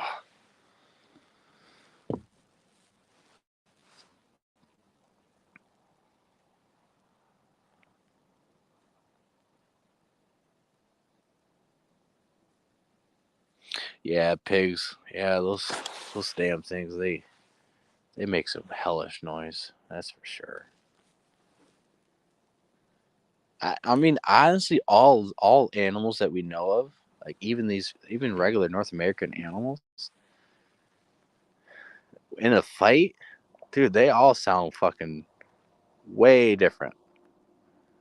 You know, when it's life or death, all animals sound completely fucking different. And they'll make some fucking weird ass noises and shit that you've never heard of.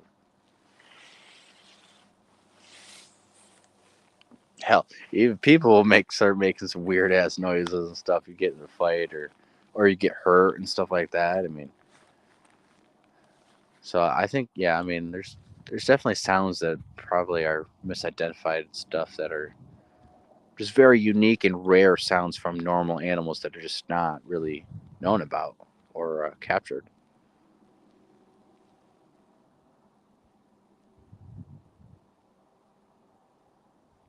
We got an owl call like that. I thought it was like a Sasquatch call at first and stuff, but uh, after sending it to other people and stuff, and then working on it, getting their opinions and stuff, and then actually hearing a different clip that someone sent of a very similar call. It's slightly different, but close enough that you could say, oh yeah, it's an owl call, but it's a very unique, kind of a rare owl call that we really don't have many examples of. We have that. We have that we could finally say was not Sasquatch activity and a very unique barred owl call. Shout out to Curious Cryptids for his help on determining that, and him for having the actual audio evidence to show me that, oh yeah, it's an owl. And it's so interesting too because as soon as I heard the clip that he sent me, and then I heard my clip, I was like, I don't know why I couldn't hear the avian sound earlier.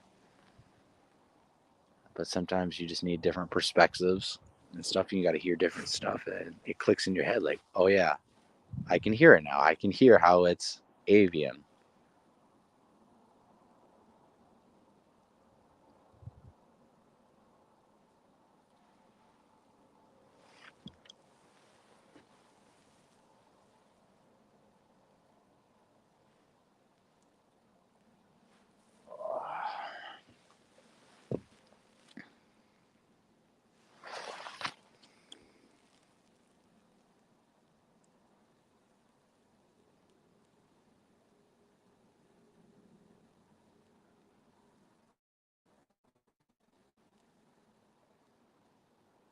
Oh yeah, yeah. They're rooting around and stuff. They make some noise and stuff. They're all happy and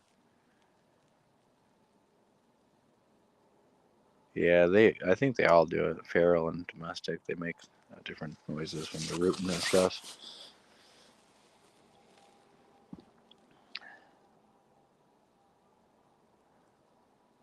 My grandpa, my dad's dad, my great grandpa, my dad's mom's dad. He was a pig farmer here in Michigan. Small time pig farmer, nothing major, nothing like that. But I guess he was a farmer who owned pigs. But he had my dad told him the story all the time. But as a young boy and stuff, he would go to Grandpa's house and jump on all the farm equipment and play in the pens and get in trouble. And my his grandpa would never discipline him, would never tell him to get off the stuff, never yell at him. He would go tell his daughter, "Go get that boy. That boy's on that tractor again. Go get him." Would always go tell his mom to deal with him. But he'd tell my dad, "Don't go in that pig pen, boy. Those pigs will kill you and eat you." And he wasn't joking. And my dad said that these pigs had red hair on them and stuff, like these like old Russian boars and stuff, long red hair and a big, long, ugly snout. And he said that pig was meaner than shit and would honestly, if he actually did get in there, because he'd mess with the pig, but if he fell in there and shit, the pig probably would eat him.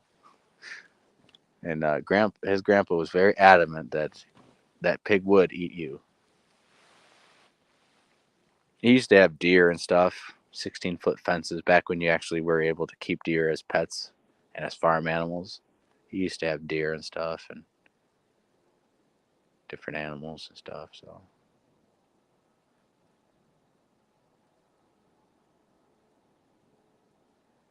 I just thought it was always interesting how it was that red hair um, genealogy of a pig.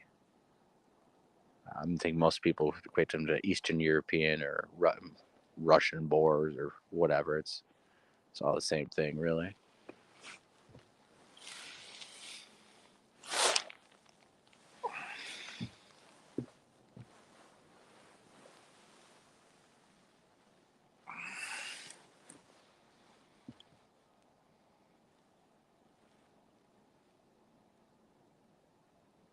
Almost there, almost breaking the record. I think the record is like an hour, 4 hours and 27 minutes, or it's 4 hours and 37 minutes, or something. So we're gonna do that. We're gonna break that.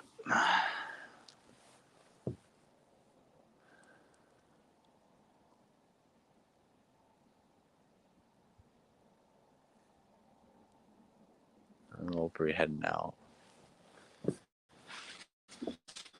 We'll head out here.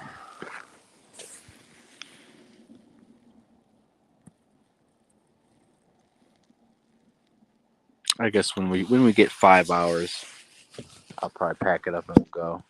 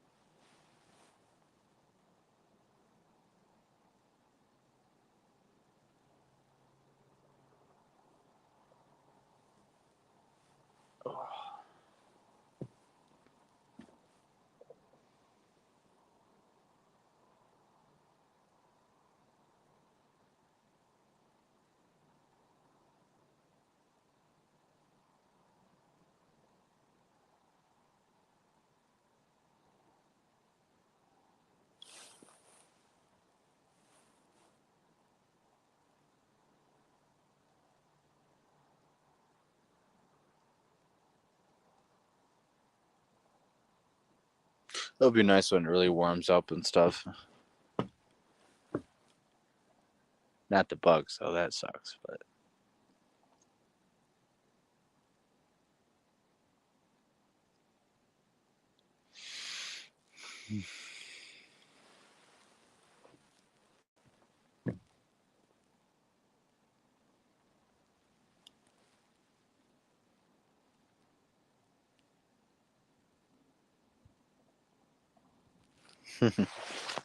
that's awesome.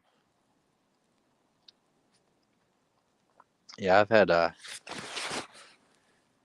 people I've known who had pet pigs. Big old, big old pet pig. Not no mini pigs, but yeah, man. I mean, they're like almost like dogs at that point. I mean, they're incredibly smart and actually do learn stuff. But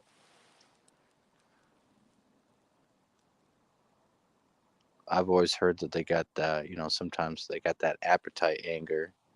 If you don't feed them, they get a little hangry.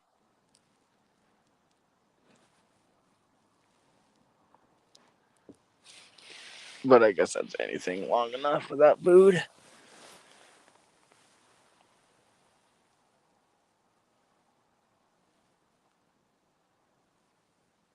Oh, stretching my back out and stuff because I feels like I can't bend over anymore.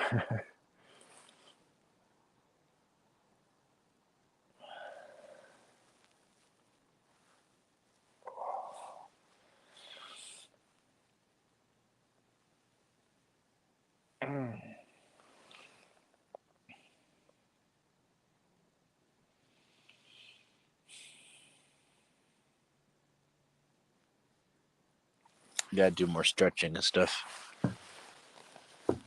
Can't be a American couch potato. That's a big issue with Americans.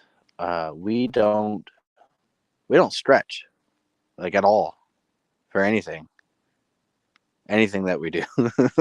We don't stretch. I don't know if you guys, but you guys should do some stretching and see how it fucking feels. If it's hard and don't feel good, you gotta do a lot more of it.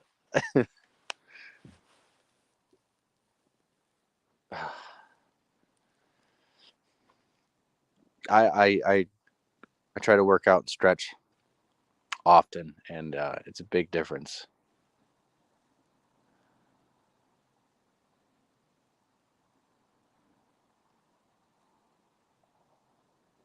Getting into shape and stuff this year. Better, I guess. Back into shape this year. Doing a lot of push-ups, a lot of different exercises and stuff. We're getting back into it. Back in the just even a couple years ago. Never had a six pack or anything, but I was pretty fit. Always strong and all that. Doing running and stuff. But we're gonna get into more of that. Time to get into the best shape of my life. Time to get healthy, strong and stuff. Kids are getting older.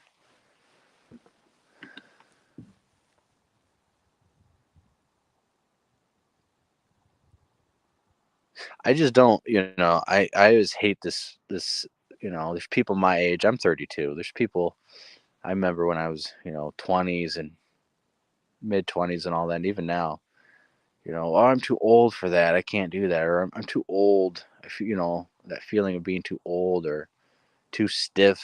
Can't stretch. I'm too old or can't exercise no more. I hate when people say that and they're my age. It's just like, dude, come on.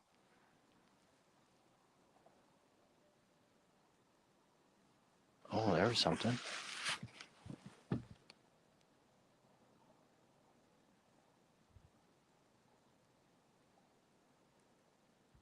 All right, what time is it for this? Hour and 53 on this one. The last recording. I heard a slight howl. It did not sound canine though, but it was very slight and it was off in the distance over there.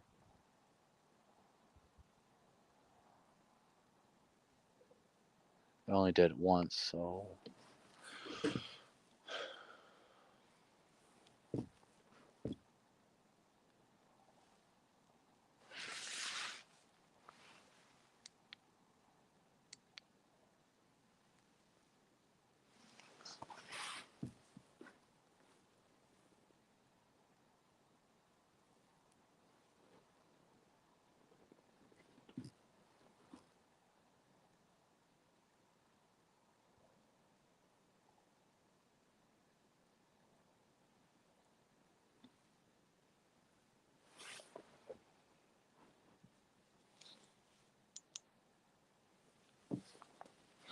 But yeah, inconclusive. Too faint. No repeating. So yeah, not good enough. I'm not sure if the audio picked that up. It was pretty faint and far away.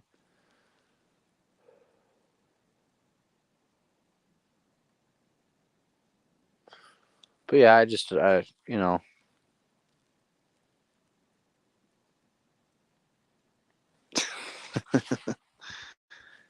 yeah, people always dismiss it, man. People always are like, I don't need to stretch, or that's for babies. Or I mean, like, you're lubricating your joints and system. That's what you're doing. You're lubricating your system before it's doing the work.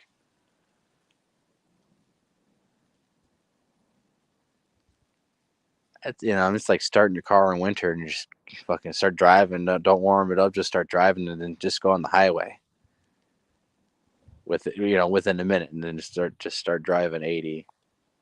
Like, it's not good for you. You might break something. You might injure yourself.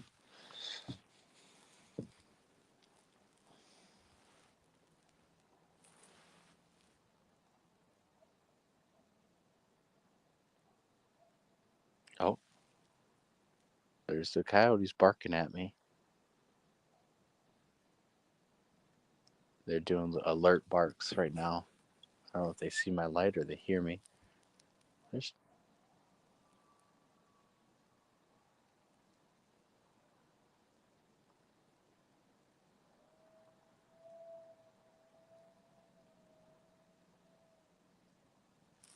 Ooh. Wow, that was interesting.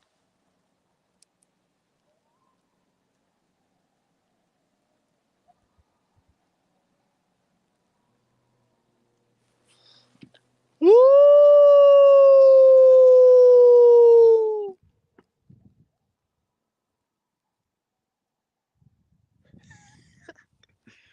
Getting really flustered. Like, who the fuck's in our territory? That first one, dude, that was a pretty beefy coyote, and it sounded.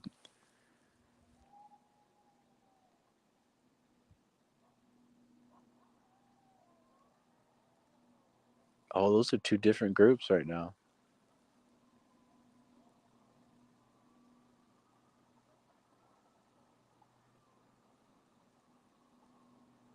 Got like a group right in front of me across the road.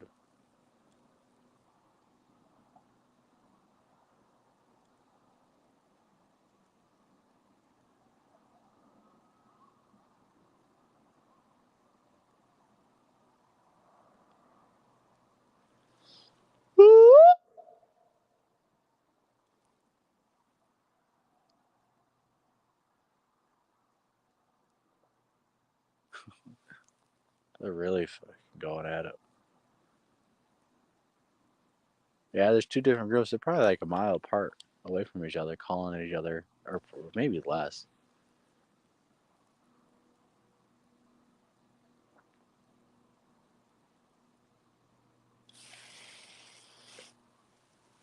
Awesome, awesome stuff. I just love nature.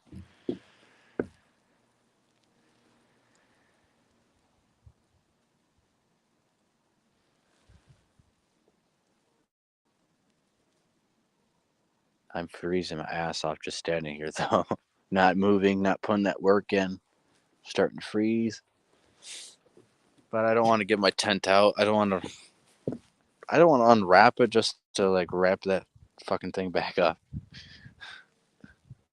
That's a pain in the ass.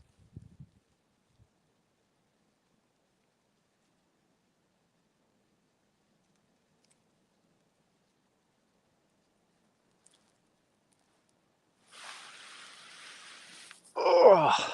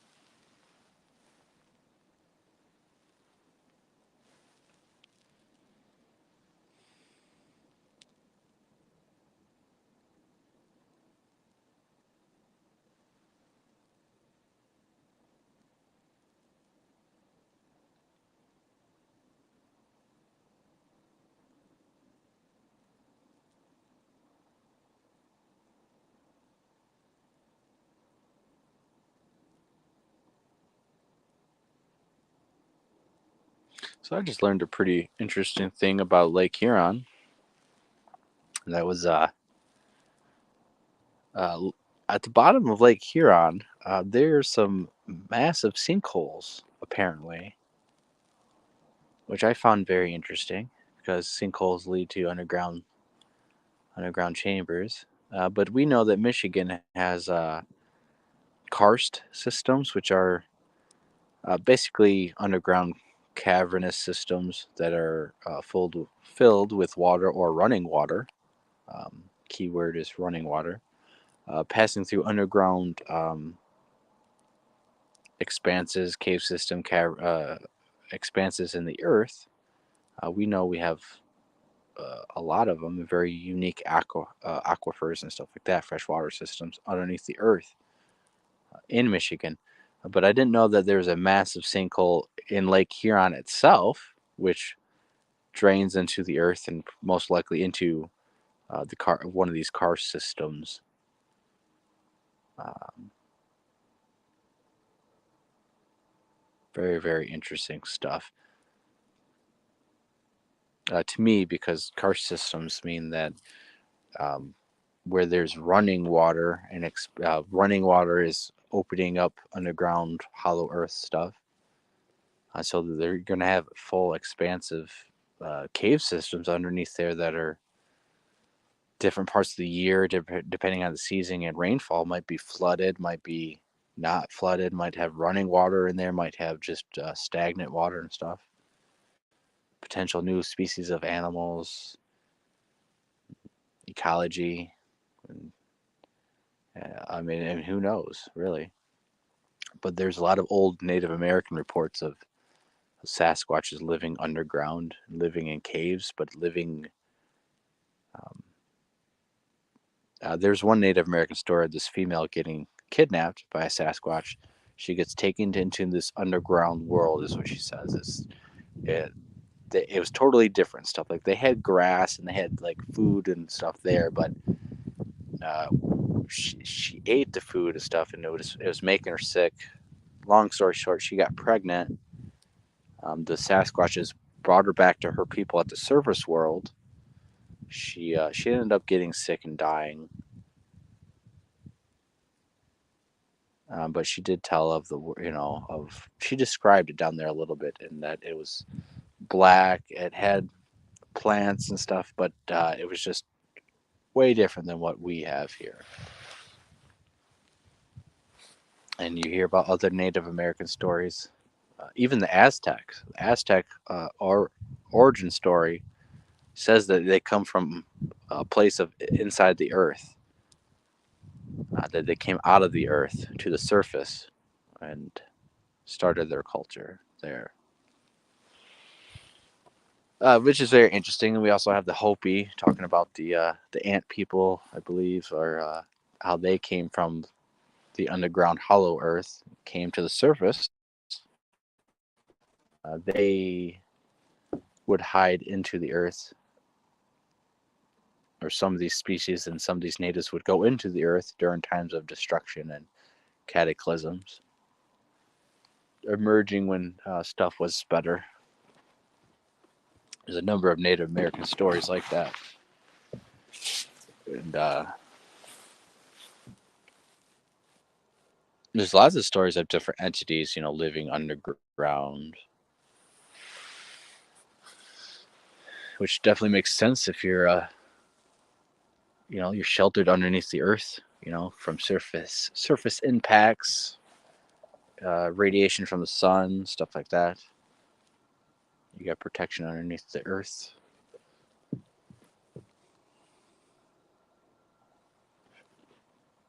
And we do know that there are hollow expanses out in the earth. We know that there is in,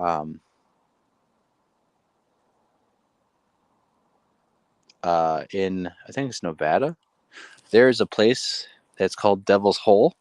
It used to be a diving spot for recreational diving, cave explorations, but after a number of deaths, it was closed up and sealed only to the scientific community. In there, they have a very unique type of fish that's only found in this hole in the desert. Miraculously, no one knows how they got there. But long story short, there were some divers that went in there and died and passed away.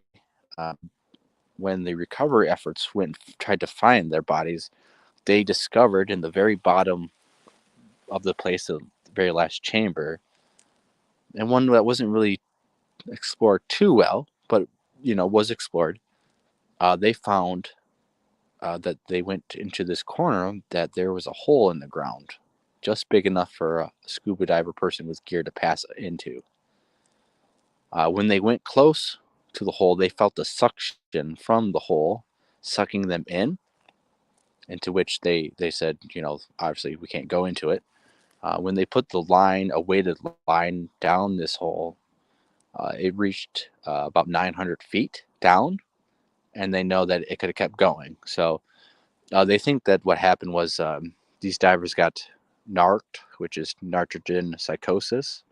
You have too much nitrogen in your blood, and it starts making you drunk and delirious. People will just rip their face masks off. They're trying to get air, even though they're breathing air already under there. Really just mind altering effects. But so basically, they were narked out, and then they kind of just wandered over to the hole, got sucked into this massive abyss with a suction so powerful that it just sucks you down instantly, and you're 900 feet. So what they realized after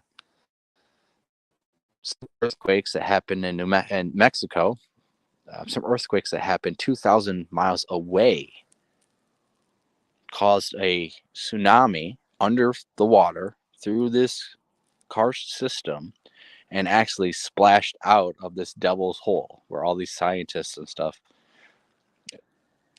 had observations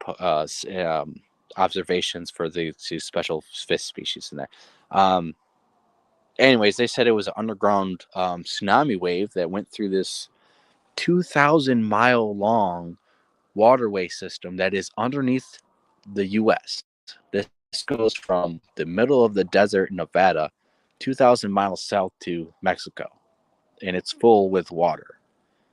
And who knows where, like, how many different, like, split off points and cavern. I mean, it's so fucking expansive and long that there's no way we will ever be able to explore it without without drones, honestly. But that's not the only unique car system in the U.S. that is like that. Just pull up the karst map of the U.S. There's so many systems and unexplored Karst systems are the most unexplored geological features on Earth. It's very unique because we're not able to get into these spots, into the Earth, to check this stuff. So Michigan is made full of karst systems. There's a lot of different. Kentucky has all karst systems with all the springs and water-fed caves and caverns and stuff. But usually karsts, when I talk about it, it's more deep Earth stuff.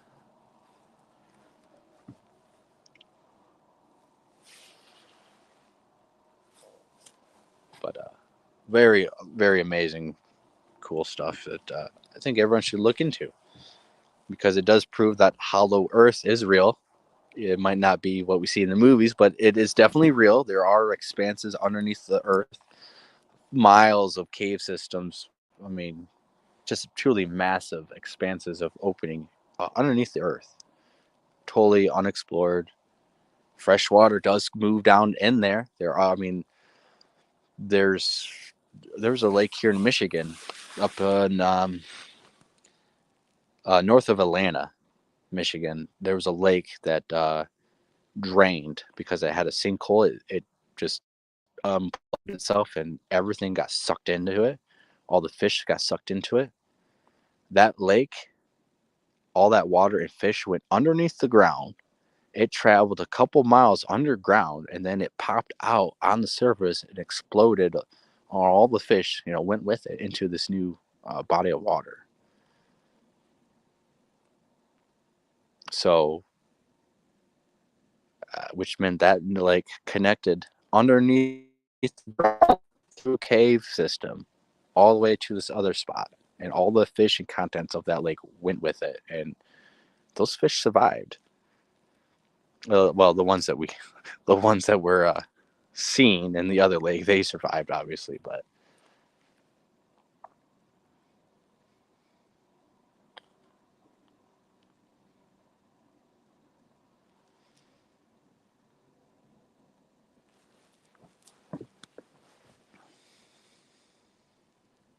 so it's just one avenue I'm looking into. Um, in Michigan, we don't have any caves systems here in Lower Michigan, like surface caves, right? But there's a lot of stone and bedrock in certain spots where you could potentially have those cave openings there. But what most of the official narrative would be is that they're buried underground, 10, 20 feet underneath the ground and stuff. You're not going to be able to find some of these openings. But if you go up in the UP and on some of the coastal northern regions, you can find caves. Just You can find caves, you can find sinkholes and stuff like that, karst systems.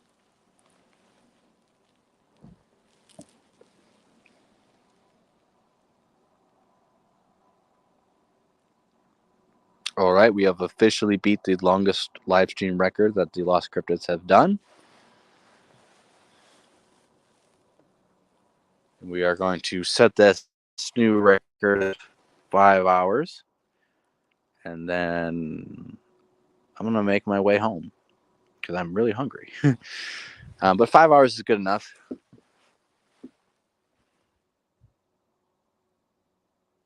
If we had like more activity during the nighttime, I'd be out here till 7, because you never know.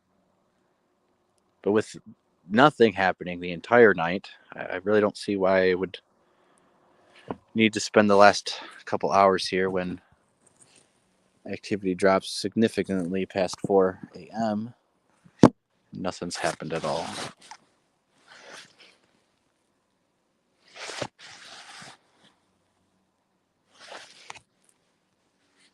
I got the tarp, but a hammock, that actually does sound like I should invest in that.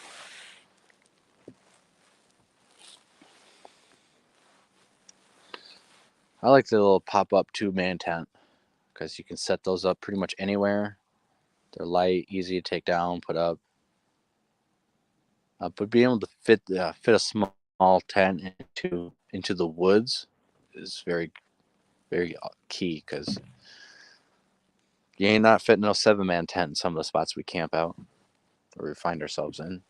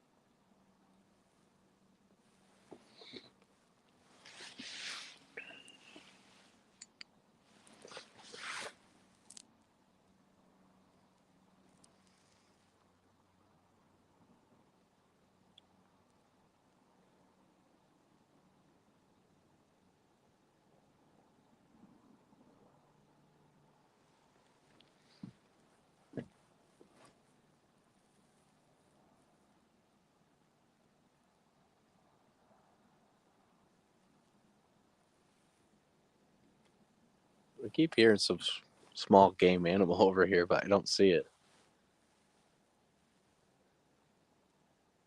I hear it creeping up over there, moving.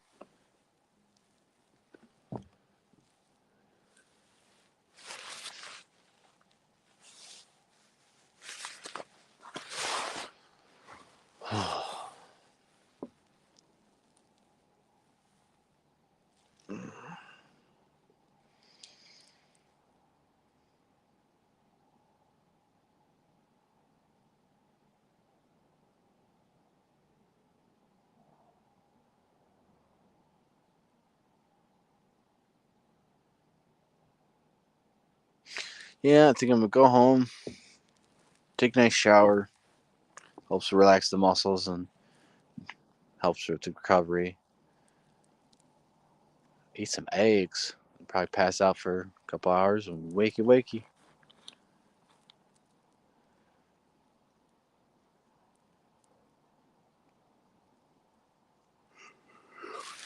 Hmm. That's the one thing in Florida. If you're out down in Florida and you're doing expeditions and stuff, like on the 168 when we were there for a week, it can be draining and stuff, having all that heat and sweat on you all the time and stuff.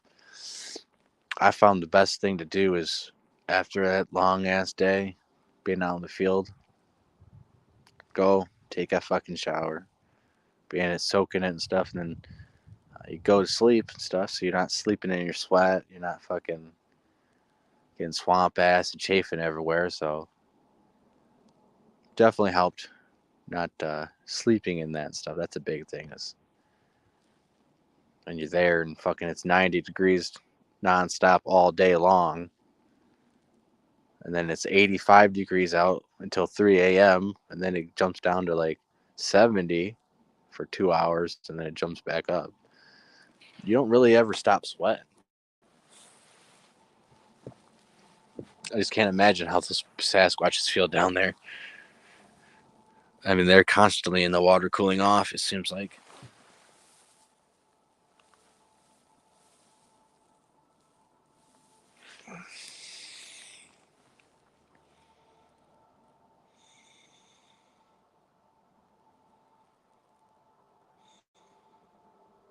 And I appreciate everyone who's stuck in as long as you guys did and stuff. I know not much action stuff going on, but this is the reality of it. You know, we're sitting out here waiting, and most of the time nothing happens. But one of these times, something will happen. Hopefully, we capture it. You guys can witness it, listen to it, whatever. Because it will. One of these days, something will happen live for you guys to witness.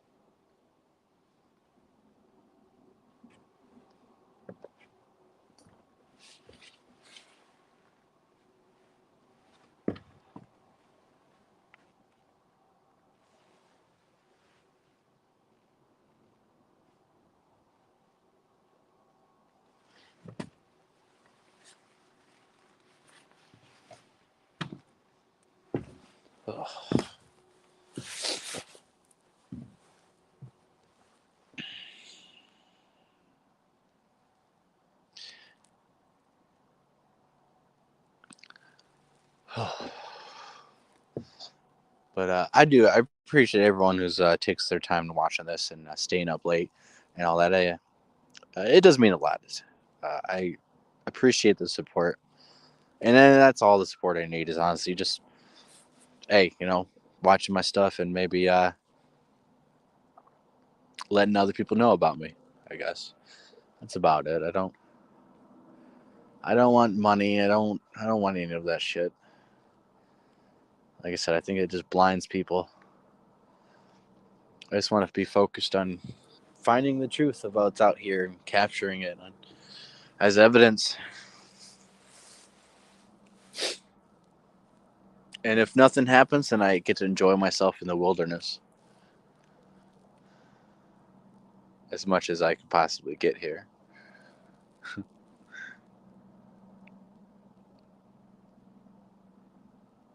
Get to work my body and stuff, struggles, push it.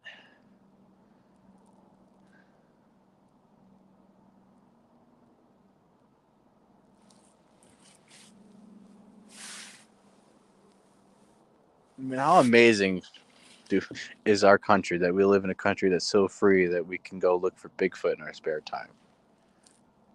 I mean,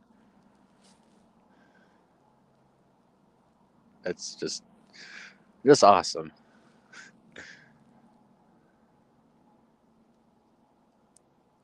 Our country is truly the best place to live in this world.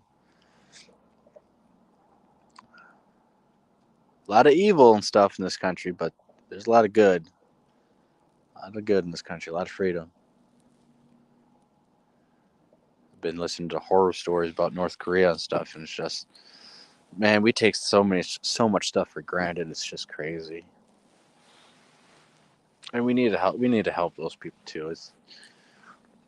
What's happening over there is just horrific. Worse than the Holocaust, honestly. And more have died from that regime. So it's heartbreaking.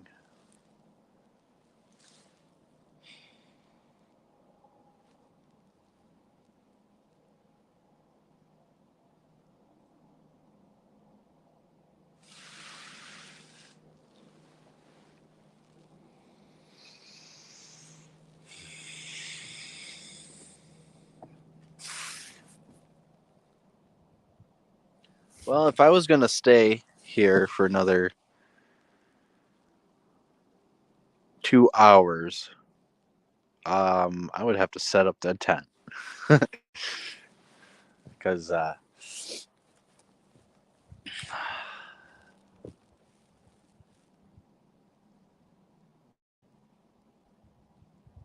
be nice just to have that wind just off me, just a slight break.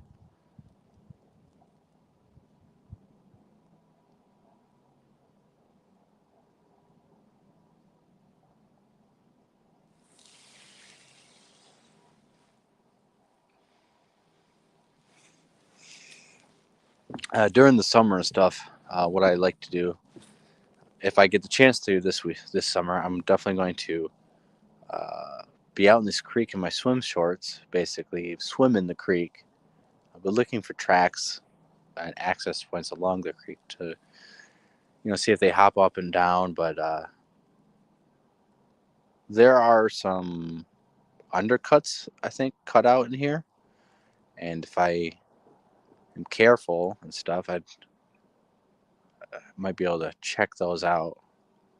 Not go into nothing crazy, but there's some spots on this creek that I've looked at look fucking deep, and it's at a bend, which tells me I think that the channel has carved into the earth a little bit, which might have to be dangerous and stuff though too if I was swimming that, not to get caught up into that corner and drowned from the water pressure in the way that it's flowing through that.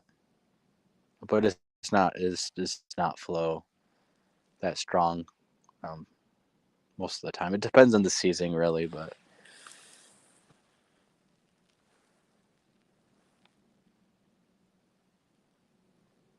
oh, thank you, Mark Miller. That's nice to that's a nice comment from you, and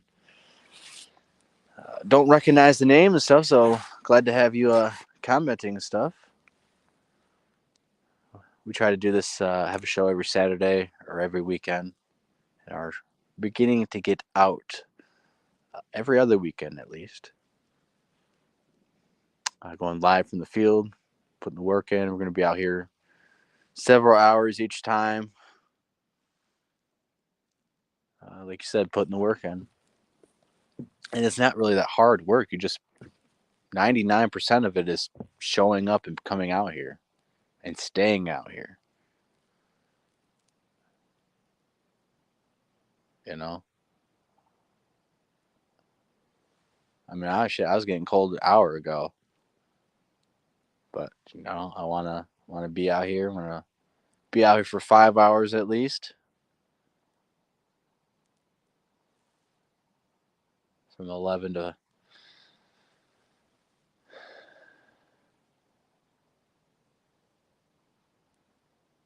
I guess it is a little bit more than 5 hours, but 5 hours of live streaming. I've been out here for an extra hour already though, but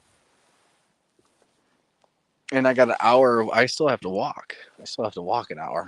So when this gets over with, I have to walk another hour. So I'm already putting 6 hours in, plus another hour is 7 hours. If I wait here another hour, it's 8 hours total being out here. So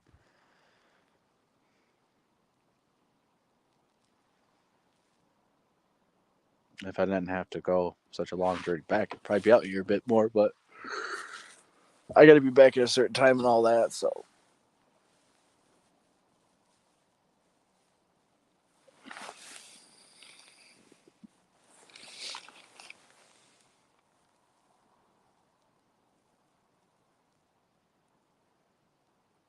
when it gets warmer and stuff, like when I first started coming here, I used to run and jog through here.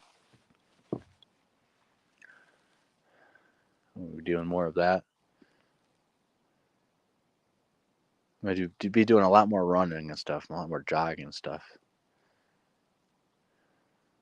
Getting into shape that way and getting the endurance going, like I've never had it before.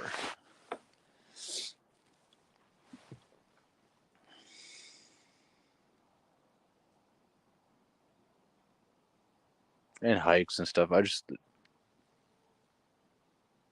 could be doing a lot of stuff. A lot of stuff, a lot of stuff. As soon as it starts getting warmed up, be doing a lot of working out, exercising and stuff. I love working out and weightlifting and stuff. It's fun. If it's not fun, man, you're never gonna be able to enjoy it or do anything. The key to working out and weightlifting is having fun.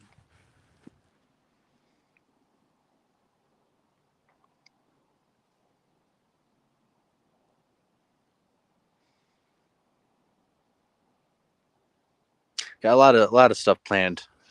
Not just Bigfoot stuff, but a lot of different stuff.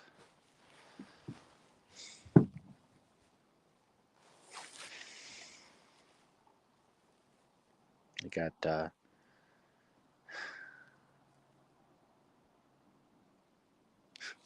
got lots of plans, lots of ideas flowing and stuff. We got some small business ideas that we're hopefully gonna be able to start here. Maybe a 5-year plan. But yeah, there's a lot going on. It seems like a lot of possibilities that could happen, and the Bigfoot possibilities are endless. Yeah, we're doing slowly, but we're gonna do our conference and stuff, and the Michigan Bigfoot and Dogman Conference. We're gonna have some outings and stuff. Get some people out here, some researchers out here. I think will be really good.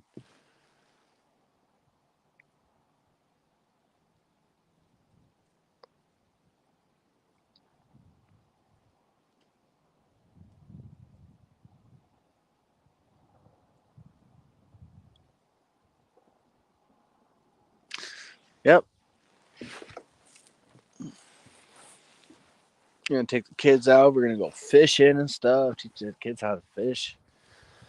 Get these kids out in these woods a lot more.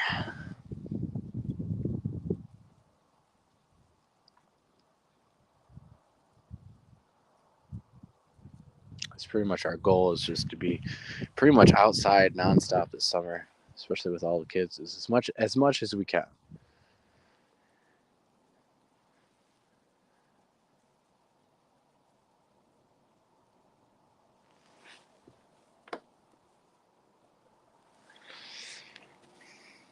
All right, it is official. We have set the new record for the longest live stream on our channel, and I'm glad it was out in the field doing it.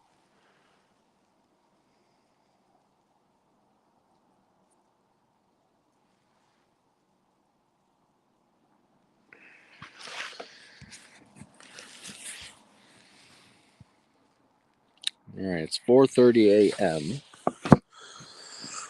Oh, guess we better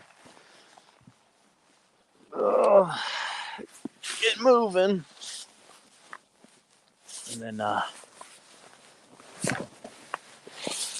walk with you guys a little bit more, and then I'll shut it down and I'll continue on. If you guys want to contact me, message me on Facebook, you can message me at the Facebook page, The Lost Cryptids Conservatory. We also have a Facebook group. You can find me on there. I'm the main admin on there. You can message my profile, message the Facebook profile. We also have the Michigan Bigfoot and Dogman Conference Facebook page. Contact that page if you need any information on that, or want to be a part of that. We are almost ready to get things rolling on that with tickets and vendors and stuff. Whew, sorry, I'm getting really, really cold right now.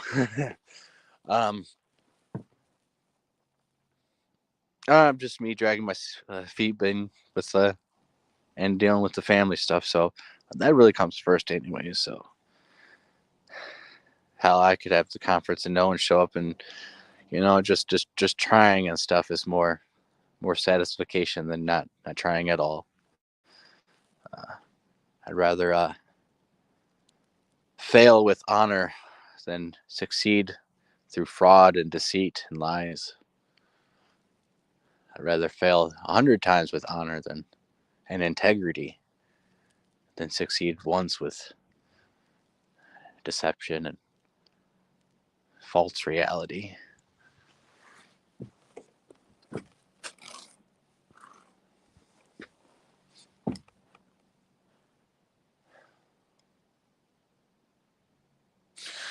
All right, let's make sure we got everything. Got the recorder still rolling. Hours and hours of audio. But the good thing about this is we don't need to check it blindly. We know that there were some sounds at certain times that I marked down. I made mental notes of. So we can hurry up and analyze that sounds, but probably not going to be able to bring it out too much because they weren't really loud to me in my ears. So most likely wasn't too loud for the recorder.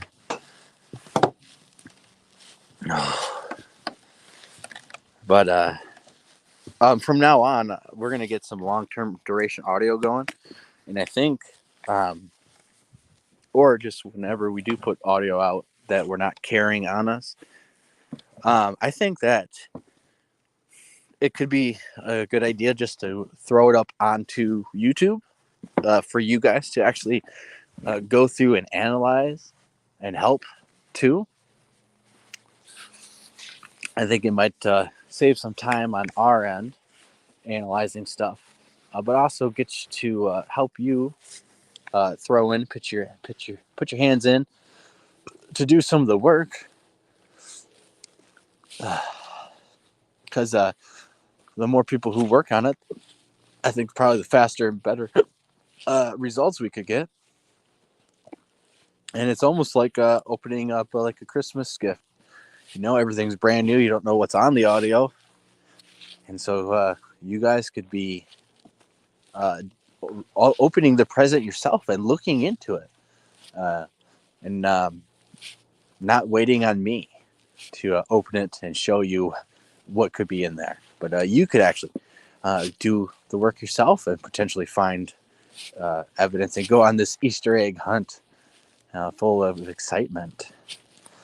So I've been thinking about that. Just dumping the raw form audio right on you to YouTube, and then seeing what people pick up, and then of course it'll make my job a lot easier.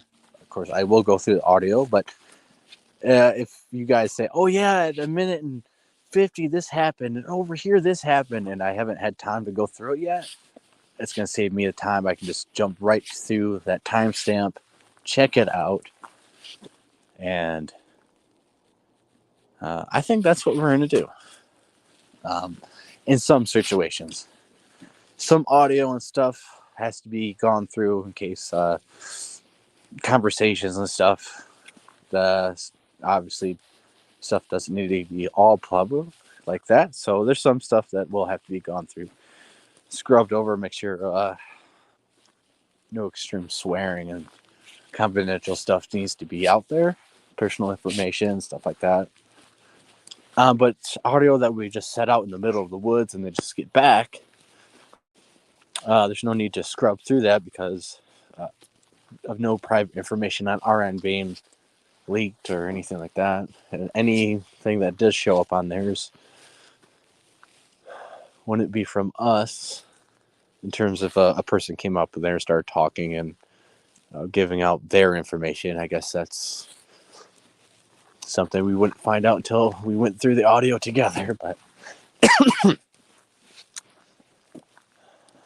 I don't like to have recordings of like camp audio of us talking and stuff like that when it doesn't need to be on the internet. And not like, there's anything bad in it, but just personal information and opinions. And, some people might not be okay with certain sections of that, being on the internet for whatever reason. So we got to respect that. But I also want to have you guys be able to interact a little bit more and honestly be part of the team. You can help us find evidence from directly the sources of where we got it. Like, put the direct evidence audio right on there for you guys to look at, the best quality possible. And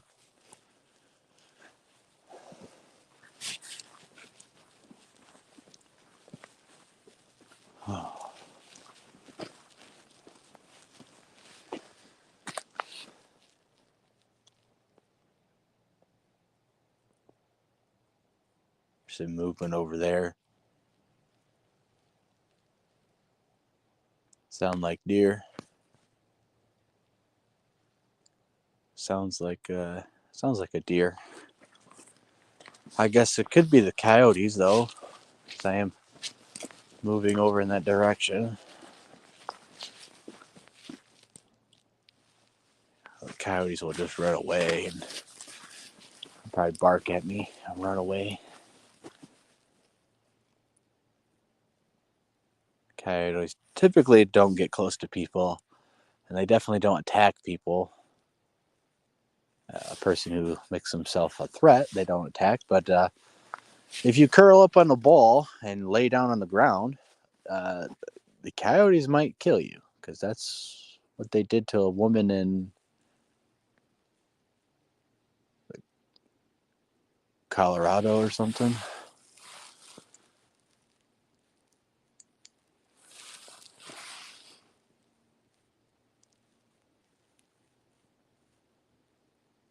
She was jogging and they came out, and basically she got into the fetal position on the ground and let herself be killed because she didn't fight back at all. Meanwhile, you have like kids who fight back against coyotes all the time, and are able to survive and get away. So if there was a pack of coyotes, I guess you guys would have a pretty good show on your hands, because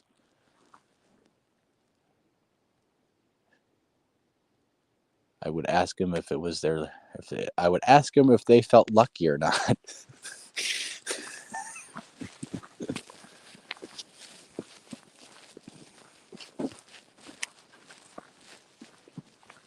I mean, honestly, if there's anything out, any animal or anything that was going to attack me, I'm going to defend myself. I'll try to film as best I can.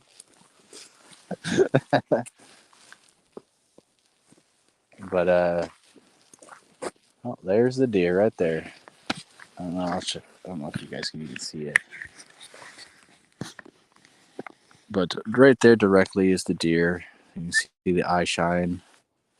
Maybe you guys can't. I don't know how far you guys can see right now. But that right there is the deer. Now it hears me talking, but it cannot actually see me. All it sees is this red light. And the light is so bright that it actually covers me completely. And so the deer does not actually see my human silhouette.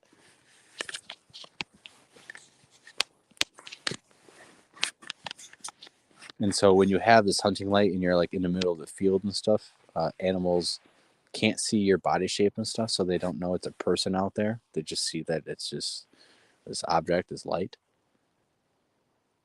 And the red light also keeps animals from being agitated and spooked as bad.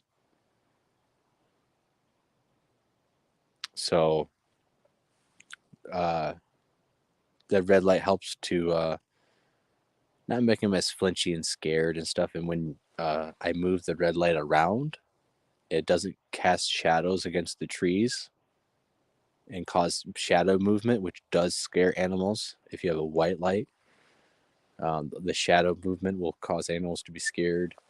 Also, white light is more brighter, and most animals have associated that with humans, whereas the red light is not so much. Oh, there's two deer over there. There's probably most likely a deer on the other side too.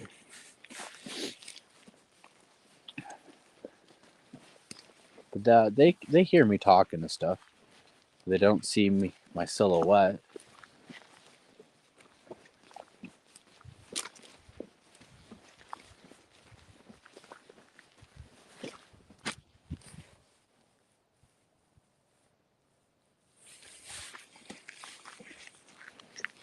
But we're gonna just leave them alone. We don't need to stress them too much. No need to stress out animals more than you need to. You don't ever want to like. It's just there's no need to stress out animals. They're already stressed out here enough, living and surviving. They don't need any extra stuff.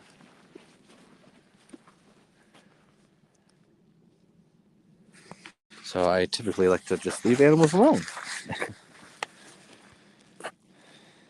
Barry Browning, nice to see you, my friend. Yeah, yeah,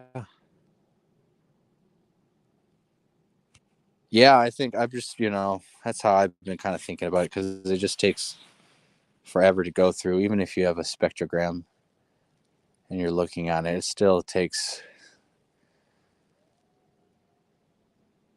There's the coyotes over there.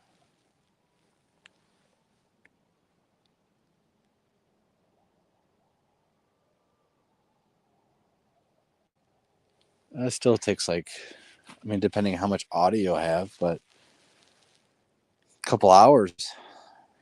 For 7 hours worth of audio. I mean, that's like 2 hours worth of work, I would say, going through the spectrograph. And then if you have stuff, then you got to cut it up. And you have to you maybe enhance it or bring it up if it's not loud enough. And so it can add up. And then you're out for a whole weekend. Now you have, two 12 hours audio clips to go through. Just it can add up.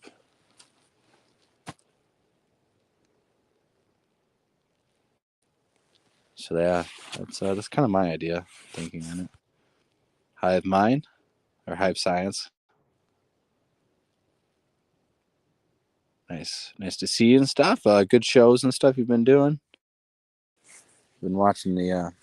I didn't finish it, but I was watching the show on the Grand Canyon, the underground Grand Canyon cavern system, ancient civilizations, the Egyptian tablets that they found there, and the section of the Grand Canyon that is off limits even till today. Very awesome, cool stuff. Didn't like I said, didn't really finish it and stuff. Just getting into it, but awesome stuff. And if you want to buy bugs and stuff, Hive Science is the person to contact because it seems like they know a lot about buying bugs and where to get them and good quality bugs at that. So,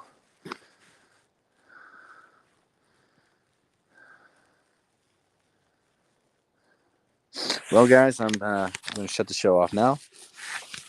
I got to continue on my journey, but I'll see you guys maybe tomorrow, maybe Wednesday, definitely next weekend. So hopefully it'll be live from the field. If not, we'll see you on the flip side. Thanks everyone for joining and participating, hanging out, having fun. Hopefully next time we'll get some evidence, get some activity.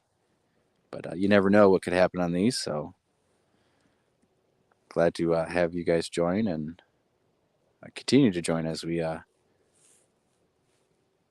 going to be doing more live from the field where anything is possible and the truth does exist. It's out there, and all you need to do is take one step at a time to go find it.